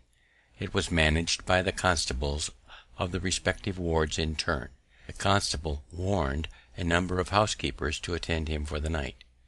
Those who chose never to attend paid him 6 shillings a year to be excused, which was supposed to be for hiring substitutes, but was in reality much more than was necessary for that purpose, and made the constableship a place of profit. And the constable, for a little drink, often got such ragamuffins about him as a watch that respectable housekeepers did not choose to mix with. Walking the rounds, too, was often neglected, and most of the nights spent in tippling.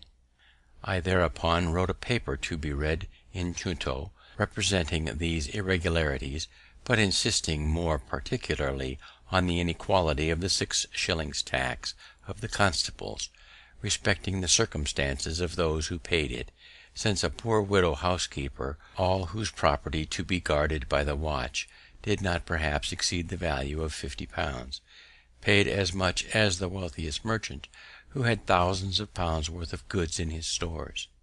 On the whole, I proposed as a more effectual watch the hiring of proper men to serve constantly in that business, and as a more equitable way of supporting the charge, the levying of a tax that should be proportioned to the property. This idea being approved by the junto, was communicated to the other clubs, but as arising in each of them, and though the plan was not immediately carried into execution, yet by preparing the minds of people for the change, it paved the way for the law obtained a few years after, when the members of our clubs were grown into more influence.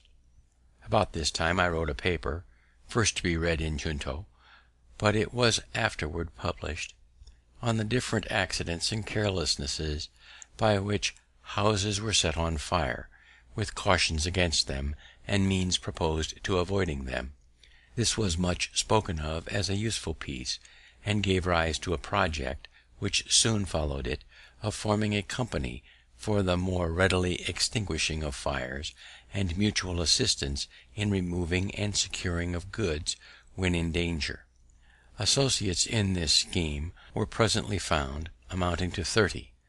Our articles of agreement obliged every member to keep always in good order and fit for use a certain number of leather buckets, with strong bags and baskets, for packing and transporting of goods, which were to be brought to every fire; and we agreed to meet once a month, and spend a social evening together, in discoursing and communicating such ideas as occurred to us upon the subjects of fires, as might be useful in our conduct on such occasions.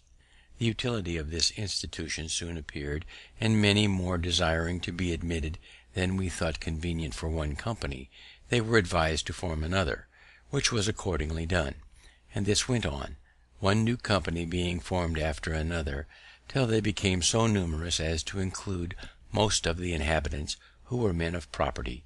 And now, at the time of my writing this, though upwards of 50 years since its establishment, that which I first formed, called the Union Fire Company, still subsists and flourishes, though the first members are all deceased but myself and one, who is older by a year than I am.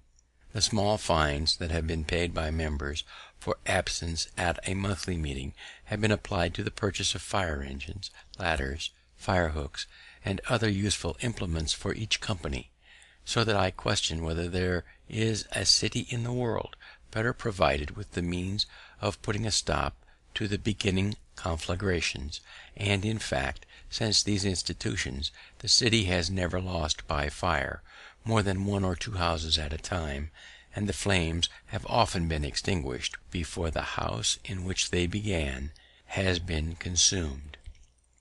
In 1739, arriving among us from Ireland the Reverend Mr. Whitefield, who had made himself remarkable there as an itinerant preacher, he was at first permitted to preach in some of our churches, but the clergy, taking a dislike to him, soon refused him their pulpits, and he was obliged to preach in the fields.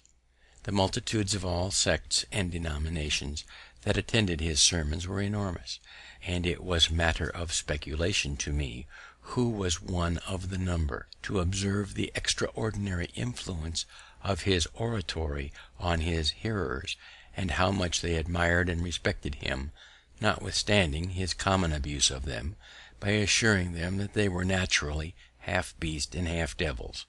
It was wonderful to see the change soon made in the manners of our inhabitants. First being thoughtless or indifferent about religion, it seemed as if all the world were going religious, so that one could not walk through the town in an evening without hearing psalms sung in different families of every street. George Whitefield, 1714 to 1770, a celebrated English clergyman and pulpit orator, one of the founders of Methodism. And it being found inconvenient to assemble in the open air, subject to its inclemencies, the building of a house to meet in was no sooner proposed, and persons appointed to receive contributions, but sufficient sums were soon received to procure the ground and erect the building, which was 100 feet long and 70 broad, about the size of Westminster Hall, and the work was carried on with such spirit as to be finished in a much shorter time than could have been expected. Both house and grounds were vested in trustees, expressly for the use of any preacher of any religious persuasion who might desire to say something to the people at Philadelphia, the design in building not being to accommodate any particular sect, but the inhabitants in general, so that even if the Mufti of Constantinople were to send a missionary to preach Mohammedanism to us, he would find a pulpit at his service. A part of the Palace of Westminster, now forming the vestibule to the Houses of Parliament in London. Mr. Whitefield, in leaving us, went preaching all the way through the colonies to Georgia.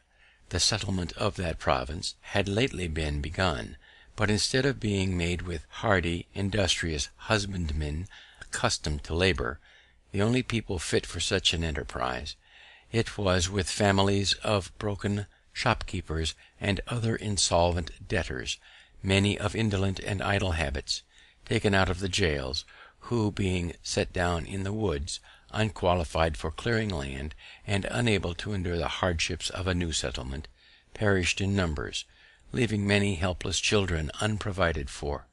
The sight of their miserable situation inspired the benevolent heart of Mr. Whitefield with the idea of building an orphan house there, in which they might be supported and educated.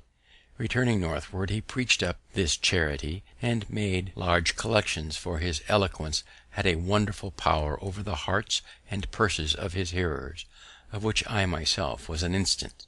I did not disapprove of the design, but as Georgia was then destitute of materials and workmen, and was proposed to send them from Philadelphia at a great expense, I thought it would have been better to have built the houses here and brought the children to it. Thus I advised, but he was resolute in his first project, rejected my counsel, and I therefore refused to contribute. I happened soon after to attend one of his sermons, in the course of which I perceived he intended to finish with a collection, and I silently resolved he should get nothing from me.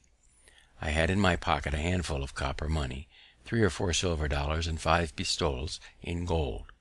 As he proceeded, I began to soften, and concluded to give the coppers. Another stroke of his oratory made me ashamed of that, and determined to give the silver; and he finished so admirably that I emptied my pocket wholly into the collector's dish, gold and all.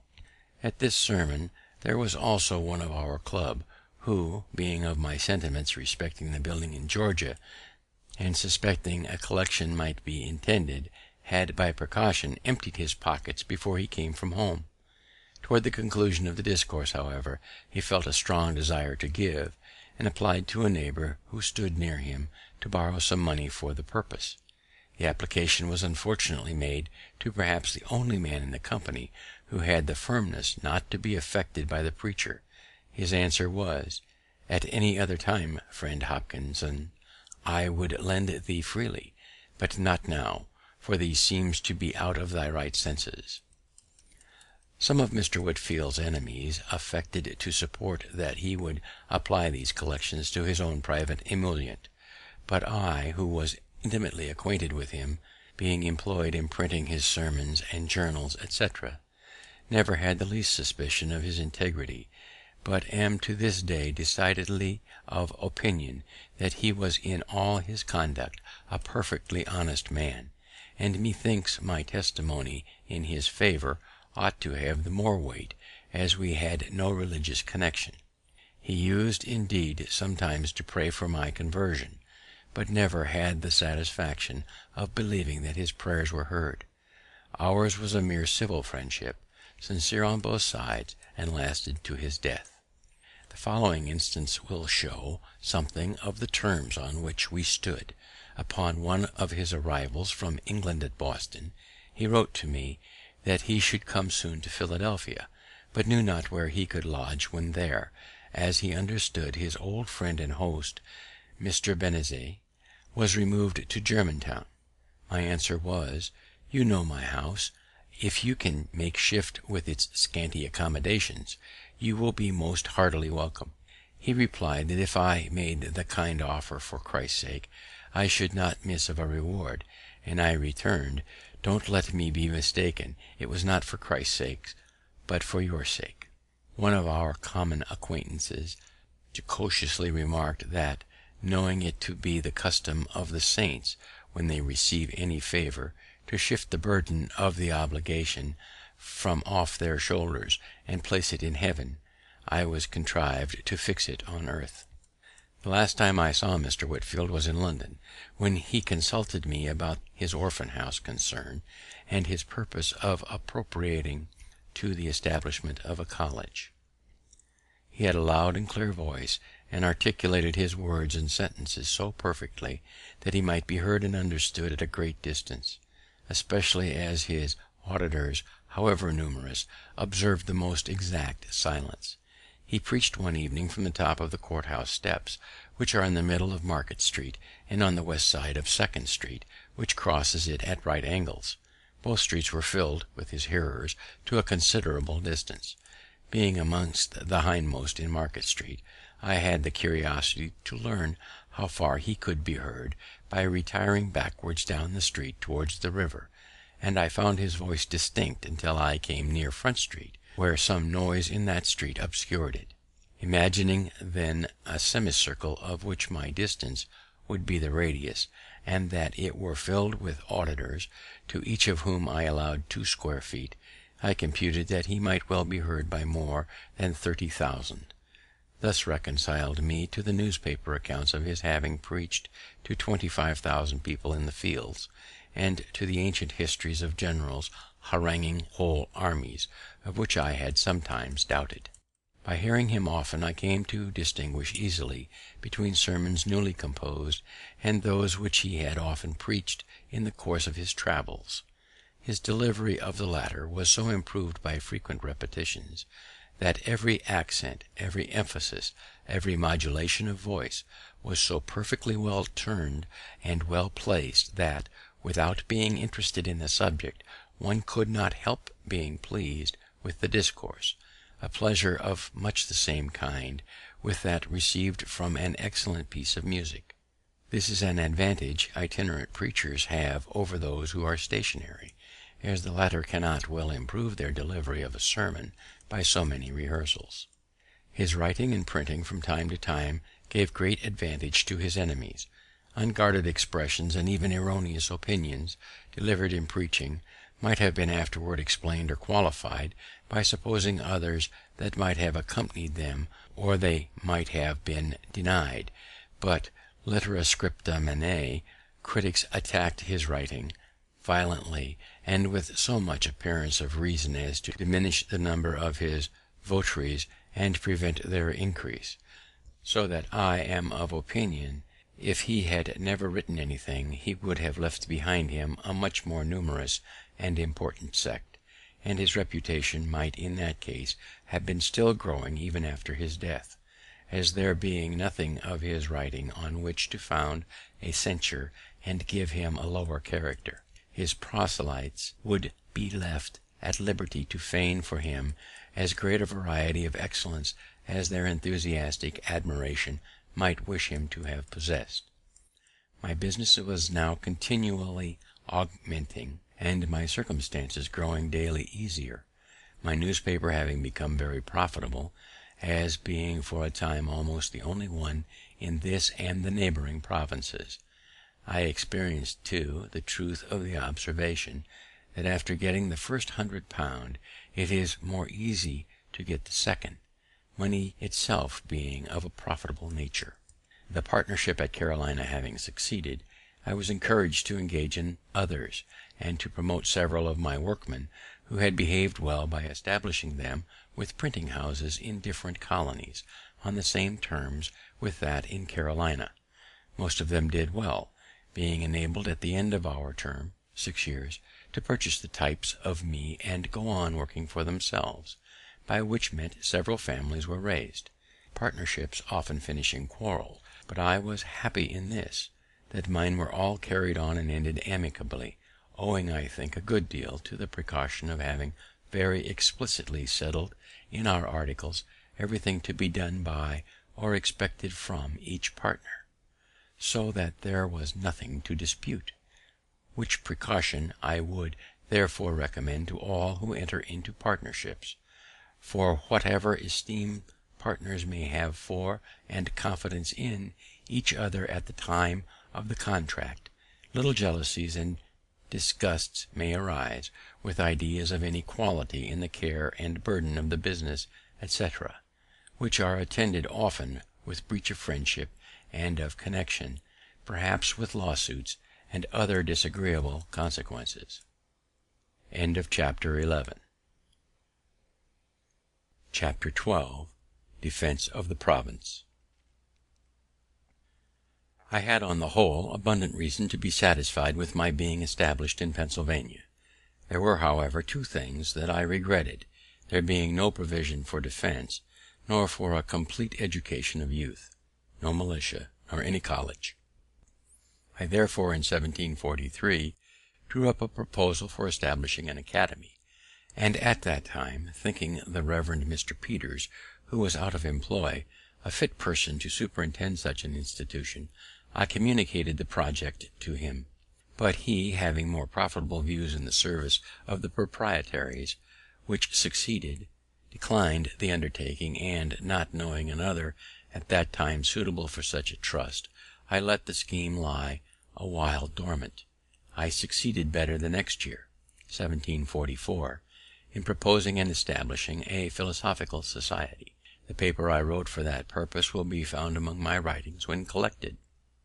With respect to defense, Spain having been several years at war against Great Britain, and being at length joined by France, which brought to us great danger, and the laboured and long continued endeavour of our governor, Thomas, to prevail with our Quaker Assembly to pass a militia law and make other provisions for the security of the province, having proved abortive, I determined to try what might be done by a voluntary association of people.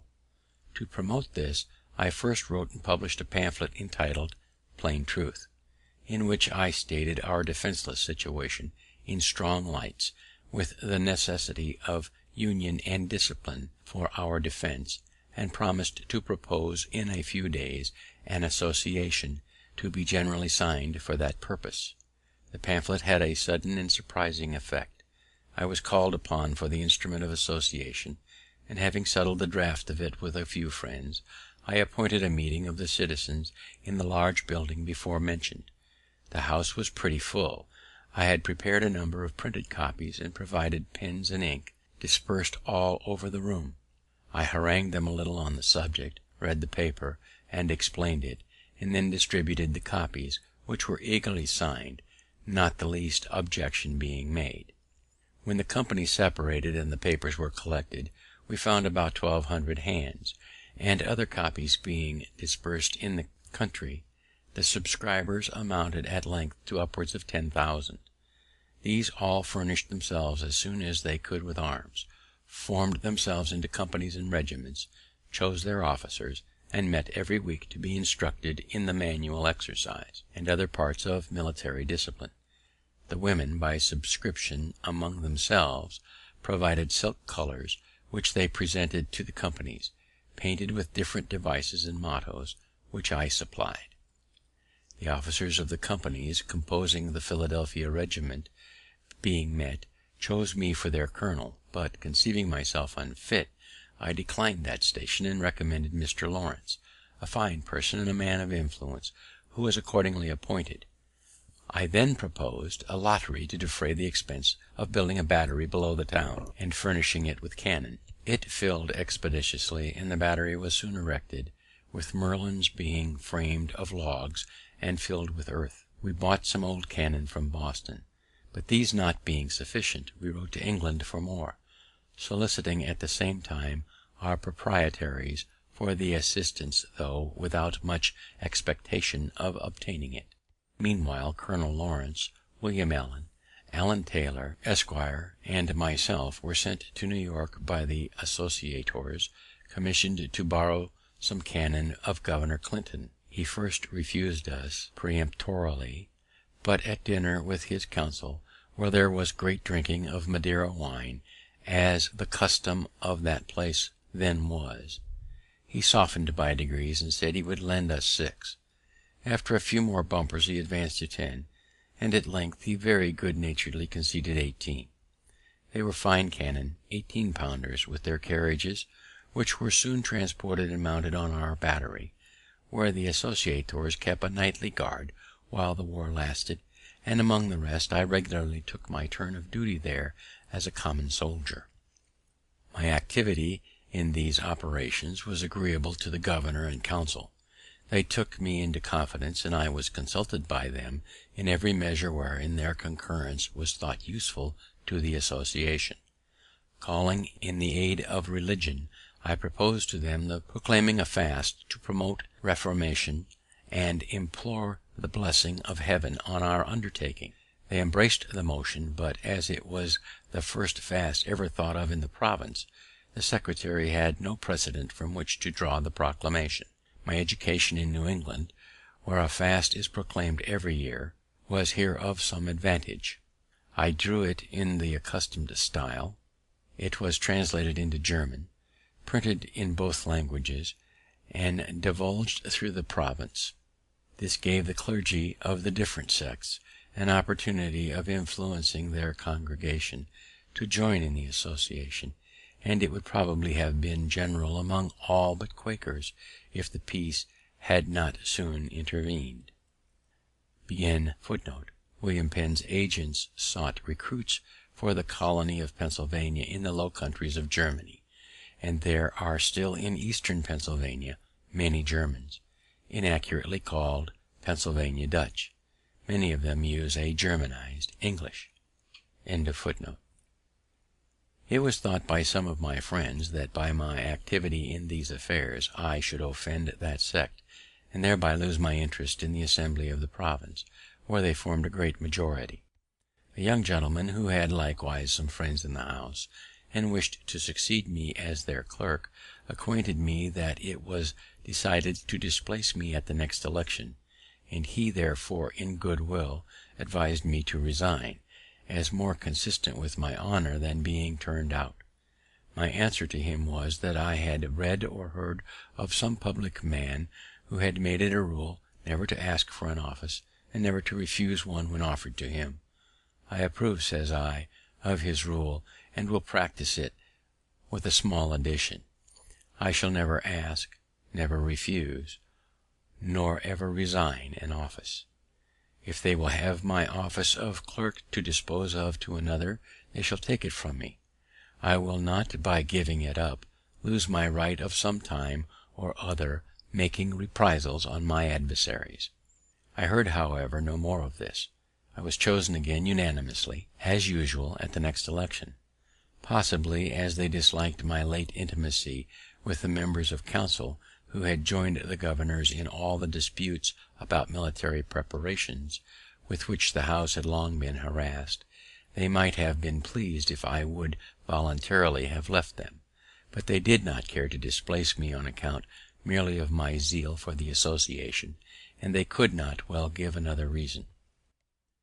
Indeed, I had some cause to believe that the defense of the country was not disagreeable to any of them, provided they were not required to assist in it, and I found that a much greater number of them than I could have imagined, though against offensive war, were clearly for the defensive.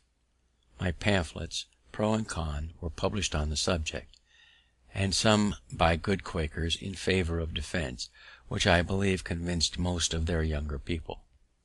A transaction in our fire company gave me some insight into their prevailing sentiments. It had been supposed that we should encourage the scheme for building a battery by laying out the present stock, then about £60, in tickets of the lottery. By our rules, no money could be disposed of till the next meeting after the proposal. The company consisted of 30 members, of which 22 were Quakers, and 8 only of other persuasions. We 8 punctuously attended the meetings, but though we thought that some of the Quakers would join us, we were by no means sure of a majority. Only one Quaker, Mr. James Morris, appeared to oppose the measure. He expressed much sorrow that it had ever been proposed, as he said, friends were all against it, and it would create such discord as might break up the company. We told him that we saw no reason for that. We were the minority, and if friends were against the measure and outvoted us, we must and should, agreeably to the usage of all societies, submit. When the hour for business arrived, and was moved to put to the vote, he allowed we might then do it by the rules; but as he could assure us that a number of members intended to be present for the purpose of opposing it, it would be but candid to allow little time for their appearing. While we were disputing this, a waiter came to tell me 2 gentlemen below desired to speak with me. I went down, and found they were 2 of our Quaker members. They told me there were 8 of them assembled at a tavern just by, and that they were determined to come and vote with us if there should be occasion, which they hoped would not be the case, and desired we should not call for their assistance if we could do without it, as their voting for such a measure might embroil them with their elders and friends. Being thus secure of a majority, I went up, and after a little seeming hesitation, agreed to a delay of another hour. This Mr. Morris allowed to be extremely fair. Not one of his opposing friends appeared, at which he expressed great surprise, and at the expiration of the hour we carried the resolution 8 to 1, and as of the 22 Quakers 8 were ready to vote with us, and 13 by their absence manifested that they were not inclined to oppose the measure. I afterward estimated the proportion of Quakers sincerely against defense as 1 to 21 only, for these were all regular members of that society, and in good reputation among them, and had due notice of what was proposed at that meeting. The honourable and learned Mr. Logan, who had always been of that sect, was one who wrote an address to them, declaring his approbation of defensive war, and supporting his opinion by many strong arguments. He put into my hands £60 to be laid out in lottery tickets for the battery, with directions to apply what prize might be drawn wholly to that service. He told me the following anecdote of his old master, William Penn, respecting defense. He came over from England when a young man, with that proprietary, and as his secretary. It was war time, and their ship was chased by an armed vessel supposed to be an enemy. Their captain prepared for defense, but told William Penn and his company of Quakers that he did not expect their assistance, and they might retire into the cabin, which they did, except James Logan, who chose to stay upon deck and was quartered to a gun. The supposed enemy proved a friend, and there was no fighting, but when the secretary went down to communicate the intelligence, William Penn rebuked him severely for staying upon deck, and undertaking to assist in defending the vessel, contrary to the principles of friends, especially as it had not been required by the captain. This reproof being before all the company, piqued the secretary, who answered, "I being thy servant, why did thee not order me to come down? But thee was willing enough that I should stay and help to fight the ship when thee thought there was danger." James Logan, 1674 to 1751, came to America with William Penn in 1699, and was the business agent for the Penn family. He bequeathed his valuable library, preserved at his county seat, Centon, to the city of Philadelphia. My being many years in the Assembly, the majority of which were constantly Quakers, gave me frequent opportunities of seeing the embarrassment given them by their principle against war.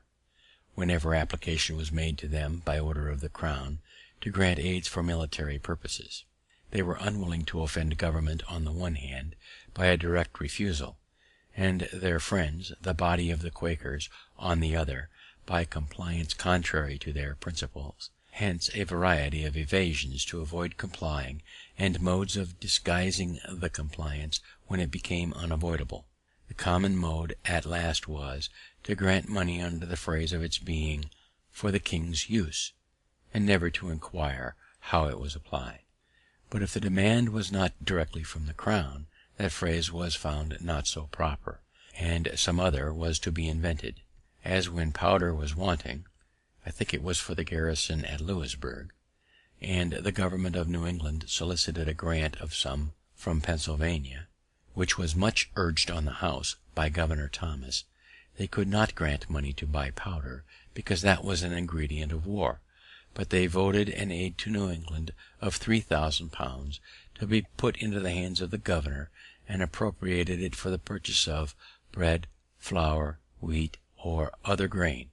Some of the council, desirous of giving the House still further embarrassment, advised the governor not to accept provision, as not being the thing he had demanded, but he replied, "I shall take the money, for I understand very well their meaning. Other grain is gunpowder," which he accordingly bought, and they never objected to it. It was an allusion to this fact that, when in our fire company, we feared the success of our proposal in favour of the lottery, and I had said to my friend Mr. Sing, one of our members, "If we fail, let us move the purchase of a fire engine with the money. The Quakers can have no objection to that, and then, if you nominate me, and I you, as a committee for that purpose, we will buy a great gun, which is certainly a fire engine." "I see," says he, "you have improved by being so long in the Assembly. Your equivocal project would be just a match for their wheat or other grain." These embarrassments that the Quakers suffered from having established and published it as one of their principles that no kind of war was lawful, and which being once published they could not afterwards, however they might change their mind, easily get rid of, reminds me of what I think a more prudent conduct in another sect among us, that of the Dunkers. I was acquainted with one of its founders, Michael Welfare, soon after it appeared. He complained to me that they were grievously calumniated by the zealots of other persuasions, and charged with the abominable principles and practices to which they were utter strangers. I told him this had always been the case with new sects, and that to put a stop to such abuse, I imagined it might be well to publish the articles of their belief, and the rules of their discipline. He said it had been proposed among them, but not agreed to for this reason: when we were first drawn together as a society, he said, it had pleased God to enlighten our minds so far as to see some doctrines which we once esteemed truths were errors, and that others, which we had esteemed errors, were real truths. From time to time he has been pleased to afford us further light, and our principles have been improving and our errors diminishing. Now we are not sure that we are arrived at the end of this progression, and at the perfection of spiritual or theological knowledge, and we fear that, if we should once print our confession of faith, we should feel ourselves as if bound and confirmed by it, and perhaps be unwilling to receive further improvement, and our successors still more so, as conceiving what we their elders and founders have done, to be something sacred, never to be departed from. This modesty in a sect is perhaps a singular instance in the history of mankind. Every other sect, supposing itself in possession of all truth, and that those who differ are so far in the wrong, like a man travelling in foggy weather, those at some distance before him on the road he sees wrapped up in the fog, as well as those behind him, and also the people in the fields on each side, but near him all appears clear, though in truth he is as much in the fog as any of them. To avoid this kind of embarrassment, the Quakers have of late years been gradually declining the public service in the assembly and in the magistracy, choosing rather to quit their power than their principle. In order of time, I should have mentioned before that, having in 1742 invented an open stove for the better warming of rooms, and at the same time saving fuel, as the fresh air admitted was warmed in entering, I made a present of the model to Mr. Robert Grace, one of my early friends, who, having an iron furnace, found the casting of the plates for these stoves a profitable thing, as they were growing in demand. To promote that demand, I wrote and published a pamphlet entitled An Account of the New Invented Pennsylvania Fireplaces, wherein their construction and manner of operation is particularly explained, their advantages above every other method of warming rooms demonstrated, and all objections that have been raised against the use of them answered and obviated, etc. This pamphlet had a good effect. Governor Thomas was so pleased with the construction of this stove, as described in it, that he offered to give me a patent for the sole vending of them for a term of years, but I declined it from a principle which has ever weighed with me on such occasions, viz., that as we enjoy great advantages from the inventions of others, we should be glad of an opportunity to serve others by any invention of ours, and thus we should do freely and generously. The Franklin stove is still in use. Warwick Furnace, Chester County, Pennsylvania, across the Schuylkill River from Potsdam. An ironmonger in London, however, assumed a good deal of my pamphlet, and working it up into his own, and making some small changes in the machine, which rather hurt its operation, got a patent for it there, and made, as I was told, a little fortune by it. And this is not the only instance of patents taken out for my inventions by others, though not always with the same success, which I never contested, as having no desire of profiting by patents myself, and hating disputes. The use of these fireplaces in very many houses, both of this and the neighbouring colonies, has been and is a great saving of wood to the inhabitants. Chapter 12. Chapter 13. Public Services and Duties, 1749 to 1753. Peace being concluded, and the association business therefore at an end, I turned my thoughts again to the affair of establishing an academy. The first step I took was to associate in the design of a number of active friends, to whom the Junto furnished a good part. The next was to write and publish a pamphlet entitled Proposals relating to the Education of Youth in Pennsylvania. This I distributed among the principal inhabitants gratis, and as soon as I could suppose their minds a little prepared by the perusal of it, I set on foot a subscription for opening and supporting an academy. It was to be paid in quotas yearly for 5 years. By so dividing it, I judged the subscription might be larger, and I believe it was so, amounting to no less, if I remember right, than £5,000. In the introduction to these proposals, I stated their publication, not as an act of mine, but of some public-spirited gentleman, avoiding as much as I could, according to my usual rule, the presenting myself to the public as the author of any scheme for their benefit. The subscribers, to carry the project into immediate execution, chose out of their numbers 24 trustees, and appointed Mr. Francis, then Attorney General, and myself to draw up constitutions for the government of the Academy, which being done and signed, a house was hired, masters engaged, and the schools opened, I think, in the same year, 1749. Trench Francis, uncle of Sir Philip Francis, emigrated from England to Maryland to become attorney for Lord Baltimore. He removed to Philadelphia, and was Attorney General of Pennsylvania from 1741 to 1755. He died in Philadelphia, August 16th, 1758.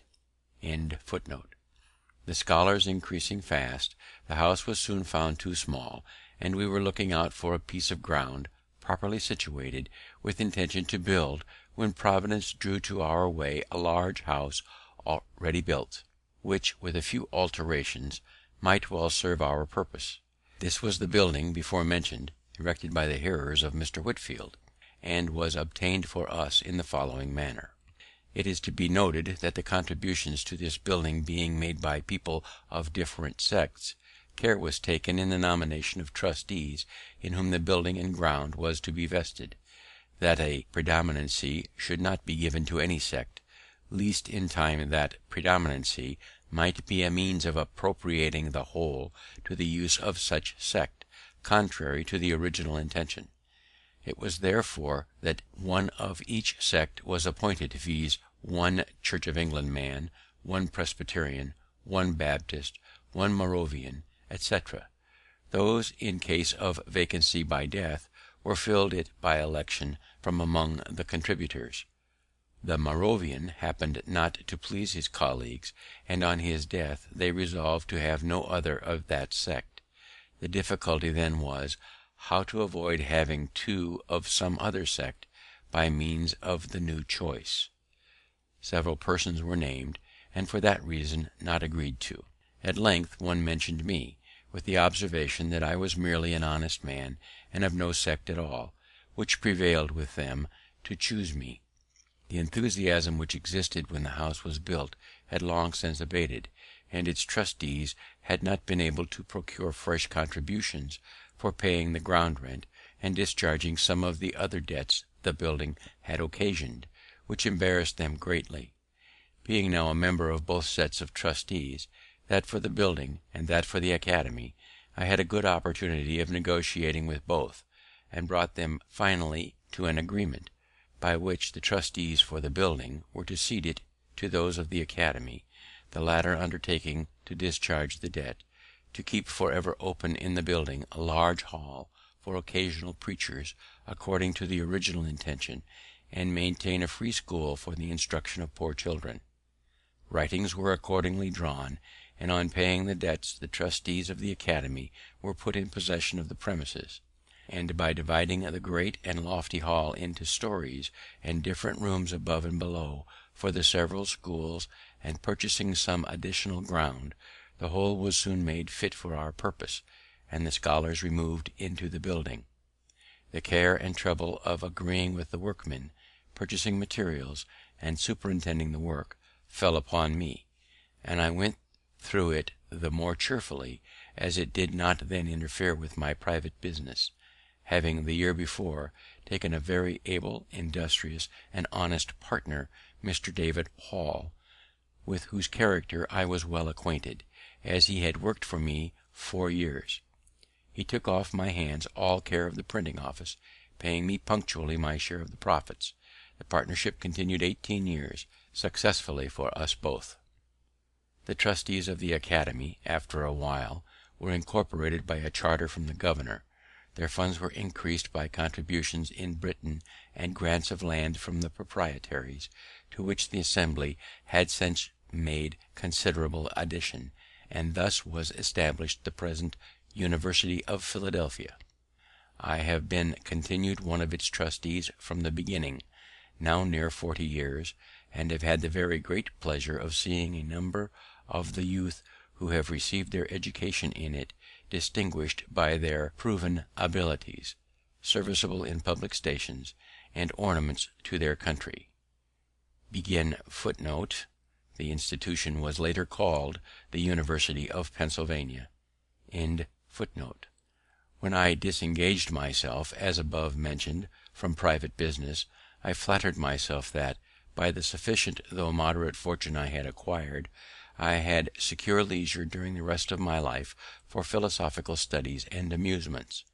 I purchased all of Dr. Spence's apparatus, who had come from England to lecture here, and I proceeded in my electrical experiments with great alacrity; but the public, now considering me as a man of leisure, laid hold of me for their purposes, every part of our civil government, and almost at the same time imposing some duty upon me.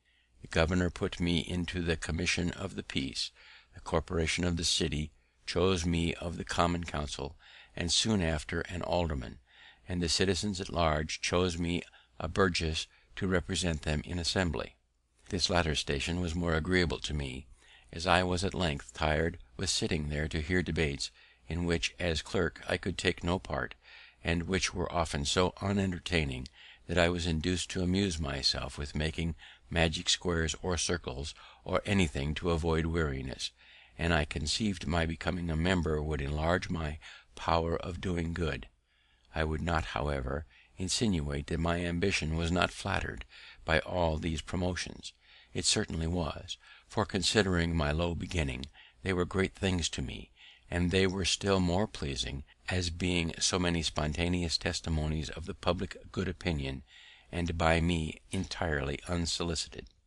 The office of justice of the peace I tried a little, by attending a few courts, and sitting on the bench to hear cases; but finding that more knowledge of the common law than I possessed was necessary to act in that station with credit, I gradually withdrew from it, excusing myself by being obliged to attend the higher duties of a legislature in the Assembly.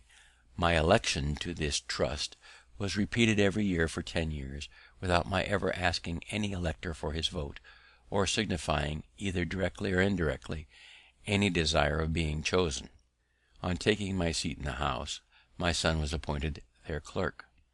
The year following, a treaty being held with the Indians at Carlisle, the governor sent a message to the House, proposing that they should nominate some of their members to be joined with some members of council as commissioners for that purpose.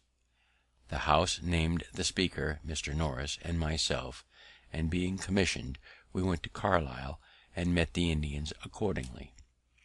As those people are extremely apt to get drunk, and when so are very quarrelsome and disorderly, we strictly forbade the selling of any liquor to them, and when they complained of this restriction, we told them that if they would continue sober during the treaty, we would give them plenty of rum when business was over. They promised this, and they kept their promise, because they could get no liquor, and the treaty was concluded very orderly, and concluded to mutual satisfaction. They then claimed and received the rum. This was in the afternoon. They were near 100 men, women, and children, and were lodged in temporary cabins, built in the form of a square, just without the town. In the evening, hearing a great noise among them, the commissioners walked out to see what was the matter. We found they had made a great bonfire in the middle of the square. They were all drunk, men and women, quarrelling and fighting, their dark colored bodies, half naked, seen only by the gloomy light of the bonfire, running after and beating one another with firebrands, accompanied by their horrid yellings, formed a scene the most resembling our ideas of hell that could well be imagined. There was no appeasing the tumult, and we retired to our lodging. At midnight a number of them came thundering at our door, demanding more rum, of which we took no notice. The next day, sensible they had misbehaved in giving us that disturbance, they sent 3 of their old counsellors to make their apology. The orator acknowledged the fault, but laid it upon the rum, and then endeavoured to excuse the rum by saying, the Great Spirit who made all things made everything for some use, and whatever use he designed anything for, that use it should always be put to. Now when he made rum, he said, let this be for the Indians to get drunk with, and it must be so. And indeed, if it be the design of Providence to extirpate these savages in order to make room for cultivators of the earth, it seems not improbable that rum may be the appointed means. It has already annihilated all the tribes who formerly inhabited the sea coast. In 1751, Dr. Thomas Bond, a particular friend of mine, conceived the idea of establishing a hospital in Philadelphia, a very beneficent design, which has been ascribed to me, but was originally his, for the reception and cure of poor sick persons, whether inhabitants of the province or strangers. He was zealous and active in endeavouring to procure subscriptions for it, but the proposal being a novelty in America, and at first not well understood, he met but with small success. At length he came to me with the complaint that he found there was no such thing as carrying a public spirited project through without my being concerned in it. For, says he, I am often asked by those to whom I propose subscribing, have you consulted Franklin upon this business, and what does he think of it? And when I tell them that I have not, supposing it rather out of your line, they do not subscribe, but say they will consider of it. I inquire into the nature and probable utility of his scheme, and received from him a very satisfactory explanation. I not only subscribed to it myself, but engaged heartily in the design of procuring subscriptions from others. Previously, however, to the solicitation, I endeavoured to prepare the minds of the people by writing on the subject in the newspapers, which was my usual custom in such cases, but which he had omitted. The subscriptions afterward were more free and generous, but beginning to flag. I saw they would be insufficient without some assistance from the Assembly, and therefore proposed to petition for it, which was done. The country members did not at first relish the project. They objected that it could only be serviceable to the city, and therefore the citizens alone should be at the expense of it, and they doubted whether the citizens themselves generally approved of it. My allegation, on the contrary, that it met with such approbation as to leave no doubt of our being able to raise £2,000 by voluntary donations, they considered as a most extravagant supposition and utterly impossible. On this I formed my plan, and asked leave to bring a bill for incorporating the contributions according to the prayer of their petition, and granting them a blank sum of money, which leave was obtained chiefly on the consideration that the House would throw the bill out if they did not like it. I drew it so as to make the important clause a conditioned one, viz., and be it enacted by the authority aforesaid, that when the said contributions shall have met and chosen their managers and treasurer, and shall have raised by their contributions a capital stock of blank value, the yearly interest of which is to be applied to the accommodating of the sick poor in the said hospital, free of charge, for diet, attendance, advice, and medicines, and shall make the same appear to the satisfaction of the Speaker of the Assembly for the time being, that then it shall and may be lawful for the said Speaker, and he is hereby required, to sign an order on the provincial treasurer for the payment of £2,000 in 2 yearly payments to the treasurer of the said hospital, to be applied to the founding, building, and furnishing of the same. The condition carried the bill through, for the members who had opposed the grant, and now conceived they might have the credit of being charitable without the expense, agreed to its passage, and then in soliciting subscriptions among the people, we urged the conditional promise of the law as additional motive to give, since every man's donation would be doubled. Thus the clause worked both ways. The subscriptions soon exceeded the requisite sum, and we claimed and received the public gift, which enabled us to carry the design into execution. A convenient and handsome building was soon erected. The institution has by constant experience been found useful, and flourishes to this day, and I do not remember any of my political manoeuvres, the success of which gave me at the time more pleasure, or wherein, after thinking of it, I more easily excused myself for having made some use of cunning. It was about this time that another projector, the Rev. Gilberd Tennant, came to me with a request that I would assist him in procuring a subscription for erecting a new meeting house. It was to be for use of a congregation he had gathered among the Presbyterians, who were originally disciples of Mr. Whitefield. Unwilling to make myself disagreeable to my fellow citizens by too frequently soliciting their contributions, I absolutely refused. He then desired I would furnish him with a list of names of persons I knew by experience to be generous and public spirited. I thought it would be unbecoming in me, after their kind compliance with my solicitations, to mark them out to be worried by other beggars, and therefore refused also to give him such a list. He then desired I would at least give him my advice.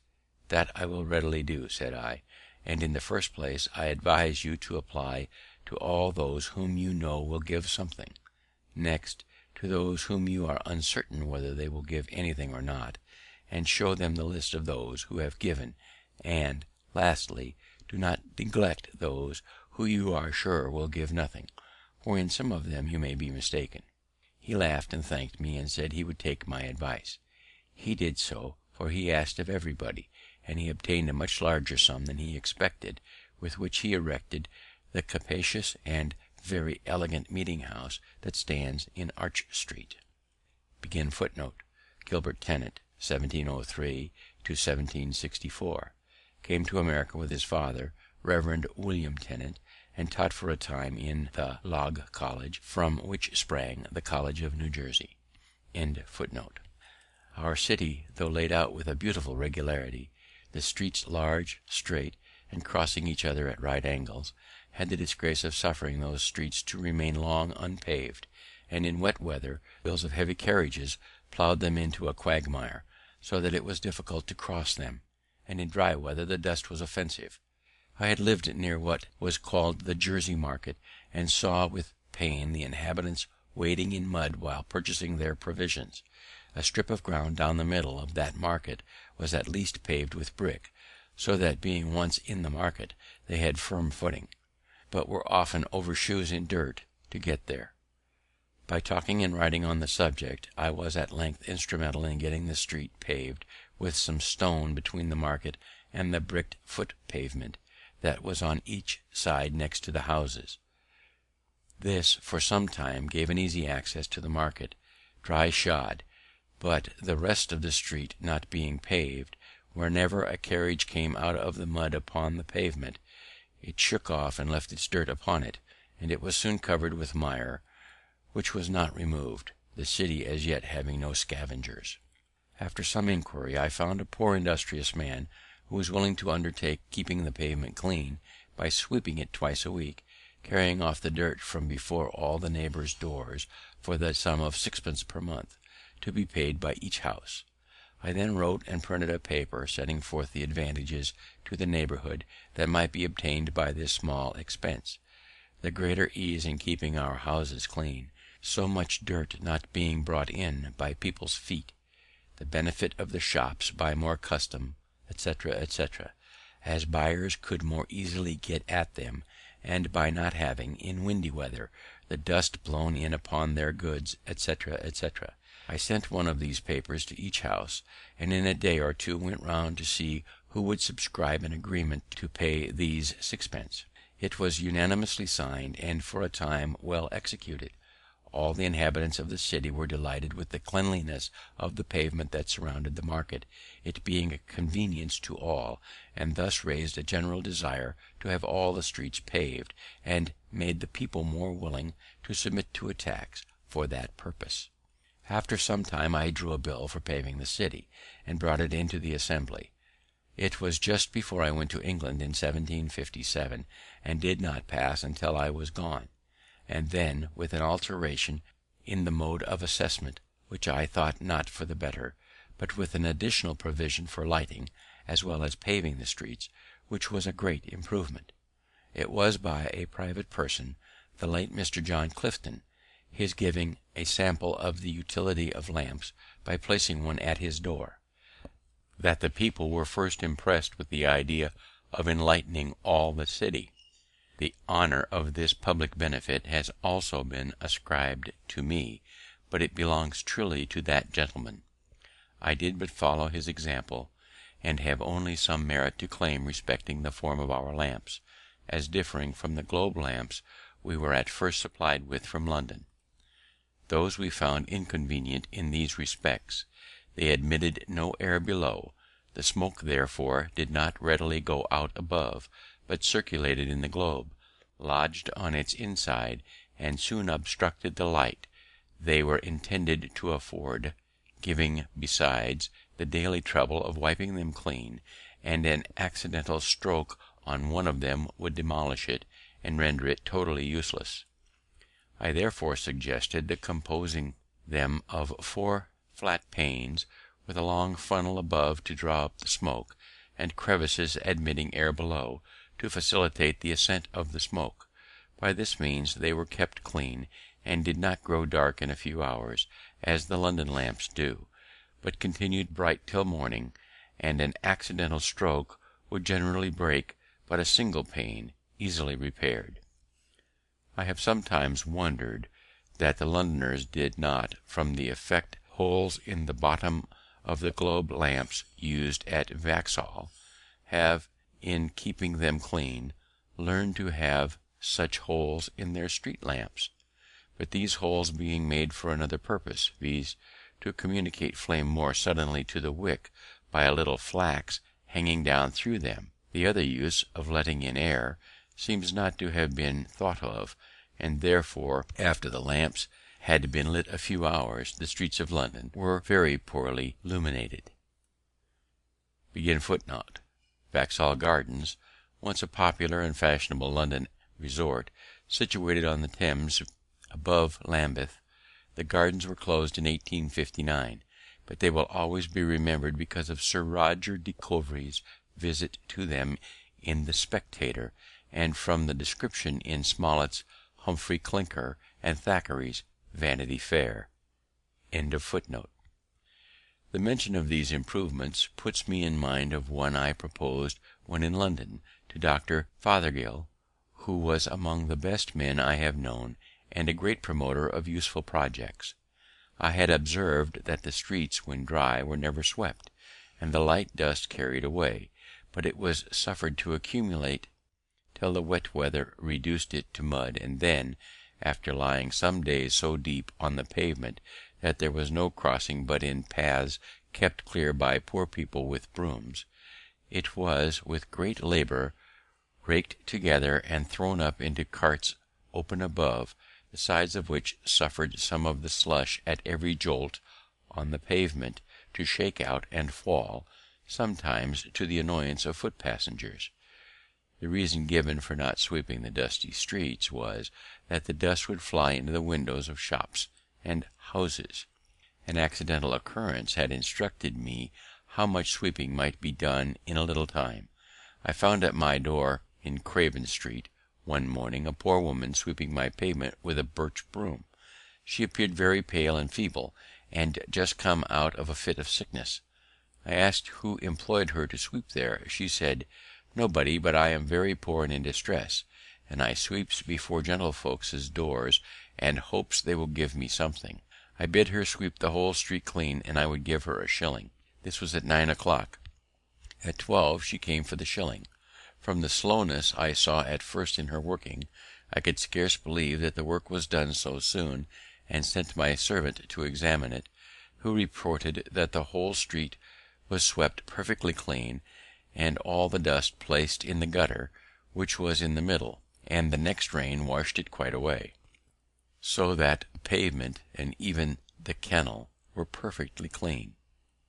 I then judged that, if that feeble woman could sweep such a street in 3 hours, a strong active man might have done it in half the time.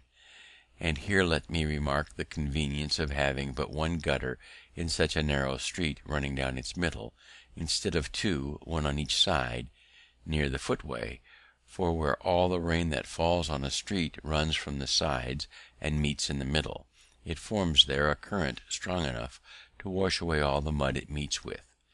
But when divided into two channels, it is often too weak to cleanse either, and only makes the mud it finds more fluid, so that the wheels of carriages and feet of horses throw and dash it upon the foot pavement, which is thereby rendered foul and slippery, and sometimes splash it upon those who are walking.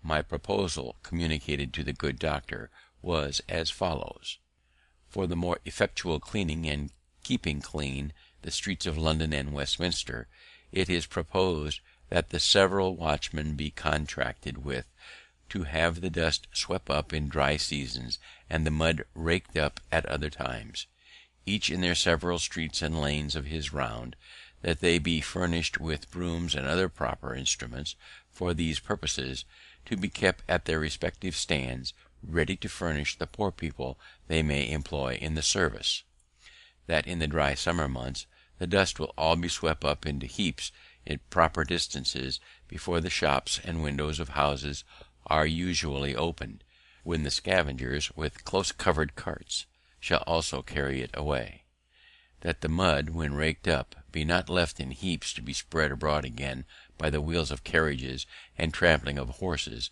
but that the scavengers be provided with bodies of carts, not placed high upon wheels, but low upon sliders, with lattice bottoms, which, being covered with straw, will retain the mud thrown into them, and permit the water to drain from it. Thereby it will become much lighter, water making the greatest part of its weight; and these bodies of carts to be placed at convenient distances, and the mud brought to them in wheelbarrows, by remaining there placed till the mud is drained, and the horses brought to draw them away. I have since had doubts of the practicability of the latter part of this proposal, on account of the narrowness of some streets, and the difficulty of placing the draining sleds so as not to encumber too much of the passage; but I am still of opinion that the former, requiring the dust to be swept up and carried away before the shops are open, is very practicable in the summer, when the days are long; for in walking through the Strand and Fleet Street one morning at 7 o'clock, I observed there was not one shop open, though it had been daylight and the sun up above 3 hours. The inhabitants of London, choosing voluntarily to live much by candlelight and sleep by sunshine, and yet often complain, a little absurdly, of the duty on candles and the high price of tallow. Some may think these trifling matters not worth minding or relating; but when they consider that though dust blown into the eyes of a single person, or into a single shop on a windy day, is but of small importance, yet the greater number of the instances in a populous city, and its frequent repetitions, give it weight and consequence, perhaps they will not censure very severely those who bestow some attention to affairs of this seemingly low nature. Human felicity is produced not so much by great pieces of good fortune that seldom happen, as by little advantages that occur every day. Thus, if you teach a poor young man to shave himself and keep his razor in order, you may contribute more to the happiness of his life than in giving him 1,000 guineas. The money may be soon spent, the regret only remaining of having foolishly consumed it; but in the other case he escapes the frequent vexation of waiting for barbers, and of their sometimes dirty fingers, offensive breaths, and dull razors. He shaves when most convenient to him, and enjoys daily the pleasure of its being done with a good instrument.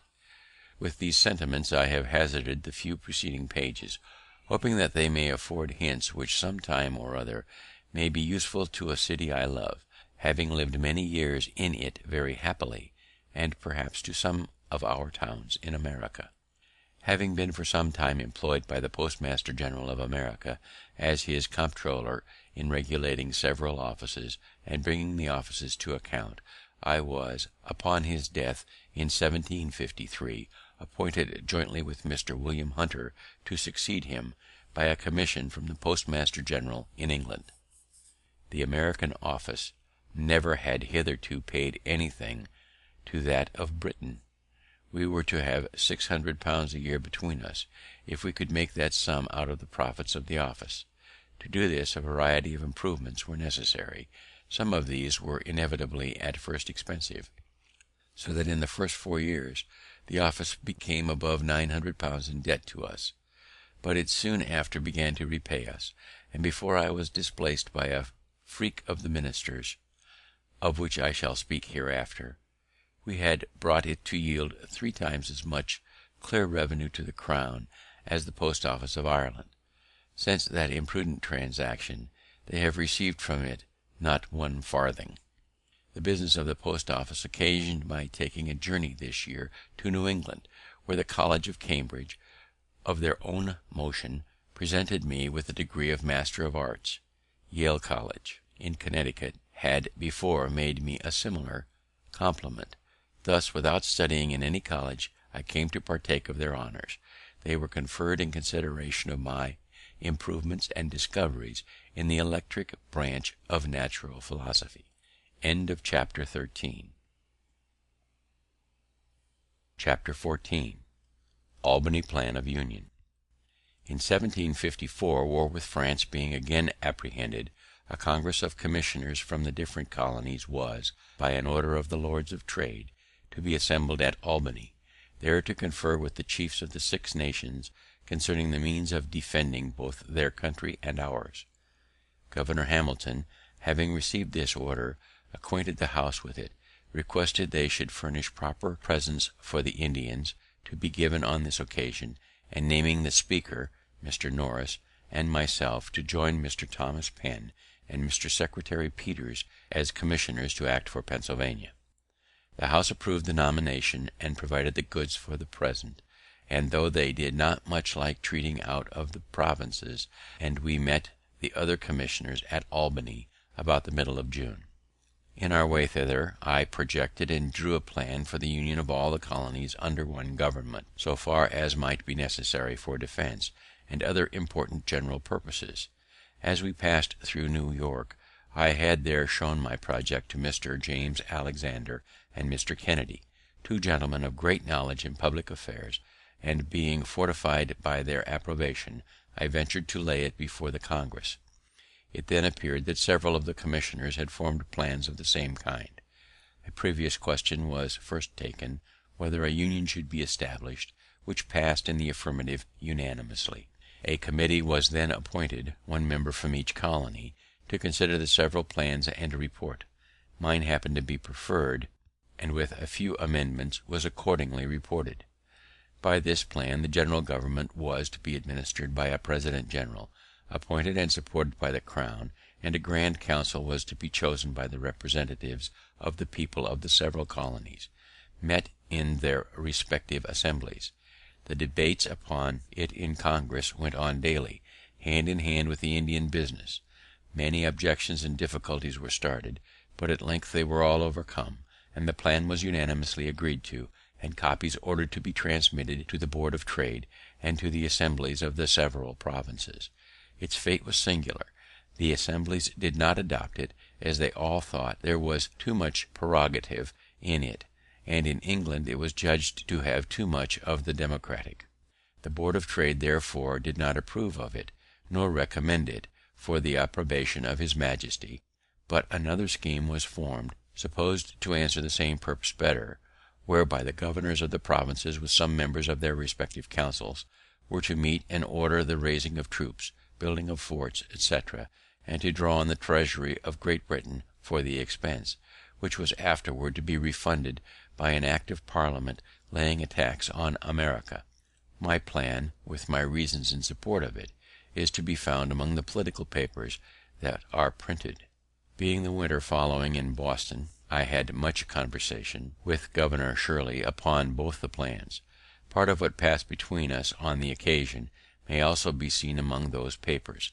The different and contrary reasons of dislike to my plan makes me suspect that it was really a true medium, and I am still of opinion it would have been happy for both sides the water if it had been adopted. The colonies so united would have been sufficiently strong to have defended themselves. There would then have been no need of troops from England.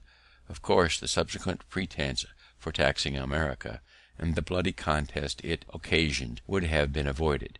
But such mistakes are not new. History is full of the errors of states and princes. Look round the habitable world, how few know their own good, or, knowing it, pursue.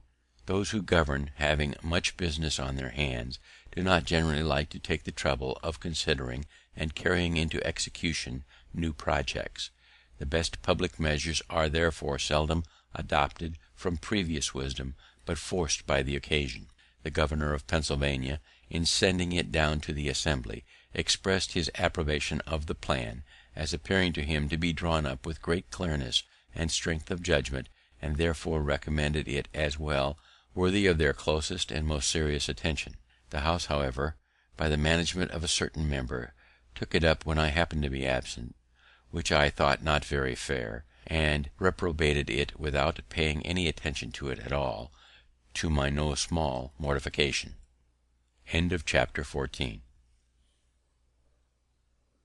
Chapter 15. Quarrels with the proprietary governors. In my journey to Boston this year, I met at New York with our new governor, Mr. Morris, just arrived there from England, with whom I had been before intimately acquainted. He brought a commission to supersede Mr. Hamilton, who, tired with the disputes his proprietary instructions subjected him to, had resigned. Mr. Morris asked me if I thought he must expect as uncomfortable an administration.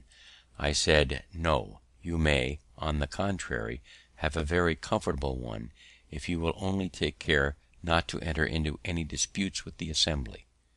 My dear friend, says he pleasantly, how can you advise my avoiding disputes? You know I love disputing. It is one of my greatest pleasures.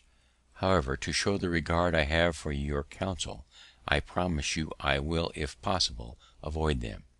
He had some reason for loving to dispute, being eloquent, an accurate sophister, and therefore generally successful in argumentative conversation.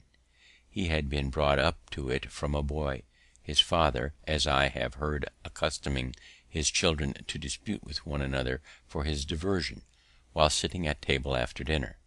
But I think the practice was not wise, for, in the course of my observation, these disputing, contradicting, and confuting people are generally unfortunate in their affairs. They get victory sometimes, but they never get good will, which would be of more use to them.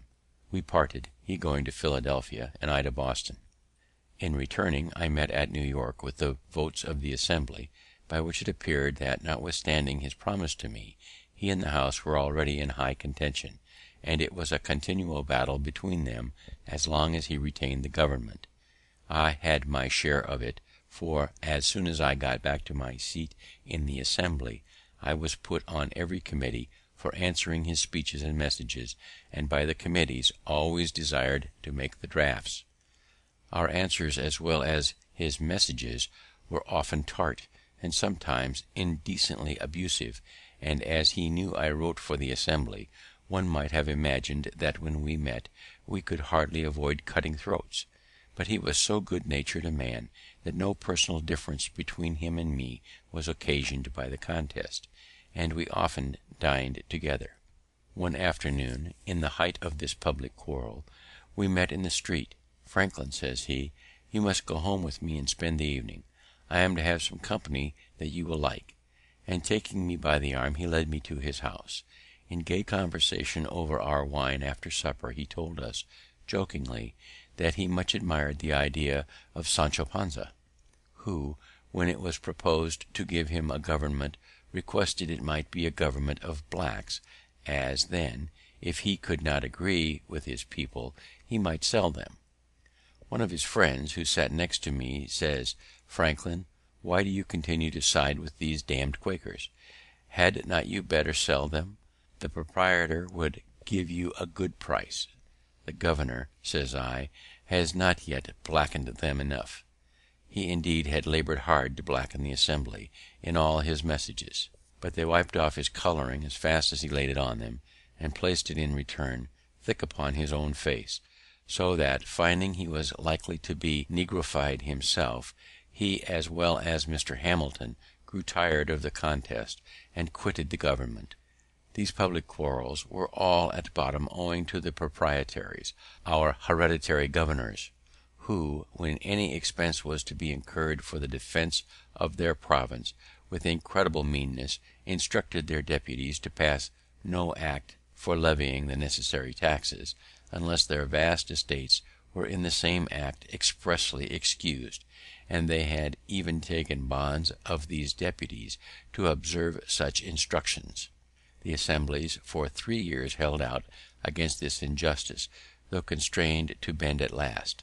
At length Captain Denny, who was Governor Morris's successor, ventured to disobey these instructions. How that was brought about I shall show hereafter. But I am got forward too fast with my story. There are still some transactions to be mentioned that happened during the administration of Governor Morris.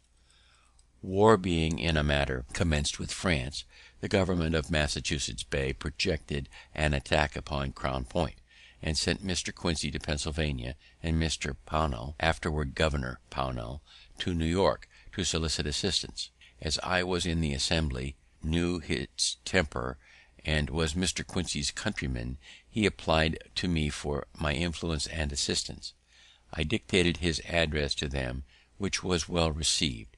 They voted an aid of £10,000 to be laid out in provisions; but the governor refusing this assent to their bill, which included this with other sums granted for the use of the crown, unless a clause were inserted exempting the proprietary estate from bearing any part of the tax that would be necessary, the Assembly, though very desirous of making their grant to New England effectual, were at a loss how to accomplish it.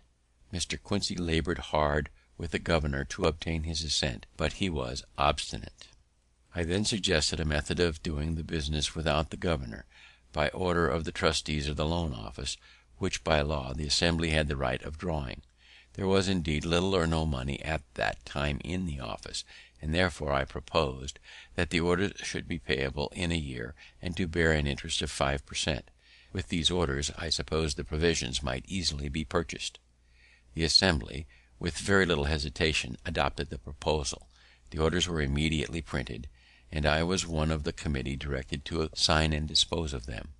The funds for paying them was the interest of all the paper currency then extant in the province upon loan, together with the revenue arising from the excise, which being known to be more than sufficient, they obtained instant credit, and were not only received in payment for the provisions, but many moneyed people who had cash lying by them vested in those orders, which they found advantageous, as they bore interest while upon hand, and might on any occasion be used as money, so that they were eagerly all bought up, and in a few weeks none of them were to be seen. Thus the important affair was by my means completed. Mr. Quincy returned thanks to the Assembly in a handsome memorial, went home highly pleased with this success of his embassy, and ever after bore for me the most cordial and affectionate friendship. End of chapter 15. Chapter 16. Braddock's expedition. The British government, not choosing to permit the union of the colonies as proposed at Albany, and to trust that union with their defense, lest they should thereby grow too military and feel their own strength, suspicions and jealousies at this time being entertained of them, sent over General Braddock with 2 regiments of regular English troops for that purpose. He landed at Alexandria in Virginia, and thence marched to Fredericktown in Maryland, where he halted for carriages. Our Assembly, apprehending from some information, that he had conceived violent prejudices against them, as averse to the service, wished me to wait upon him, as from them, but as postmaster general, under the guise of proposing to settle with him the mode of conducting with most celerity and certainty the dispatches between him and the government of the several provinces, with whom he must necessarily have continual correspondence, and of which they proposed to pay the expense. My son accompanied me on this journey. We found the general at Fredericktown, waiting impatiently for the return of those he had sent through the back parts of Maryland and Virginia to collect waggons. I stayed with him several days, dined with him daily, and had full opportunity of removing all his prejudices by the information of what the Assembly had before his arrival actually done, and were still willing to do, to facilitate his operations. When I was about to depart, the returns of waggons to be obtained were brought in, by which it appeared that they amounted only to 25, and not all of those were in serviceable condition. The general and all the officers were surprised, declared the expedition was then at an end, being impossible, and exclaimed against the ministers for ignorantly landing them in a country destitute of the means of conveying their stores, baggage, etc., not less than 150 waggons being necessary.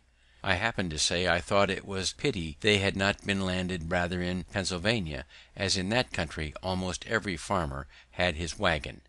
The general eagerly laid hold of my words, and said, "Then you, sir, who are a man of interest there, can probably procure them for us, and I beg you will undertake it." I asked what terms were to be offered the owners of the waggons, and I was desired to put on paper the terms that appeared to me necessary. This I did, and they were agreed to, and a commission and instructions accordingly prepared immediately. What those terms were will appear in the advertisement I published as soon as I arrived at Lancaster, which being, from the great and sudden effect it produced, a piece of some curiosity, I shall insert it at length as follows. Advertisement. Lancaster, April 26, 1755. Whereas 150 waggons, with 4 horses to each waggon, and 1500 saddle or pack horses are wanted for the service of his Majesty's forces, now about to rendezvous at Will's Creek, and his Excellency General Braddock having been pleased to empower me to contract for the hire of the same, I hereby give notice that I shall attend for that purpose at Lancaster from this day to next Wednesday evening, and at York from next Thursday morning till Friday evening, where I shall be ready to agree for waggons and teams, or single horses, on the following terms, viz. 1. That there shall be paid for each waggon, with 4 good horses and a driver, 15 shillings per diem, and for each able horse, with a pack saddle or other saddle and furniture, 2 shillings per diem, and for each able horse without a saddle, 18 pence per diem. 2. That the pay commence from the time of their joining the forces at Will's Creek, which must be on or before the 29th of May ensuing, and that a reasonable allowance be paid over and above for the time necessary for their travelling to Will's Creek and home again after their discharge. 3. Each waggon and team, and every saddle or pack horse, is to be valued by indifferent persons, chosen between me and the owner, and in case of the loss of any waggons, team, or other horse in the service, the price accordingly to such valuation is to be allowed and paid. 4. 7 days' pay is to be advanced and paid in hand by me to the owner of each waggon and team, or horse, at the time of contracting, if required, and the remainder to be paid by General Braddock, or by the paymaster of the army, at the time of their discharge, or from time to time as it shall be demanded. 5. No drivers of waggons, or persons taking care of the hired horses, are on any account to be called upon to do the duty of soldiers, or to be otherwise employed than in conducting or taking care of their carriages or horses. 6. All oats, Indian corn, or other forage that waggons or horses bring to the camp, more than is necessary for the subsistence of the horses is to be taken for the use of the army, and a reasonable price paid for the same. Note: my son, William Franklin, is empowered to enter into like contracts with any person in Cumberland county. B. Franklin. To the inhabitants of the counties of Lancaster, York, and Cumberland, friends and countrymen, being occasionally at the camp of Frederick a few days since, I found the general and officers extremely exasperated on account of their not being supplied with horses and carriages, which had been expected from this province, as most able to furnish them. But, though the dissensions between our governor and assembly, money had not been provided, nor any steps taken for that purpose.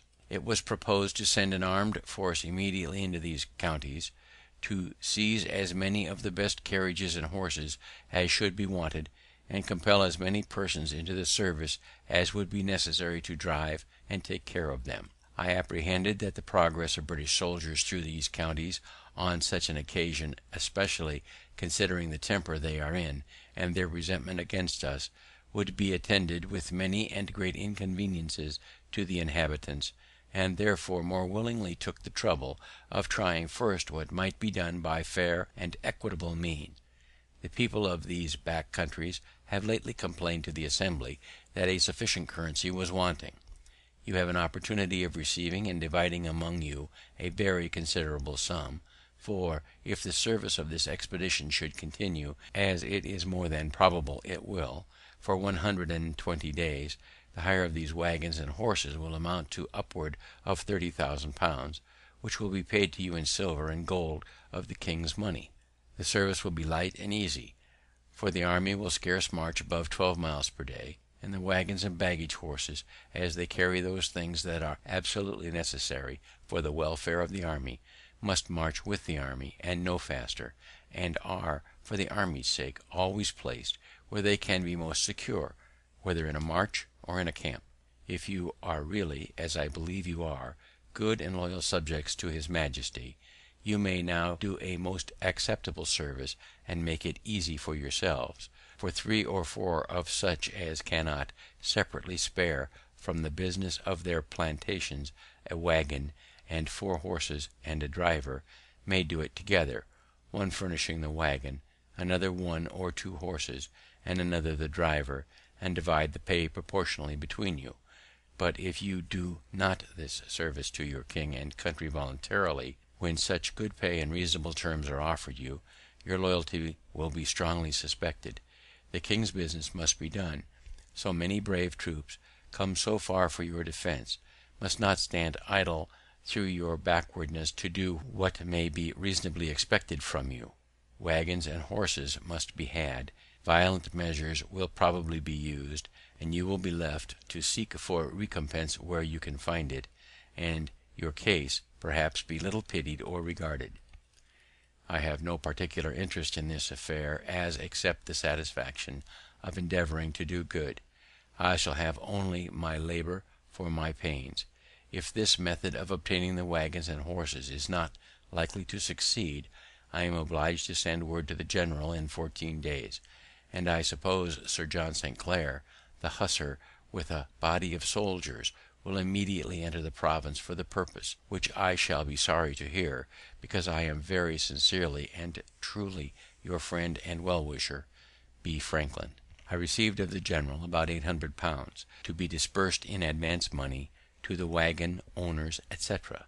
But the sum being insufficient, I advanced upward of 200 pounds more, and in 2 weeks the 150 wagons with 259 carriage horses were on the march for the camp. The advertisement promised payment according to the valuation, in case any wagon or horse should be lost. The owners, however, alleging they did not know General Braddock, or what dependence might be had on his promise, insisted on my bond for the performance, which I accordingly gave them. While I was at the camp, supping one evening with the officers of Colonel Dunbar's regiment, he represented to me his concern for the subalterns, who, he said, were generally not in affluence, and could ill afford, in this dear country, to lay in the stores that might be necessary for so long a march through a wilderness, where nothing was to be purchased. I commiserated their care, and resolved to endeavour procuring them some relief. I said nothing, however, to him of my intention, but wrote the next morning to the committee of the Assembly, who had the disposition of some public money, warmly recommending the case of these officers to their consideration, and proposing that a present should be sent them of necessaries and refreshments. My son, who had some experience of a camp life and of its wants, drew up a list for me, which I enclosed in my letter. The committee approved and used such diligence that, conducted by my son, the stores arrived at the camp as soon as the waggons. They consisted of 20 parcels, each containing 6 pounds of sugar loaf, 6 pounds of good muscovado, 1 pound good green tea, 1 pound good bohiadu, 6 pounds loaf sugar, 6 pounds good muscovado, 1 pound good green tea, 1 pound good bohea, 6 pounds good ground coffee, 6 pounds chocolate, 1 to 2 hundredweight best white biscuit, 1 to 2 pounds pepper, 1 quart best white wine, vinegar, 1 Gloucester cheese, 1 keg containing 20 pounds good butter, 2 dozen old Madeira wine, 2 gallons Jamaican spirits, 1 bottle flour of mustard, 2 well cured hams, 1 to 2 dozen dried tongues, 6 pounds rice, 6 pounds of raisins. These 20 parcels, well packed, were placed on as many horses, each parcel with the horse being intended as a present for 1 officer. They were very thankfully received, and the kindness acknowledged by letters to me from the colonels of both regiments in the most grateful terms. The general, too, was highly satisfied with my conduct in procuring him the waggons, etc., and readily paid my account of disbursements, thanking me repeatedly, and requesting my further assistance in sending provisions after him. I undertook this also, and was busily employed in it till we heard of his defeat, advancing for the service of my own money upwards of 1,000 pounds sterling, of which I sent him an account. It came to his hands, luckily for me, a few days before the battle, and he returned me immediately an order on the paymaster for the round sum of 1,000 pounds, leaving the remainder to the next account. I considered this payment as good luck, having never been able to obtain that remainder, of which more hereafter. The general was, I think, a brave man, and might probably have made a figure as a good officer in some European war; but he had too much self-confidence, too high an opinion of the validity of regular troops, and too mean a one of both Americans and Indians. George Crowan, our Indian interpreter, joined him on his march with 100 of those people, who might have been of great use to his army as guides, scouts, etc., if he had treated them kindly; but he slighted and neglected them, and they gradually left him. In conversation with him one day, he was giving me some account of his intended progress. "After taking Fort Duquesne," says he, "I am to proceed to Niagara, and having taken that, to Frontenac, if the season will allow me, and I suppose it will, for Duquesne can hardly detain me above 3 or 4 days, and I see nothing that can obstruct my march to Niagara. Having before revolved in my mind the long line his army must take in the march by a very narrow road to be cut for them through the woods and bushes, and also what I had read of a former defeat of 1,500 French who invaded the Iroquois country, I had conceived some doubts and some fears for the event of the campaign; but I ventured only to say, 'To be sure, sir, if you arrive well before Duquesne, with these fine troops, so well provided with artillery, that place not yet completely fortified, and, as we hear, with no very strong garrison, can probably make but a short resistance. The only danger I apprehend of obstruction to your march is from ambuscades of Indians, who, by constant practice, are dexterous in laying and executing them, and the slender line, near 4 miles long, which your army must make, may expose it to be attacked by surprise in its flanks, and to be cut like a thread into several pieces, which from their distance cannot come up in time to support each other. He smiled at my ignorance and replied, "These savages may indeed be a formidable enemy to your raw American militia, but upon the king's regular and disciplined troops, sir, it is impossible they should make any impression." I was conscious of an impropriety in my disputing with a military man in matters of his profession, and said no more. The enemy, however, did not take the advantage of his army which I apprehended its long line of march exposed it to, but let it advance without interruption till within 9 miles of the place, and then, when more in a body, for it had just passed a river where the front had halted till all were come over, and in a more open part of the woods than any it had passed, attacked its advanced guard by heavy fire from behind trees and bushes, which was the first intelligence the general had of an enemy's being near him. This guard being disordered, the general hurried his troops up to their assistance, which was done in great confusion, through wagons, baggage, and cattle, and presently the fire came upon their flank.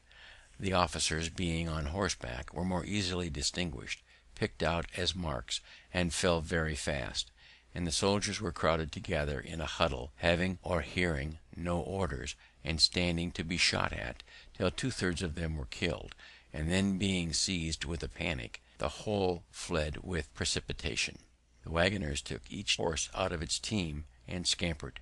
Their example was immediately followed by others, so that all the wagons, provisions, artillery, and stores were left to the enemy. The general, being wounded, was brought off with difficulty. His secretary, Mr. Shirley, was killed by his side, and out of 86 officers, 63 were killed or wounded, and 714 men killed out of the 1100. These 1100 had been picked men from the whole army. The rest had been left behind with Colonel Dunbar, who was to follow with the heavier part of the stores, provisions, and baggage.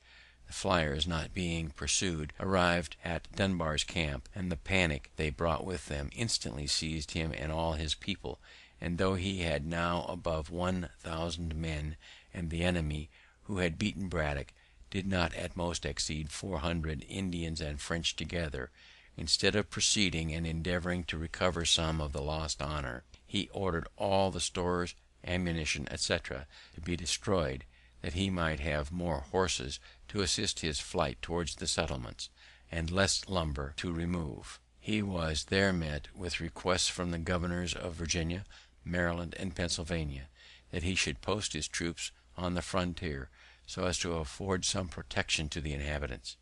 But he continued his hasty march through all the country, not thinking himself safe till he arrived at Philadelphia, where the inhabitants could protect him.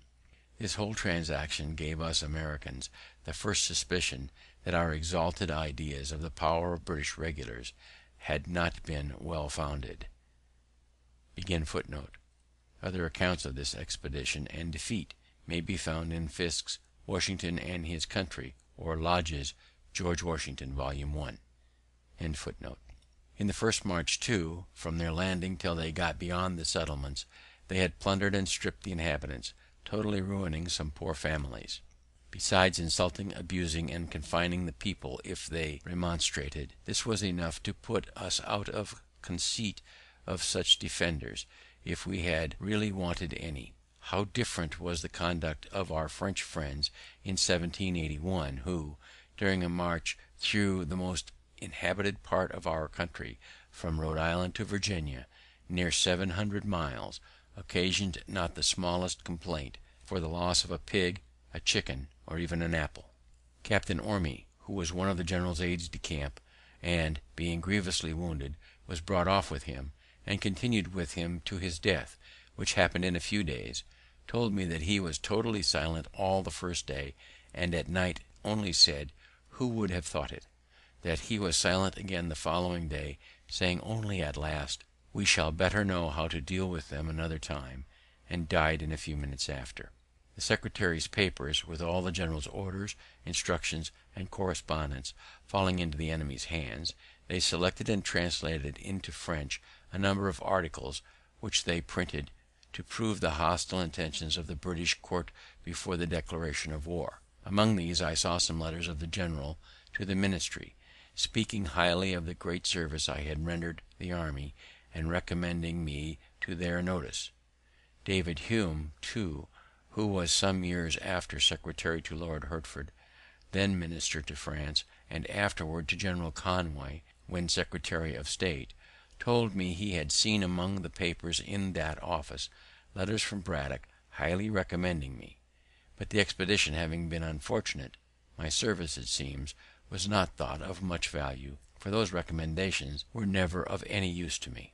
As to rewards for myself, I asked only one, which was, that he would give orders to his officers not to enlist any more of our bought servants, and that he would discharge such as had been already enlisted.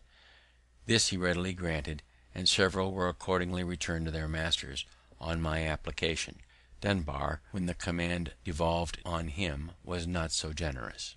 He being at Philadelphia on his retreat, or rather flight, I applied to him for the discharge of the servants of 3 poor farmers in Lancaster county that he had enlisted, reminding him of the late general's orders on that head. He promised me that, if the masters would come to him at Trenton, where he should be in a few days on his march to New York, he would there deliver their men to them. They accordingly were at the expense and trouble of going to Trenton, and there he refused to perform his promise, to their great loss and disappointment. As soon as the loss of the waggons and horses was generally known, all the owners came upon me for the valuation which I had given bond to pay.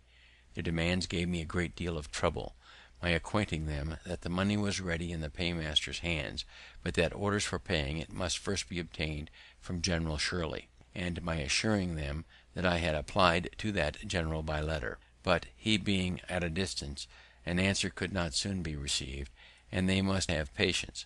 All this was not sufficient to satisfy, and some began to sue me. General Shirley at length relieved me from this terrible situation by appointing commissioners to examine the claims and ordering payment. They amounted to near £20,000, which to pay would have ruined me.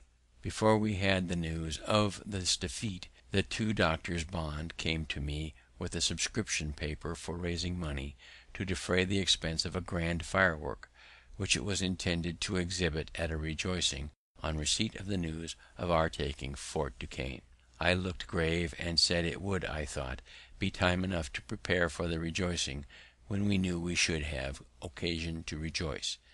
They seemed surprised that I did not immediately comply with their approval. "Why the devil," says one of them, "you surely don't suppose that the fort will not be taken?" "I don't know that it will not be taken, but I know that the events of war are subject to great uncertainty." I gave them the reasons of my doubting. The subscription was dropped, and the projectors thereby missed the mortification they would have undergone if the firework had been prepared.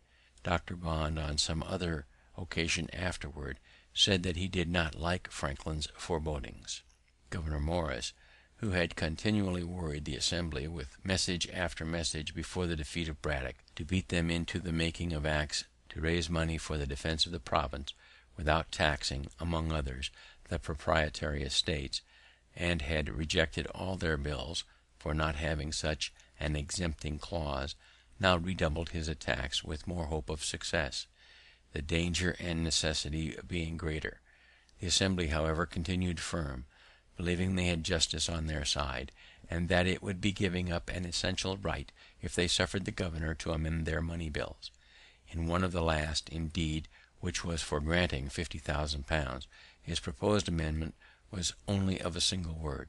The bill expressed that all estates, real and personal, were to be taxed, those of the proprietaries not excepted. His amendment was for not, read only, a small but very material alteration.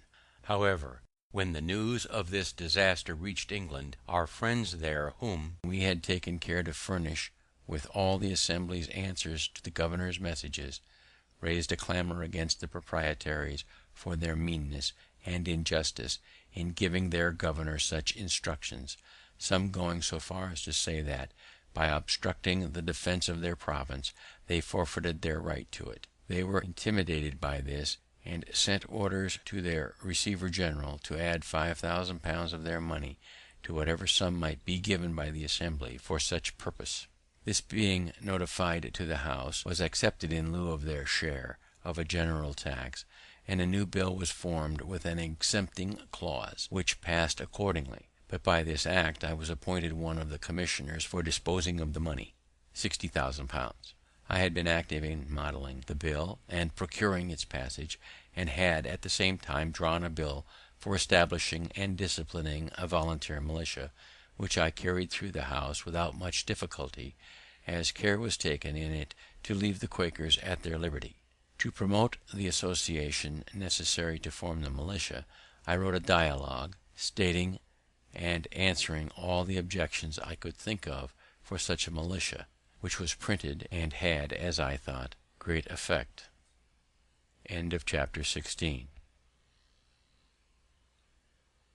Chapter 17.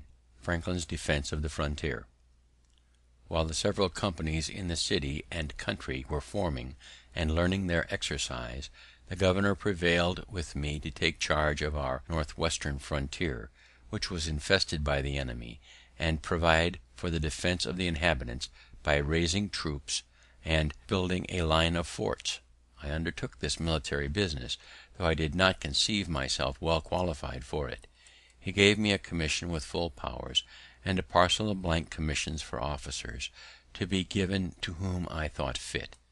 I had but little difficulty in raising men, having soon 560 under my command. My son, who had in the preceding war been an officer in the army raised against Canada, was my aide-de-camp, and of great use to me.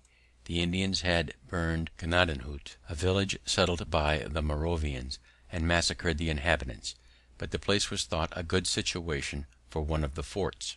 In order to march thither, I assembled the companies at Bethlehem, the chief establishment of those people. I was surprised to find it in so good a posture of defense. The destruction of Gnadenhut had made them apprehend danger. The principal buildings were defended by a stockade.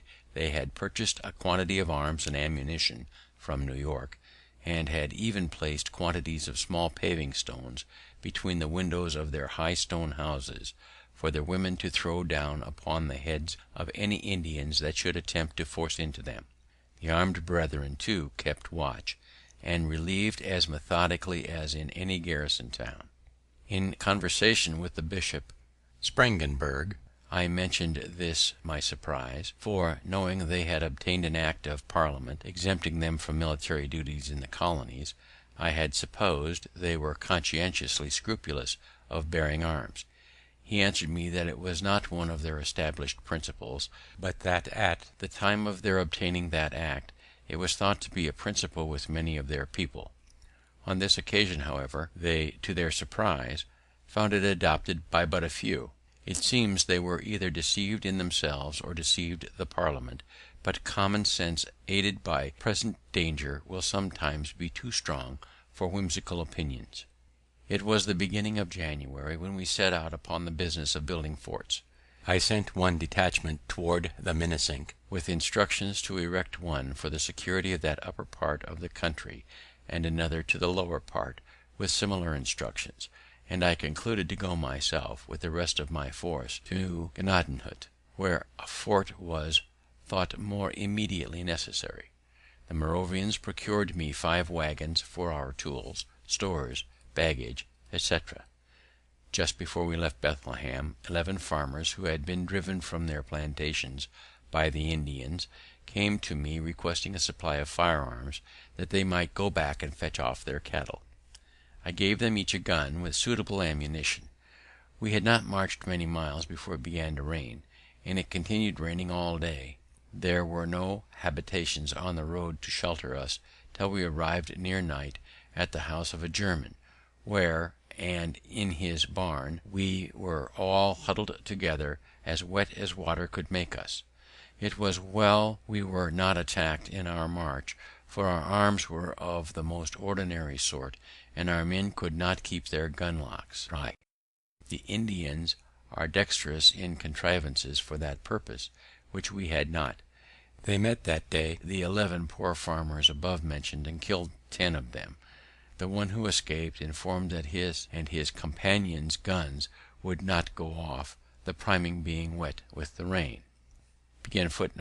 flintlock guns, discharged by means of a spark struck from flint and steel into powder, priming, in an open pan.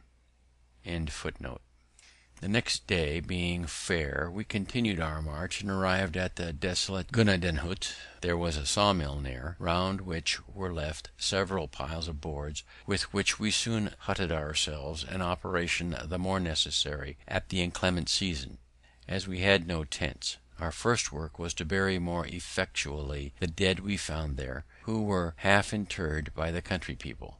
The next morning our fort was planned and marked out, the circumference measuring 454 feet, which would require as many palisades to be made of trees, one with another, of a foot diameter each. Our axes, of which we had 70, were immediately set to work to cut down trees, and our men being dexterous in the use of them, great dispatch was made. Seeing the trees fall so fast, I had the curiosity to look at my watch, when two men began to cut at a pine. In 6 minutes they had it upon the ground, and I found it of 14 inches diameter. Each pine made 3 palisades of 18 feet long, pointed at one end. While these were prepared, our other men dug a trench all round, of 3 feet deep, in which the palisades were to be planted, and our wagons, the bodies taken off, and the fore and hind wheels separated by taking out the pin which united the two parts of the perch. We had 10 carriages, with 2 horses each, to bring the palisades from the woods to the spot. When they were set up, our carpenters built a stage of boards all round within, about 6 feet high, for the men to stand on to fire through the loopholes. We had 1 swivel gun, which we mounted on one of the angles, and fired it as soon as fixed, to let the Indians know, if any were within hearing, that we had such pieces, and thus our fort, if such a magnificent name may be given to so miserable a stockade, was finished in a week, though it rained so hard every other day that the men could not work.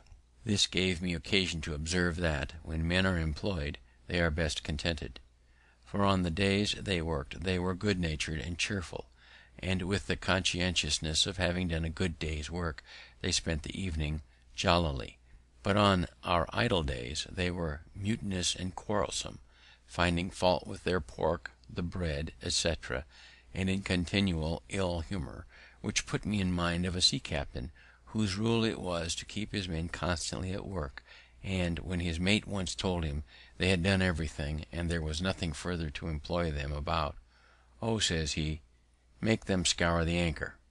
This kind of fort, however contemptible, is a sufficient defense against Indians who have no cannon. Finding ourselves now posted securely, and having a place to retreat to on occasion, we ventured out in parties to scour the adjacent country. We met with no Indians, but we found places on the neighbouring hills where they had lain to watch our proceedings. There was an art in their contrivance of those places that seemed worth mentioning. It being winter, a fire was necessary for them, but a common fire on the surface of the ground would by its light have discovered their positions at a distance. They had therefore dug holes in the ground around 3 feet diameter, and somewhat deeper. We saw where they had with their hatchets cut off the charcoal from the sides of burnt logs lying in the woods. With these coals they made small fires in the bottoms of the holes, and we observed, among the weeds and grass, the prints of their bodies, made by their laying all round with their legs hanging down in the holes to keep their feet warm, which, with them, is an essential point. This kind of fire, so managed, could not discover them, either by its light, flame, sparks, or even smoke. It appeared that their number was not great, and it seems they saw we were too many to be attacked by them with prospect of advantage. We had for our chaplain a zealous Presbyterian minister, Mr. Beatty, who complained to me that the men did not generally attend his prayers and exhortations.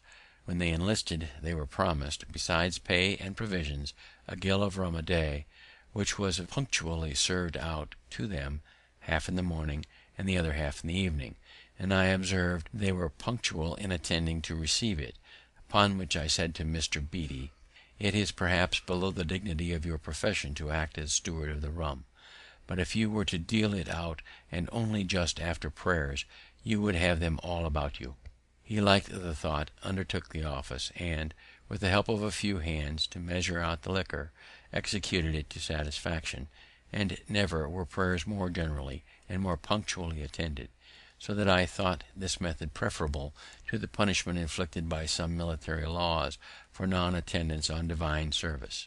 I had hardly finished this business, and got my fort well stored with provisions, when I received a letter from the governor, acquainting me that he had called the Assembly, and wished my attendance there, if the posture of affairs on the frontier was such that my remaining there was no longer necessary. My friends, too, of the Assembly, pressing me by their letters to be, if possible, at the meeting, and my 3 intended forts now being completed, with the inhabitants contented to remain on their farms under that protection, I resolved to return the more willingly, as a New England officer, Colonel Chapin, experienced in Indian war, being on visit to our establishment, consented to accept the command. I gave him a commission, and, parading the garrison, had it read before them, and introduced him to them as an officer who, by his skill in military affairs, was much more fit to command them than myself, and, giving them a little exhortation, drew my leave. I was escorted as far as Bethlehem, where I rested a few days to recover from the fatigue I had undergone. The first night, being in a good bed, I could hardly sleep, it was so different from my hard lodgings on the floor of our hut at Gnadenhut, wrapped only in a blanket or two. While at Bethlehem, I inquired a little into the practice of the Moravians. Some of them had accompanied me, and all were very kind to me. I found they worked for a common stock, ate at common tables, and slept in common dormitories, great numbers together. In the dormitories I observed loopholes at certain distances all along just under the ceiling, which I thought judiciously placed for change of air. I was at their church, where I was entertained with good music, the organs being accompanied with violins, hautboys, flutes, clarinets, etc. I understood that their sermons were not usually preached to mixed congregations of men, women, and children, as is our common practice, but that they assembled sometimes the married men, at other times their wives, then the young men, the young women, and the little children, each division by itself. The sermon I heard was to the latter, who came in and were placed in rows on benches, the boys under the conduct of a young man their tutor, and the girls conducted by a young woman.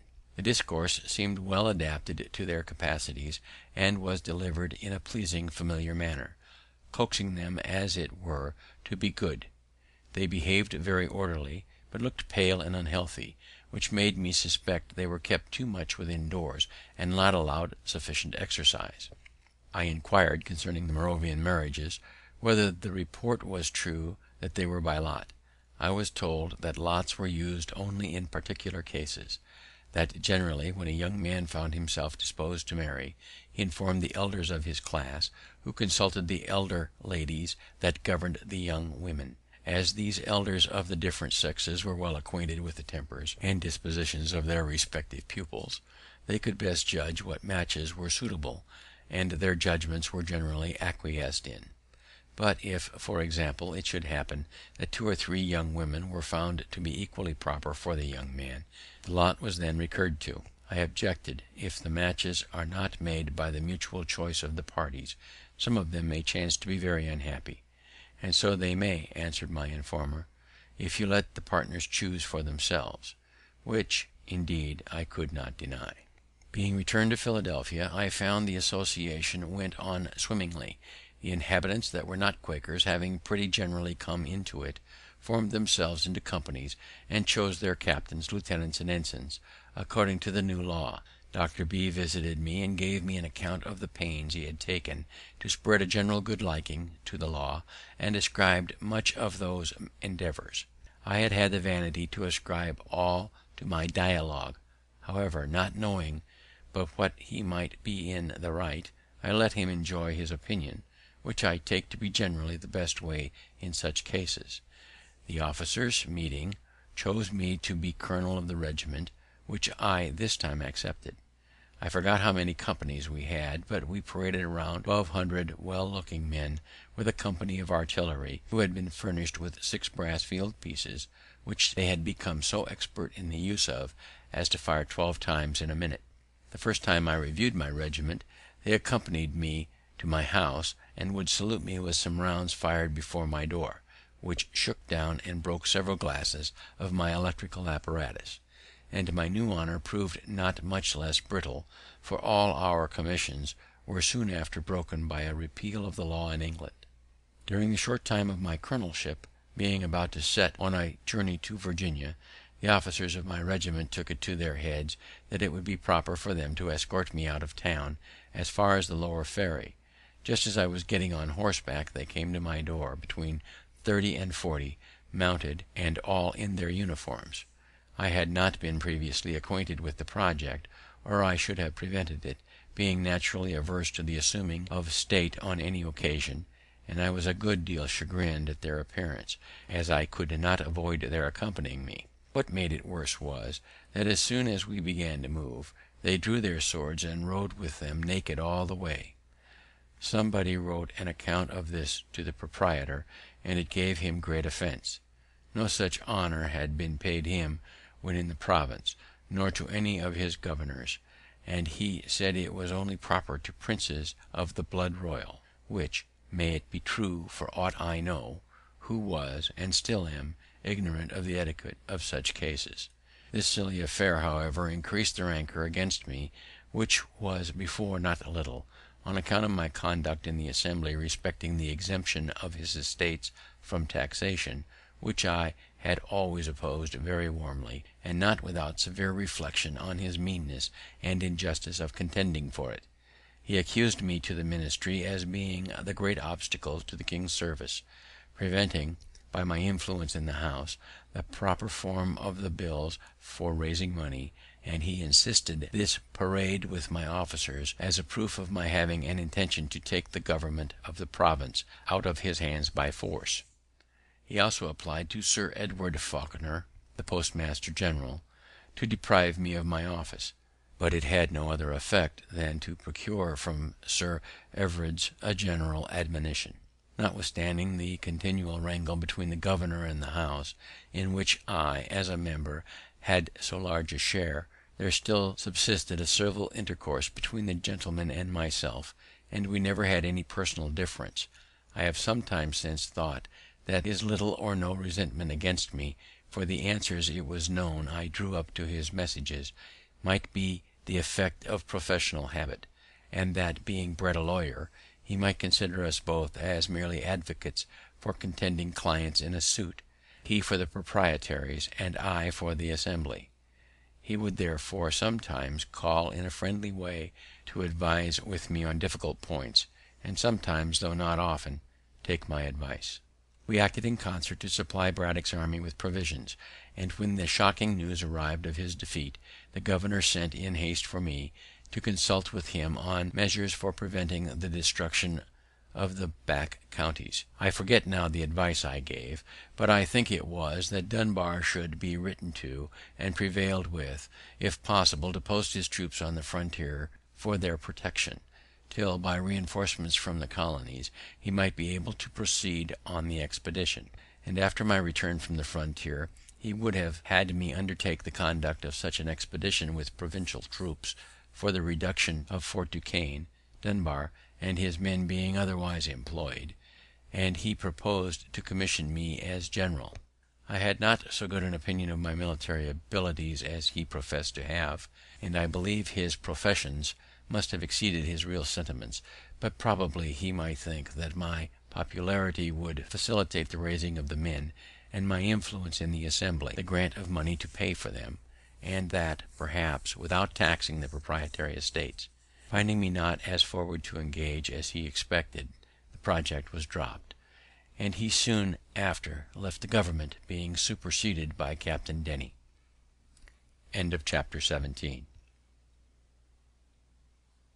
Chapter 18. Scientific Experiments. Before I proceed in relating the part I had in public affairs under the new governor's administration, it may not be amiss here to give some account of the rise and progress of my philosophical reputation. In 1746, being at Boston, I met there with Dr. Spence, who was lately arrived from Scotland, and showed me some electric experiments. They were imperfectly performed, as he was not very expert, but being on a subject quite new to me, they equally surprised and pleased me. Soon after my return to Philadelphia, our library company received from Mr. P. Collinson, Fellow of the Royal Society of London, a present of a glass tube, with some account of the use of it in making such experiments. I eagerly seized the opportunity of repeating what I had seen at Boston, and by such practice acquired great readiness in performing those also which we had an account of from England, adding a number of new ones. I say much practice, for my house was continually full for some time with people who came to see these new wonders. The Royal Society of London for Improving Natural Knowledge was founded in 1660, and holds the foremost place among English societies for the advancement of science. To divide a little this encumbrance among my friends, I caused a number of similar tubes to be blown at our glass house, with which they furnished themselves, so that we had at length several performers. Among these the principal was Mr. Kinnersley, an ingenious neighbour, who, being out of business, I encouraged to undertake showing the experiments for money, and drew up for him 2 lectures, in which the experiments were ranged in such order, and accompanied with such explanations in such method, as the foregoing should assist in comprehending the following. He procured an elegant apparatus for the purpose, in which all the little machines that I had roughly made for myself were nicely formed by instrument makers. His lectures were well attended and gave great satisfaction, and after some time he went through the colonies, exhibiting them in every capital town, and picked up some money. In the West Indies, indeed, it was with difficulty the experiments could be made, from the general moisture of the air. Obliged as we were to Mr. Collinson for his present of the tube, etc., I thought it right he should be informed of our success in using it, and wrote him several letters containing accounts of our experiments. He got them read at the Royal Society, where they were not at first thought worth so much notice as to be printed in their Transactions. One paper, which I wrote for Mr. Kinnersley, on the sameness of lightning with electricity, I sent to Dr. Mitchell, an acquaintance of mine, and one of the members also of that society, who wrote me word that it had been read, but was laughed at by the connoisseurs. The papers, however, being shown to Dr. Fothergill, he thought them of too much value to be stifled, and advised the printing of them. Mr. Collinson then gave them to Cave for publication in his Gentleman's Magazine, but he chose to print them separately in a pamphlet, and Dr. Fothergill wrote the preface. Cave, it seems, judged rightly for his profit, for by the additions that arrived afterwards they swelled to a 4vo volume, which has had 5 editions and cost him nothing for copy money. It was, however, some time before those papers were much taken notice of in England, a copy of them happening to fall into the hands of the Count de Buffon, a philosopher deservedly of great reputation in France, and indeed all over Europe. He prevailed with M. Delabard to translate them into French, and they were printed at Paris. The publication offended the Abbé Nollet, preceptor of the natural philosophy to the royal family, and an able experimenter, who had formed and published a theory of electricity, which then had the general vogue. He could not at first believe that such a work came from America, and said it must have been fabricated by his enemies at Paris to decry his system. Afterwards, having been assured that there really existed such a person as Franklin at Philadelphia, which he had doubted, he wrote and published a volume of letters, chiefly addressed to me, defending his theory, and denying the verity of my experiments, and of the position deduced from them.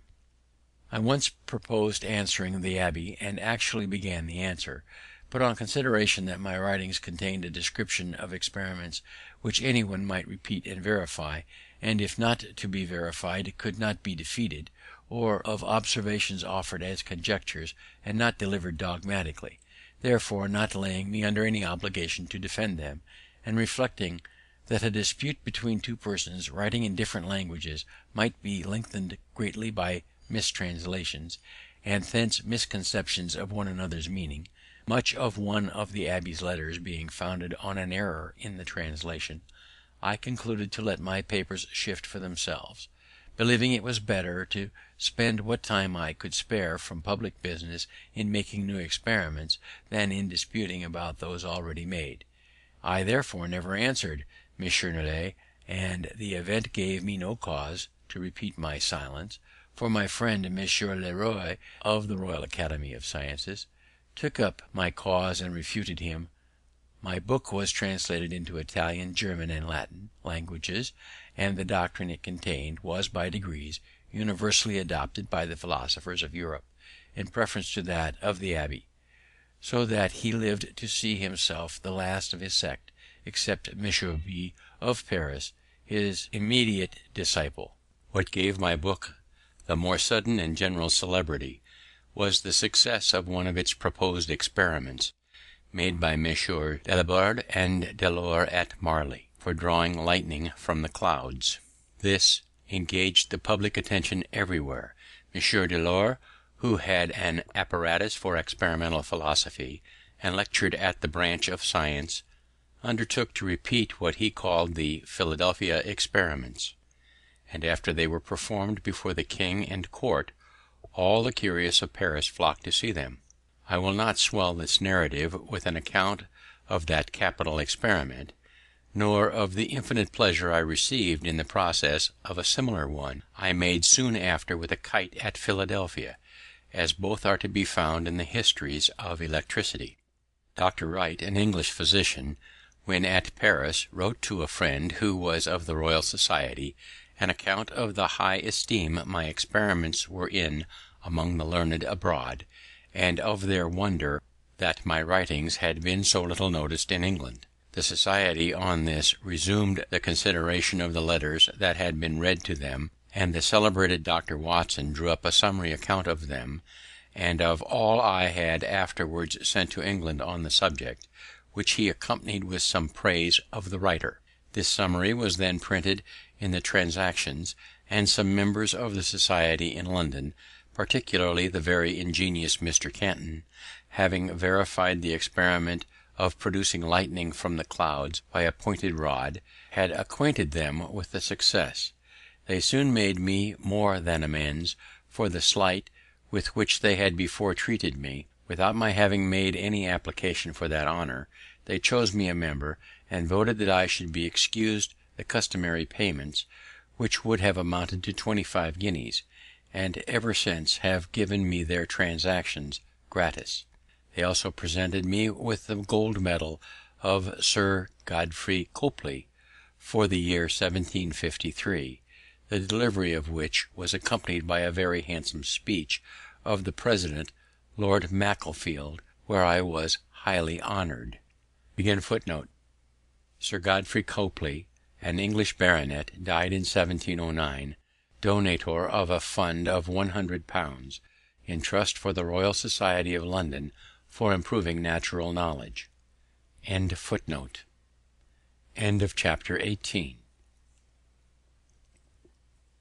Chapter 19. An agent of Pennsylvania in London. Our new governor, Captain Denny, brought over for me the before mentioned medal from the Royal Society, which he presented to me at an entertainment given by the city.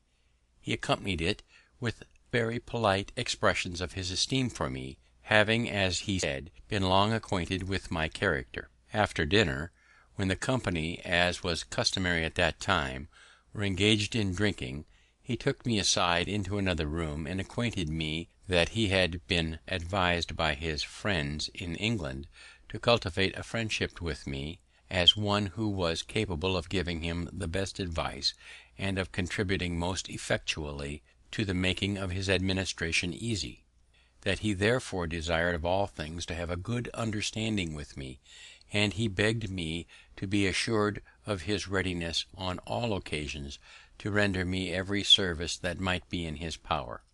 He said much to me, also, of the proprietor's good disposition towards the province, and of the advantage it might be to us all, and to me in particular, if the opposition that had been so long continued to his measures was dropped, and harmony restored between him and the people, in effecting which it was thought no one could be more serviceable than myself, and I might depend on adequate acknowledgments and recompenses, etc., etc. The drinkers, finding we did not return immediately to the table, sent us a decanter of Madeira, which the governor made liberal use of, and in proportion became more profuse of his solicitations and promises. My answers were to this purpose, that my circumstances, thanks to God, were such as to make proprietary favours unnecessary to me, and that being a member of the Assembly, I could not possibly accept of any; that, however, I had no personal enmity to the proprietary, and that whatever the public measures he proposed should appear to be for the good of the people, no one should espouse and forward them more zealously than myself, my past opposition having been founded on this, that the measures which had been urged were evidently intended to serve the proprietary interest, with great prejudice to that of the people, which I was much obliged to him, the governor, for his profession of regard to me, that he might rely on everything in my power to make his administration as easy as possible, hoping at the same time that he had not brought with him the same unfortunate instructions his predecessor had been hampered with. On this he did not then explain himself, but when he afterward came to do business with the Assembly, they appeared again, the disputes were renewed, and I was as active as ever in the opposition, being the penman, first, of the request to have a communication of the instructions, and then of the remarks upon them, which may be found in the votes of the time, and in the historical review I afterward published. But between us personally no enmity arose. We were often together. He was a man of letters, had seen much of the world, and was very entertaining and pleasing in conversation. He gave me the first information that my old friend Jason Randolph was still alive, that he was esteemed one of the best political writers in England, had been employed in the dispute between Prince Frederick and the king, and had obtained a pension of 300 a year, that his reputation was indeed small as a poet, Pope having damned his poetry in the Dunciad, but his prose was thought as good as any man's. Quarrel between George II and his son Frederick, Prince of Wales, who died before his father. A satirical poem by Alexander Pope directed against various contemporary writers.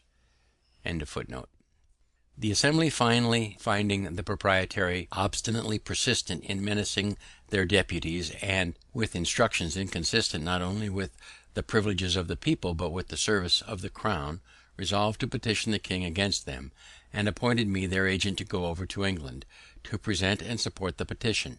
The House had sent up a bill to the governor, granting a sum of £60,000 for the king's use, £10,000 of which was subject to the orders of the then general, Lord Loudoun, which the governor absolutely refused to pass, in compliance with his instructions. I agreed with Captain Morris, of the packet at New York, for my passage, and my stores were put on board. When Lord Loudoun arrived at Philadelphia, expressly, as he told me, to endeavour an accommodation between the governor and the Assembly, that his Majesty's service might not be obstructed by their dissensions, accordingly he desired the governor and myself to meet him, that he might hear what was to be said on both sides. We met and discussed the business. In behalf of the Assembly, I urged all the various arguments that may be found in the public papers of that time, which were of my writing, and were printed with the minutes of the Assembly, and the governor pleaded his instructions, the bond he had given to observe them, and his ruin if he disobeyed, yet seemed not unwilling to hazard himself if Lord Loudoun would advise it. This his lordship did not choose to do, though I once thought I had nearly prevailed with him to do it, but finally he rather chose to urge the compliance of the Assembly, and he entreated me to use my endeavours with them for that purpose, declaring that he would spare none of the king's troops for the defence of our frontiers, and that if we did not continue to provide for the defense ourselves, they must remain exposed to the enemy.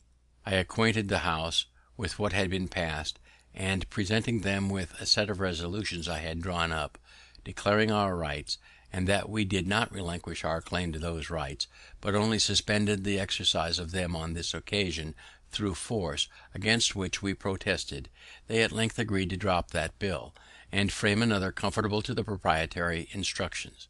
This of course the governor passed, and I was then at liberty to proceed on my voyage. But in the meantime the packet had sailed with my sea stores, which was some loss to me, and my only recompense was his lordship's thanks for my service, all the credit of obtaining the accommodation falling to his share. He set out for New York before me, and as the time for dispatching the packet boats was at his disposition, and there were 2 then remaining there, one of which he said was to sail very soon, I requested to know the precise time, that I might not miss her by any delay of mine. His answer was, I have given out that she is to sail on Saturday next, but I may let you know, entre nous, that if you are there by Monday morning, you will be in time, but do not delay longer. By some accidental hindrance at a ferry, it was Monday noon before I arrived, and I was much afraid she might have sailed, as the wind was fair, but I was soon made easy by the information that she was still in the harbour, and would not move till the next day. One would imagine that I was now on the very point of departing for Europe. I thought so, but I was not then so well acquainted with his lordship's character, of which indecision was one of the strongest features. I shall give some instances. It was about the beginning of April that I came to New York, and I think it was near the end of June before we sailed. There were then 2 of the packet boats, which had been long in port, but were delayed for the general's letters, which were always to be ready tomorrow. Another packet arrived, she too was detained, and before we sailed a 4th was expected. Ours was the first to be dispatched, as having been there the longest.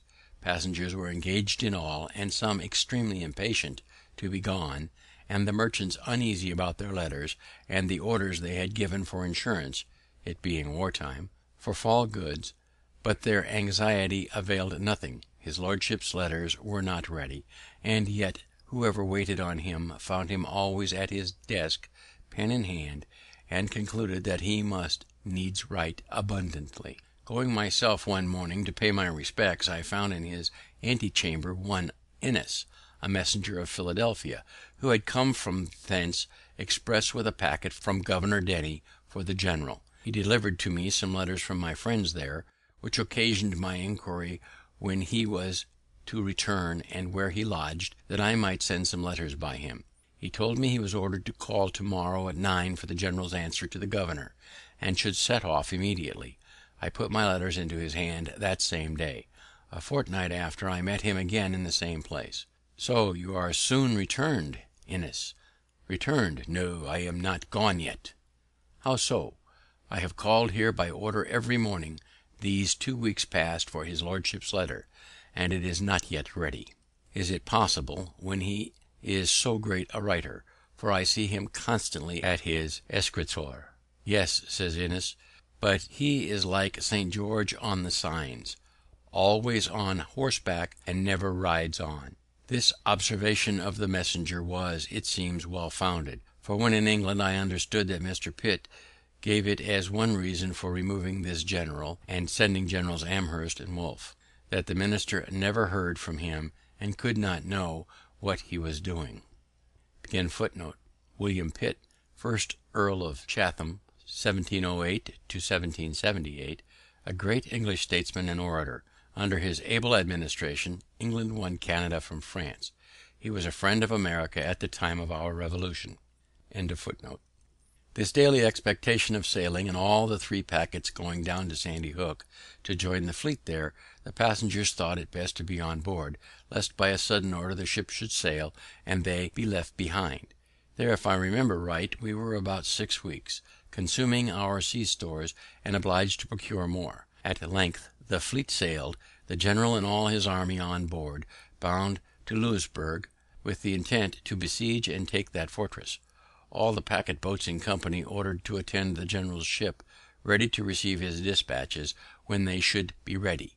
We were out 5 days before we got a letter with leave to part, and then our ship quitted the fleet and steered for England. The other 2 packets he still detained, carrying them with him to Halifax, where he stayed some time to exercise the men in sham attacks upon sham forts, then altered his mind as to besieging Louisburg, and returned to New York with all his troops, together with the 2 packets of above mentioned and all their passengers.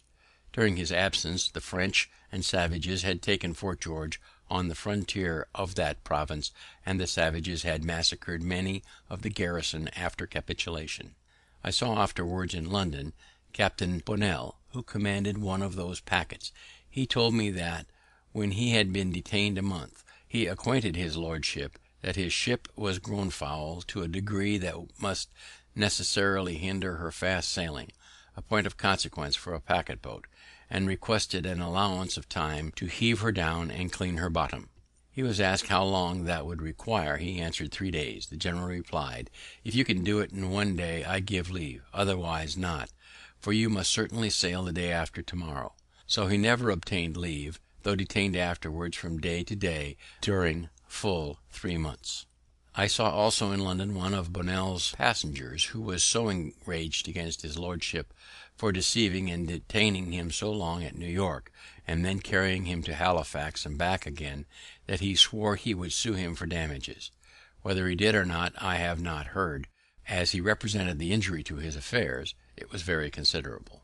On the whole, I wondered much how such a man came to be entrusted with so important a business as the conduct of a great army; but having since seen more of the great world, and the means of obtaining and motives for giving places, my wonder is diminished. General Shirley, on whom the command of the army devolved upon the death of Braddock, would, in my opinion, if continued in place, have made a much better campaign than that of Loudon in 1757, which was frivolous, expensive, and disgraceful to our nation beyond conception; for though Shirley was not a bred soldier, he was sensible and sagacious in himself, and attentive to good advice from others, capable of forming judicious plans, and quick and active in carrying them to execution. Loudon, instead of defending the colonies with his great army, left them totally exposed while he paraded idly at Halifax, by which means Fort George was lost. Besides, he deranged all our mercantile operations, and distressed our trade by a long embargo on the exportation of provisions, on pretence of keeping supplies from being obtained by the enemy, but in reality for beating down their price in favour of the contractors, in whose profits, it was said, perhaps from suspicion only, he had a share. And when at length the embargo was taken off, by neglecting to send notice of it to Charlestown, the Carolina fleet was detained near 3 months longer, whereby their bottoms were so much damaged by the worm that a great part of them foundered in their passage home.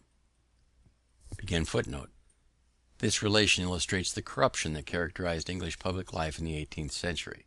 It was gradually overcome in the early part of the next century. Shirley was, I believe, sincerely glad of being relieved from so burdensome a charge as the conduct of an army must be to a man unacquainted with military business. I was at the entertainment given by the city of New York to Lord Loudoun on his taking upon him the command. Shirley, though thereby superseded, was present also. There was a great company of officers, citizens, and strangers, and some chairs having been borrowed in the neighbourhood, there was one among them very low, which fell to the lot of Mr. Shirley. Perceiving it as I sat by him, I said, "Have they given you, sir, too low a seat?" "No matter," says he, "Mr. Franklin, I find a low seat the easiest." While I was, as aforementioned, detained at New York, I received all the accounts of my provisions, etc., that I had furnished to Braddock, some of which accounts could not sooner be obtained from the different persons I had employed to assist in the business. I presented them to Lord Loudoun, desiring to be paid the balance. He caused them to be regularly examined by the proper officer, who, after comparing every article with its voucher, certified them to be right, and the balance due, for which his lordship promised to give me an order on the paymaster. This was, however, put off from time to time, and though I called often for it by appointment, I did not get it. At length, just before my departure, he told me he had, on better consideration, concluded not to mix his accounts with those of his predecessor. "And you," says he, "when in England, have only to exhibit your accounts at the Treasury, and you will be paid immediately." I mentioned, but without effect, the great and unexpected expense I had been put to by being detained so long at New York, as a reason for my desiring to be presently paid, and on my observing that it was not right I should be put to any further trouble or delay in obtaining the money I had advanced, as I charged no commission for my service. "Sir," says he, "you must not think of persuading us that you are no gainer. We understand better those affairs, and know that every one concerned in supplying the army finds means, in the doing it, to fill his own pockets." I assured him that was not my case, and that I had not pocketed a farthing, but he appeared clearly not to believe me; and, indeed, I have since learnt that immense fortunes are often made in such employments. As to my balance, I am not paid it to this day, of which more hereafter. Our captain of the packet had boasted much before we sailed of the swiftness of his ship. Unfortunately, when we came to the sea, she proved the dullest of 96 sail, to his no small mortifications. After many conjectures respecting the cause, when we were near another ship almost as dull as ours, which, however, gained upon us, the captain ordered all hands to come off and stand as near the ensign's staff as possible. We were, passengers included, about 40 persons. While we stood there, the ship mended her pace, and soon left her neighbour far beyond, which proved clearly that our captain suspected that she was loaded too much by the head. The casks of water, it seemed, had been all placed forward.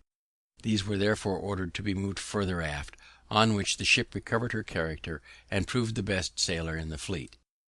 The captain said he had once gone at the rate of 13 knots, which is accounted 13 miles per hour. We had on board as a passenger Captain Kennedy, of the navy, who contended that it was impossible, and that no ship ever sailed so fast, and that there must have been some error in the division of the log line, or some mistake in heaving the log. A wager ensued between the two captains to be decided when there should be sufficient wind. Kennedy thereupon examined rigorously the log line, and being satisfied with it, he determined to throw the log himself. Accordingly, some days after, when the wind blew very fair and fresh, and the captain of the packet Ludwig said he believed she then went at the rate of 13 knots, Kennedy made the experiment, and owned his wager lost. A log line is a piece of wood shaped and weighted so as to keep it stable when in the water. To this is attached a line knotted at regular distances. By these devices it is possible to tell the speed of a ship. The above fact I give for the sake of the following observation. It has been remarked as an imperfection in the art of shipbuilding that it can never be known, till she is tried, whether a new ship will or will not be a good sailor; for that the model of a good sailing ship has been exactly followed in a new one, which has proved, on the contrary, remarkably dull. I apprehend that this may partly be occasioned by the different opinions of seamen respecting the modes of lading, rigging, and sailing of a ship. Each has his system, and the same vessel, laden by the judgment and orders of one captain, shall sail better or worse than when by the orders of another. Besides, it scarce ever happens that a ship is formed fitted for the sea and sailed by the same person. One man builds the hull, another rigs her, third lades and sails her. No one of these has the advantage of knowing all the ideas and experience of the others, and therefore cannot draw just conclusions from a combination of the whole. Even in the simple operation of sailing when at sea, I have often observed different judgments in the officers who commanded the successive watches, the wind being the same. One would have the sails trimmed sharper or flatter than another, so that they seemed to have no certain rule to govern by. Yet I think a set of experiments might be instituted, first to determine the most proper form of the hull for swift sailing, the best dimensions and properest place for the masts, then the form and quantity of sails, and their position, as the wind may be, and lastly, the disposition of the lading. This is an age of experiments, and I think a set of accurately made and combined would be of great use. I am persuaded, therefore, that ere long some ingenious philosopher will undertake it, to whom I wish success. We were several times chased in our passage, but outsailed everything, and in 30 days had soundings. We had a good observation, and the captain judged himself so near to our port, Falmouth, that if we made a good run in the night we might be off the mouth of that harbour in the morning, and by running in that night might escape the notice of the enemy's privateers, who often cruised near the entrance of the channel. Accordingly all the sail was set that we could possibly make, and the wind being very fresh and fair, we went right before it and made great way. The captain, after his observation, shaped his course, as he thought, so as to pass wide of the Scilly Isles, but it seems there is sometimes a strong indraft setting up St. George's Channel, which deceives seamen, and caused the loss of Sir Cloudesley Shovel's squadron. This indraft was probably the cause of what happened to us. We had a watchman placed on the bow, to whom they often called, "Look well out before thee," and he as often answered, "Aye, aye," but perhaps had his eyes shut, and was half asleep at the time, they sometimes answering, as is said, mechanically, for he did not see a light just before us, which had been hid by the stubbing sails from the man at the helm and from the rest of the watch, but by an accidental yaw of the ship was discovered, and occasioned a great alarm, we being very near it, the light appearing to me as big as a cart wheel. It was midnight, and our captain fast asleep, but Captain Kennedy jumped upon deck, and seeing the danger, ordered the ship to wear round, all sails standing, an operation dangerous to the masts, but it carried us clear, and we escaped shipwreck, for we were running right upon the rocks on which the lighthouse was erected. Thus deliverance impressed me strongly with the utility of lighthouses, and made me resolve to encourage the building more of them in America, if I should live to return there. In the morning it was found by the soundings, etc., that we were near our port, but a thick fog hid the land from our sight. About 9 o'clock the fog began to rise, and seemed to be lifted up from the water like a curtain at a playhouse, discovering underneath the town of Falmouth, the vessels in its harbour, and the fields that surrounded it. There was a most pleasing spectacle to those who had been so long without any other prospects than the uniform view of a vacant ocean, and it gave us the more pleasure as we were now free from the anxieties which the state of war occasioned. I set out immediately with my son for London, and we only stopped a little by the way to view Stonehenge on Salisbury Plain, and Lord Pembroke's house and the gardens, with his very curious antiques, at Wilton. We arrived in London the 27th of July, 1757. As soon as I was settled in a lodging Mr. Charles had provided for me, I went to visit Dr. Fothergill, to whom I was strongly recommended, and whose counsel respecting my proceedings I was advised to obtain. He was against an immediate complaint to government, and thought the proprietaries should first be personally applied to, who might possibly be induced by the interposition and persuasion of some private friends to accommodate matters amicably. I then waited on my old friend and correspondent, Mr. Peter Collinson, who told me that John Halsbury, the great Virginia merchant, had requested to be informed when I should arrive, that he might carry me to Lord Granville's, who was then president of the council, and wished to see me as soon as possible. I agreed to go with him the next morning. Accordingly Mr. Halsbury called for me, and took me in his carriage to the nobleman's, who received me with great civility, and after some questions respecting the present state of affairs in America, and discoursed thereupon, he said to me, "You Americans have wrong ideas of the nature of your constitution. You contend that the king's instructions to his governors are not laws, and think yourselves at liberty to regard or disregard them at your own discretion. But those instructions are not like the pocket instructions given to a minister going abroad, for regulating his conduct in some trifling point of ceremony. They are first drawn up by judges learned in the laws. They are considered, debated, and perhaps amended in council, after which they are signed by the king. They are then, so far as they relate to you, the law of the land, for the king is the legislator of the colonies. I told his lordship that this was new doctrine to me. I had always understood from our charters that our laws were to be made by our assemblies, to present it indeed to the king for his royal assent, but being once given, the king could not repeal or alter them.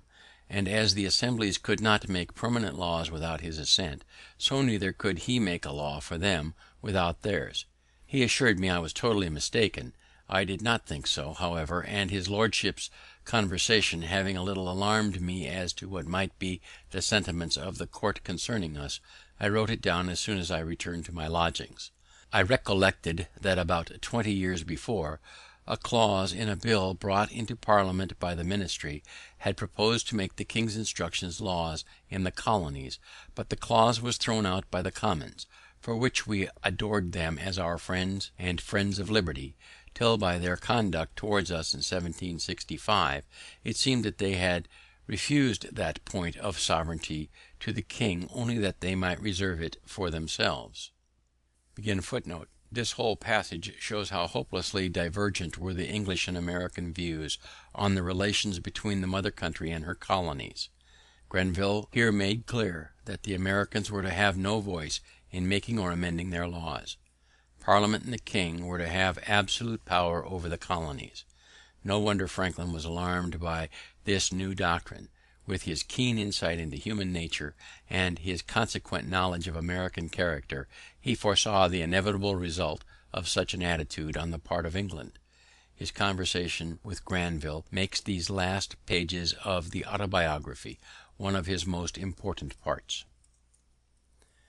After some days, Dr. Fothergill having spoken to the proprietaries, they agreed to a meeting with me at Mr. T. Penn's house in Spring Garden. The conversation at first consisted of mutual declarations of disposition to reasonable accommodations, but I supposed each party had his own ideas what should be meant by reasonable.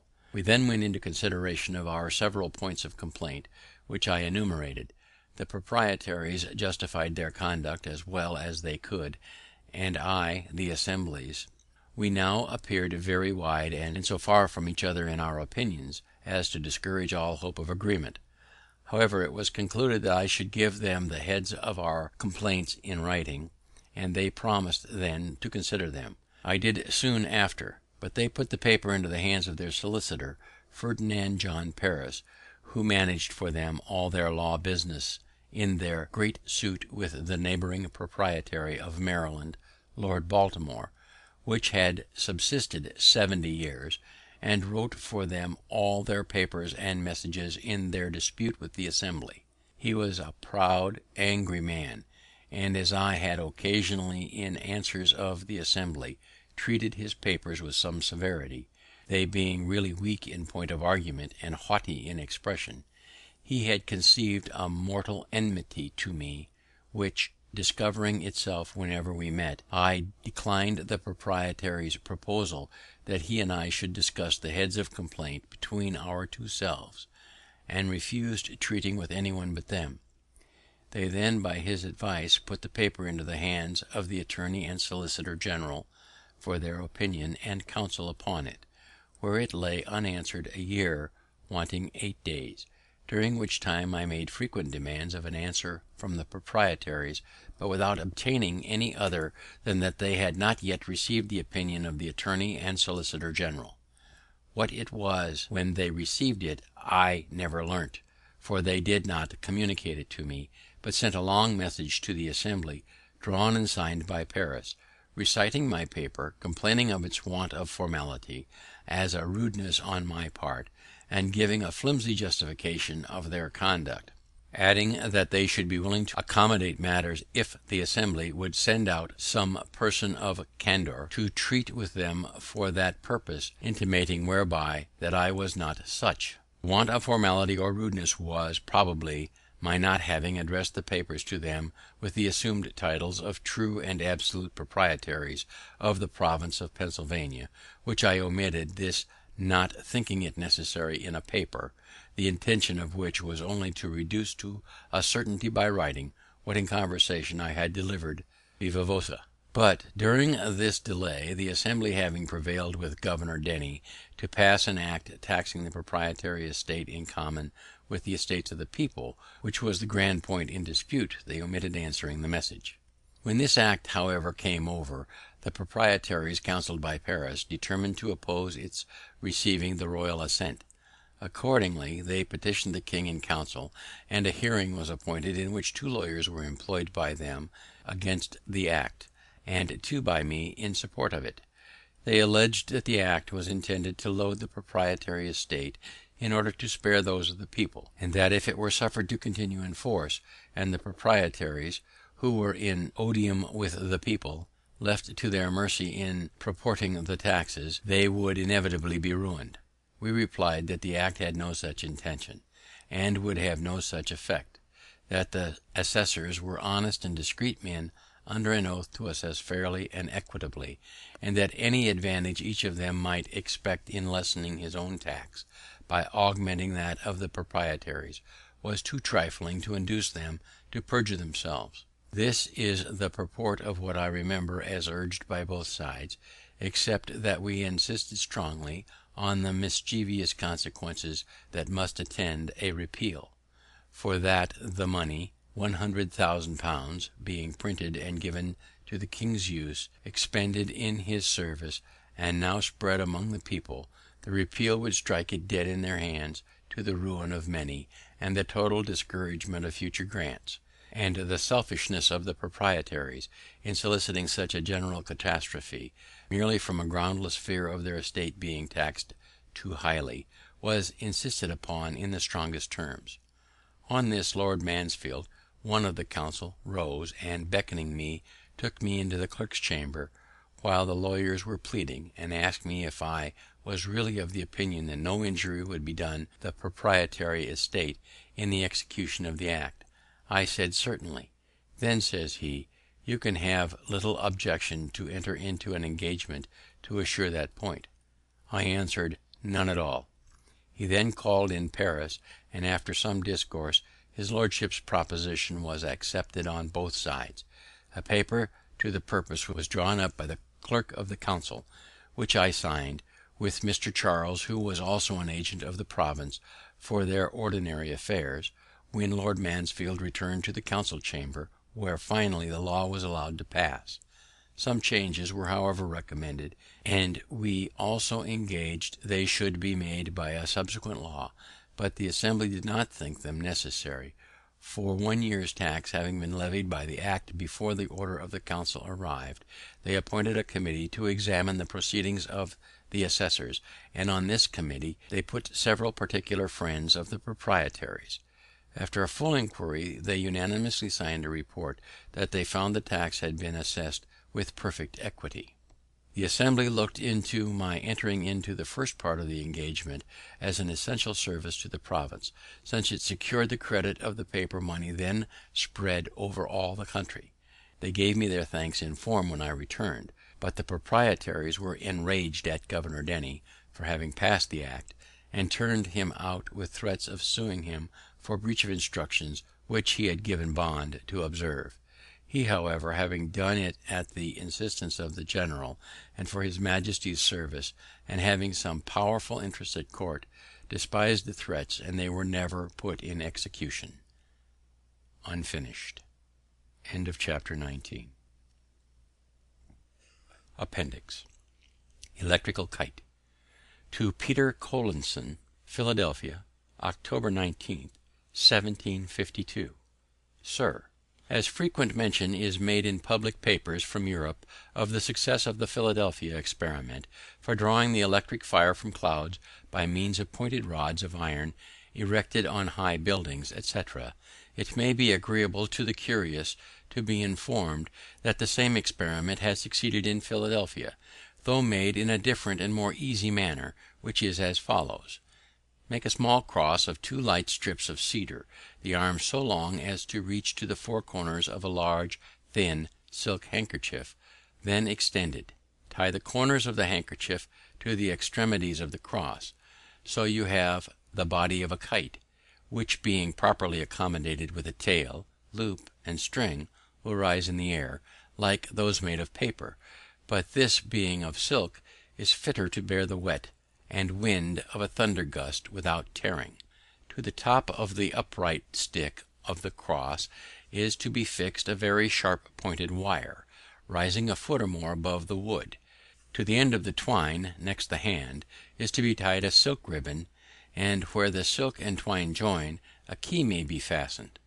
This kite is to be raised when a thunder gust appears to be coming on, and the person who holds the string must stand within a door or window or under some cover, so that the silk ribbon may not be wet, and care must be taken that the twine does not touch the frame of the door or window. As soon as any of the thunderclouds come over the kite, the pointed wire will draw the electric fire from them, and the kite with all the twine will be electrified, and the loose filaments of the twine will stand out every way and be attracted by an approaching finger. And when the rain has wet the kite and twine so that it can conduct electric fire freely, you will find it streams out plentifully from the key on the approach of your knuckle. As this key, the file may be charged, and from electric fire thus obtained spirits may be kindled, and all the electric experiments be performed, which are usually done by the help of a rubbed glass globe or tube, and thereby the sameness of the electric matter with which that of lightning completely demonstrated.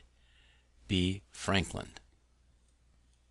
The shade of him who counsel can bestow, still pleased to teach, and yet not proud to know, unbiased, or by favor, or by spite, nor dully prepossessed, nor blindly right, who learned, well bred, and though well bred, sincere, modestly bold, and humanely severe, who to a friend his faults can sweetly show, and gladly praise the merit of a foe. Here, there he sits, his cheerful aid to lend, a firm, unshaken, uncorrupted friend, averse alike to flatter or offend. He rarely warm in censure or in praise. Good nature, wit, and judgment round him wait, and thus he sits enthroned in classic state. To failings mild, but zealous for desert, the clearest head and sincerest heart, few men deserve our passion either ways. From Father Abraham's speech, 1760. End of Electrical Kite. The Way to Wealth. From Father Abraham's speech, forming the preface to Poor Richard's Almanac for 1758. It would be thought a hard government that should tax its people 1/10 part of their time to be employed in its service, but idleness taxes many of us much more, if we reckoned all that is spent in absolute sloth, or doing of nothing, with that which is spent in the employments or amusements that amount to nothing. Sloth, by bringing on disease, absolutely shortens life. Sloth, like rust, consumes faster than labor wears, while the used key is always bright, as Poor Richard says. But dost thou love life? Then do not squander time, for that's the stuff life is made of, as Poor Richard says. How much more than is necessary do we spend in sleep, forgetting that the sleeping fox catches no poultry, and that there will be sleeping enough in the grave, as Poor Richard says. If time be of all things the most precious, wasting time must be, as Poor Richard says, the greatest prodigality, since, as he elsewhere tells us, lost time is never found again, and what we call time enough always proves little enough. Let us then up and be doing, and doing to the purpose, so by diligence shall we do more with less perplexity. Sloth makes all things difficult, but industry all easy, as Poor Richard says, and he that riseth late must trod all day, and shall scarce overtake his business at night, while laziness travels so slowly that poverty soon overtakes it, as we read in Poor Richard, who adds, "Drive thy business, let not that drive thee, and early to bed and early to rise makes a man healthy, wealthy, and wise. Industry need not wish, and he that lives upon hope will die fasting. There's no gains without pains. He that hath a trade hath an estate, and he that hath a calling hath an office of profit and honour. But then the trade must be worked, and the calling well formed, for neither the estate nor the office will enable us to pay our taxes. What though you have found no treasure, nor has any such relation left you a legacy? Diligence is the mother of good luck, as Poor Richard says, and God gives all things to industry. One today is worth two tomorrow, and farther. Have you something to do tomorrow, do it today. If you were a servant, you would not be ashamed that a good master should catch you idle. Are you then your own master? Be ashamed to catch yourself idle. Stick to it steadily, and you will see great effects, for constant dropping wears away stones, and by diligence and patience the mouse ate into the cable, and little strokes fell great oaks. Methinks I hear some of you say, must a man afford himself no leisure? I will tell thee, my friend, what Poor Richard says. Employ thy time well if thou meanest to gain leisure, and since thou art not sure of a minute, throw not away an hour. Leisure is time for doing something useful. This leisure the diligent man will obtain, but the lazy man never, so that, as Poor Richard says, a life of leisure and a life of laziness are two things. Keep thy shop, and thy shop will keep thee. And again, if you would have your business done, go; if not, send. If you would have a faithful servant, and when you like, serve yourself. A little neglect may breed great mischief, adding, for want of a nail the shoe was lost, for want of a shoe the horse was lost, and for want of a horse the rider was lost, being overtaken and slain by the enemy, all for the want of care about a horseshoe nail. So much for industry, my friends, and attention to one's own business. But to these we must add frugality. What maintains one vice would bring up two children. You may think, perhaps, that a little tea or a little punch now and then, diet a little more costly, clothes a little finer, and a little entertainment now and then, can be no great matter. But remember what Poor Richard says, many a little makes a mickle.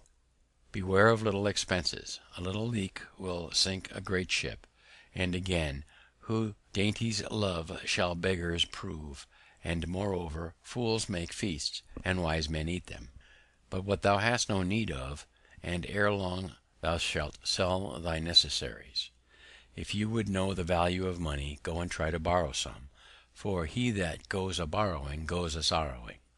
The second vice is lying, the first is running in debt. Lying rides upon debt's back. Poverty often deprives a man of all spirit and virtue. 'Tis hard for an empty bag to stand upright.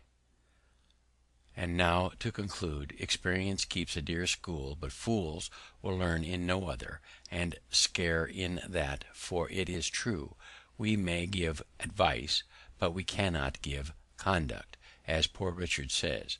However, remember this, they that won't be counselled can't be helped, as Poor Richard says, and farther, that if you will not hear reason, she'll surely rap your knuckles. The Whistle. To Madame Brillon. Passy, November 10th, 1779. I am charmed with your description of paradise, and with your plan of living there, and I approve much of your conclusion that in the meantime we should draw all the good we can from this world. In my opinion, we might all draw more good from it than we do, and suffer less evil, if we should take care not to give too much for whistles, for to me it seems that most of the unhappy people we meet with are come to by neglect of that caution. You ask what I mean? You love stories, and will excuse my telling one of myself. When I was a child of 7 years old, my friends, on a holiday, filled my pockets with coppers. I went directly to a shop where they sold toys for children, and being charmed with the sound of a whistle that I met by the way in the hands of another boy, I voluntarily offered and gave all my money for one. I then came home and went whistling all over the house, much pleased with my whistle, but disturbing all the family. My brothers and sisters and cousins, understanding the bargain I had made, told me I had given 4 times as much for it as it was worth, put me in mind of what good things I might have bought with the rest of the money, and laughed at me so much for my folly that I cried with vexation, and the reflection gave me more chagrin than the whistle gave me pleasure. This, however, was afterwards of use to me, the impression continuing on my mind, so that often when I was tempted to buy some unnecessary thing I said to myself, "Don't give too much for the whistle," and I saved my money. As I grew up, came into the world, and observed the actions of men, I thought I met with many, very many, who gave too much for the whistle.